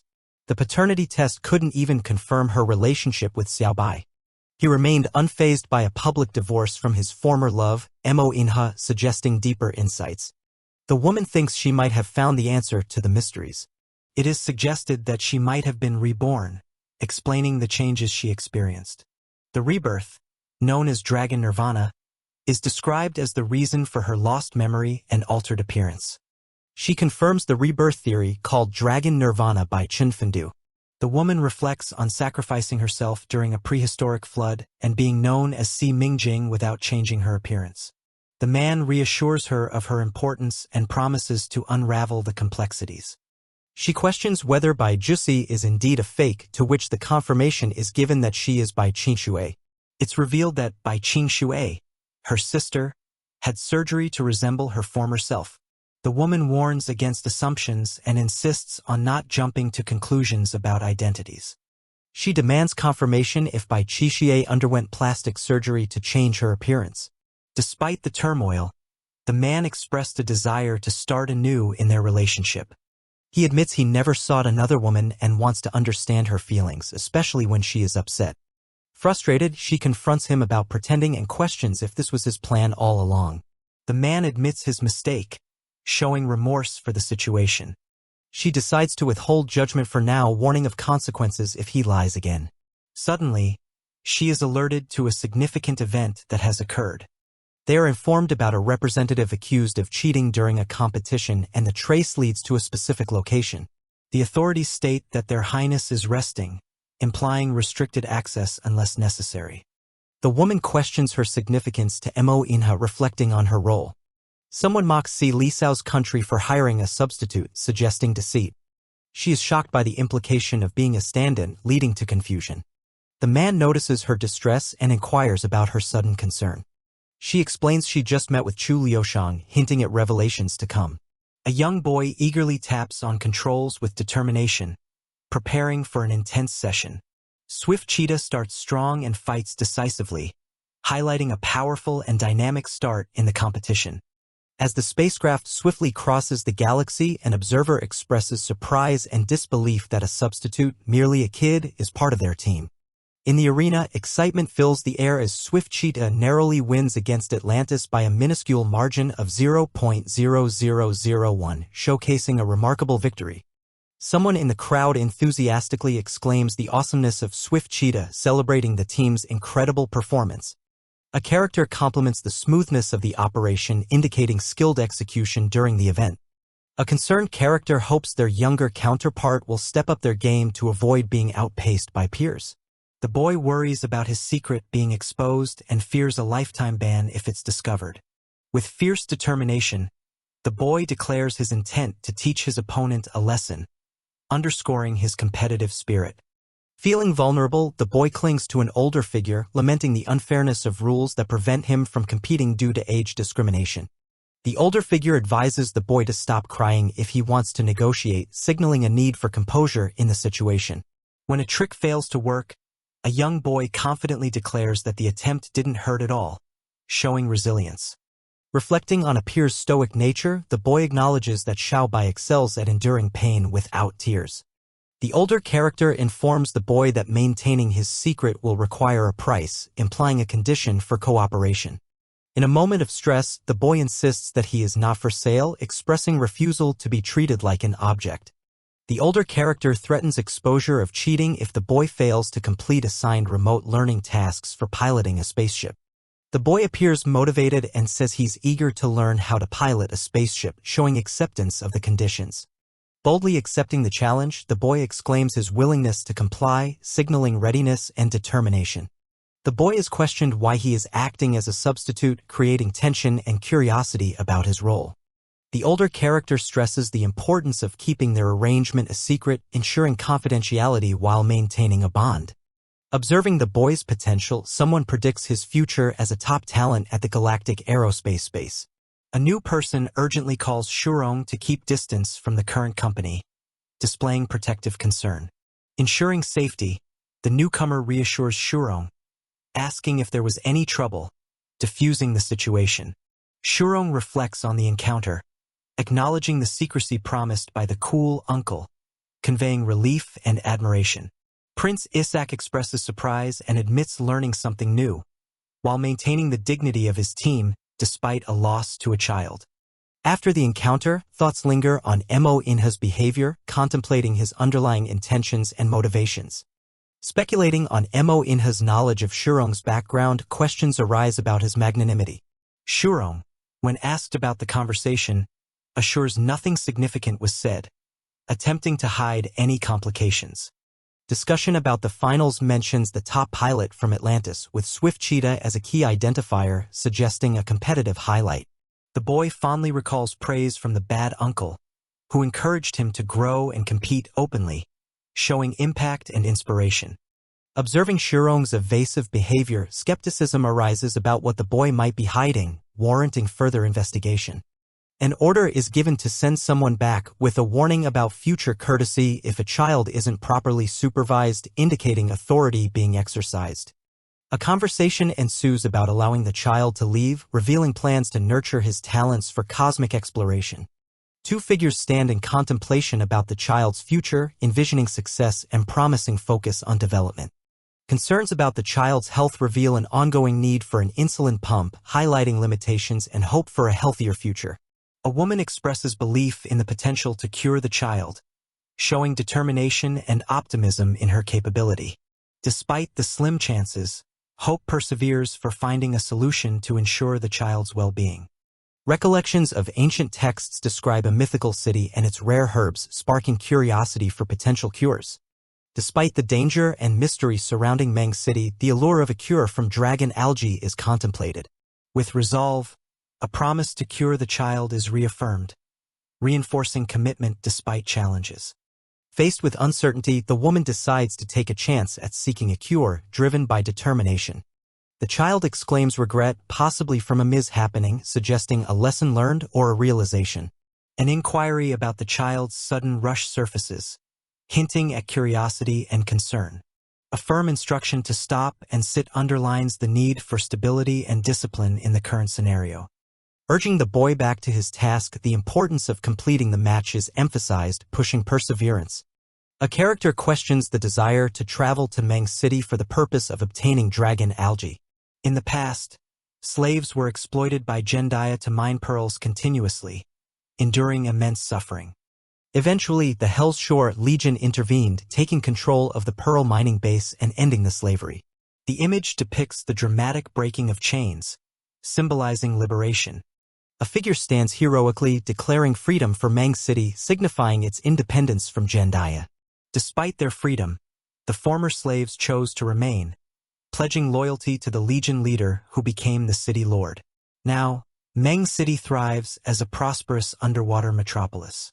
A young girl inquires about the identity of a tomb in Meng City. The tomb is that of the Hell's Shore Legion leader who also became the lord of Meng City. Following his death, the city was left with only an acting city lord. Recently, the acting city lord's health has deteriorated despite seeing numerous doctors. This situation might provide an opportunity. The narration mentions that 2 days later, the protagonist arrives in Meng City. Dragon algae only grows in Meng City's underwater tombs, which are heavily guarded and risky to access. A character advises against risking one's life to save a child not related to them. The acting city lord's illness includes severe fainting episodes and strange symptoms, with traditional remedies proving ineffective. A character instructs a person to go in, look, and not provoke the current lord. A young woman is introduced as arriving, being noted as a practitioner of traditional Chinese medicine recommended by a notable individual. A skeptical character questions what someone so young could possibly know about treatments. An outburst follows as the person is ordered out, doubting their ability to treat them. The young woman, undeterred, confidently continues to hold the patient's hand, expressing amazement at the person's boldness despite being so young. She suggests checking the patient's pulse, promising relief from fainting spells if allowed to use her methods. The young woman concludes that the patient's dizziness is due to a liver imbalance, focusing on calming the liver and balancing energies for treatment.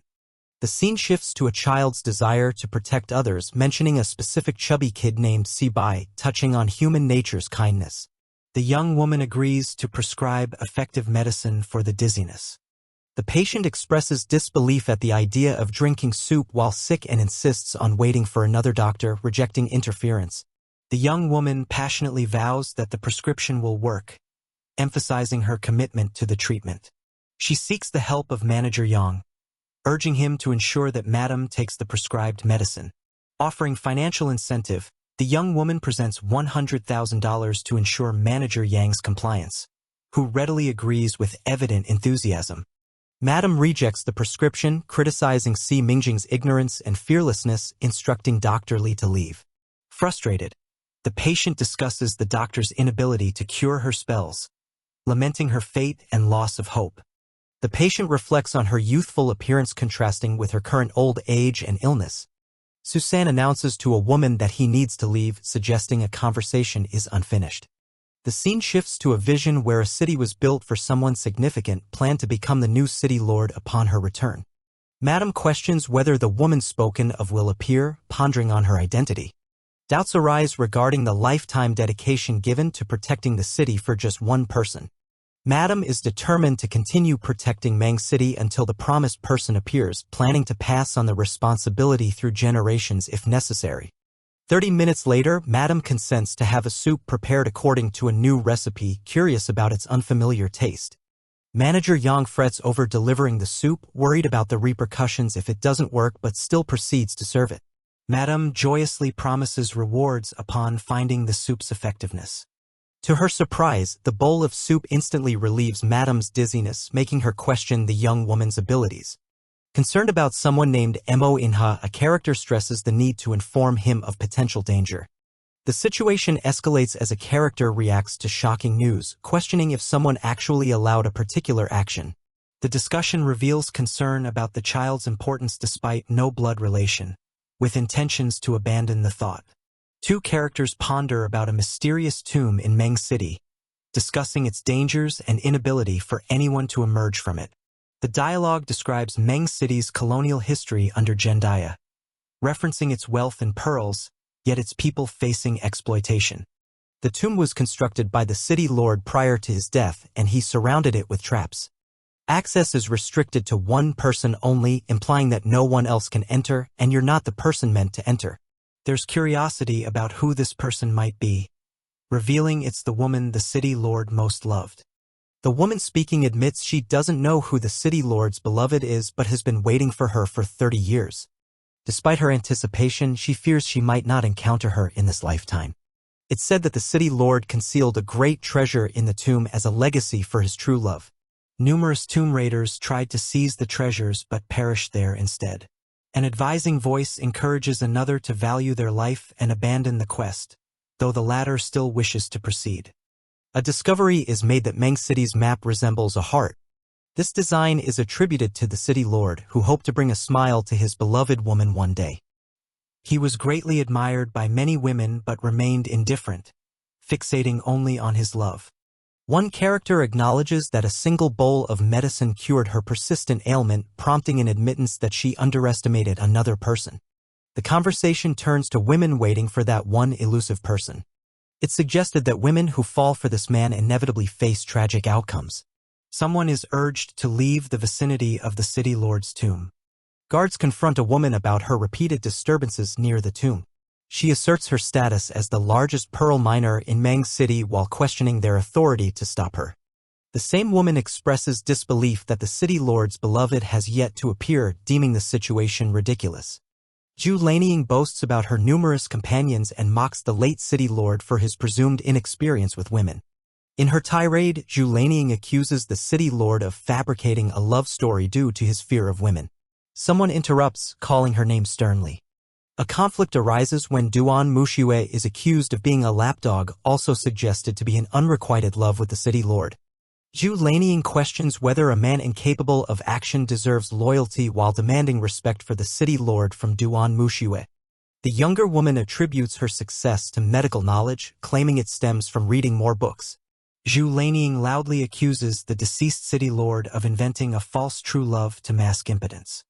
Someone asserts that the woman the city lord spoke of will never be seen. A third character, observing the argument, decides it's too late for further conflict and intends to leave. A warning is yelled at Ms. C as she approaches a dangerous area, pleading with her to stop. The loud laughter of Zhu Lanying ensues, mocking the recklessness of another. A warning details the perils of stepping on the iron chain, which would trigger lethal defenses. It's claimed that in decades, no one has successfully reached the city lord's tomb on the other side. Upon hearing this challenge, someone expresses disbelief, questioning the situation's reality. Yet, the younger woman asserts her perception that the path seems pretty safe. The older woman grapples with her feelings of inadequacy in response to her companion's humility. The younger woman strides confidently forward, inquiring about what the initial issue was. Breathlessly, the older woman asks how Ms. C managed to cross the chain bridge. Casually, Ms. C responds that she simply walked across, questioning the fuss. The astonished woman comments that Ms. C appears to be the first person to cross without harm, wondering if she is the one they've waited for. A skeptical mind suggests that something must be wrong with the bridge, implying anyone could do it now. Meanwhile, disbelief continues to echo as the reality of the crossing remains challenged. It's claimed that the city lord's lack of deep affection is evidenced by his apathy, said with certainty by the skeptic. Tears flow as someone proclaims Ms. C to be the city lord's true love, prophesied to be the new leader of Meng City. Unresolved feelings of longing persist as one woman confesses she has awaited this moment for 30 years. Reminiscing, she shares her past encounter with a humble, miraculous doctor, acknowledging him as a master. In a moment of modesty, Ms. C claims her success stems from mere luck, dispelling myths of being the city lord's true love. Startled, the older woman reacts to the revelation that Ms. C is a successor to the miraculous doctor. In deep gratitude, she admits ignorance about how to repay Ms. C for her invaluable help. Miss C expresses her intention to enter the tomb for a crucial herb needed to save a child facing adamant rejection.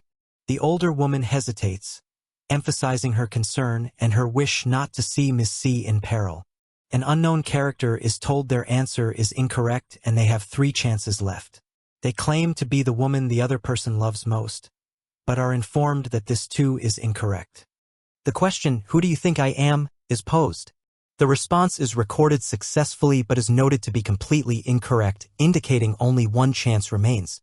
A character with white hair insists they were joking with their previous answer and pleads for it not to be recorded. The system's voice prompts them to provide another answer before the countdown ends, warning that it will only reopen after 10 years. A phone begins to ring inside a pocket, vibrating with an incoming call. The same character checks the phone, displaying the caller ID Mo Inha, and considers hanging up. The white-haired character types on their phone, pondering the need to guess whom the city lord is waiting for, expressing disbelief about their previous response. As the countdown continues, the character desperately claims, "Baby! I'm baby!" A congratulatory message confirms the correctness of the answer as rumbling noises signify a change. The character is shocked, realizing Mo Inha's random guess was actually correct, questioning how they could be luckier. The character excitedly discovers dragon algae, believing it will allow them to save a chubby kid. Observing the ornate interior, the character comments on the blinding effect of wealth. The character notes that the setting resembles a palace built for a beloved rather than a tomb. They reflect on the irony of being considered the city lord's true love, marveling at the password baby that opened the door, and decide to call Mo Inha. As their surroundings glisten, the character receives another phone call, leaving them curious about its origin. Puzzled by another phone ringing within the tomb, they wonder if Mo Inha is responsible. A voice advises them to turn around.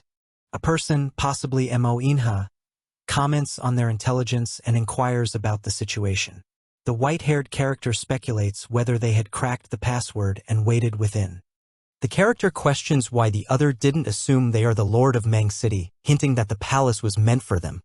The other acknowledges the city lord's typical mask-wearing behavior but sensed a difference in demeanor and questions whether the character ever learned the city lord's name. The other recounts their past ambition to be a city lord, mentioning their initial vision and amazement. They reflect on a time when they hoped baby would live with them after completing tasks, imagining a shared future within the palace.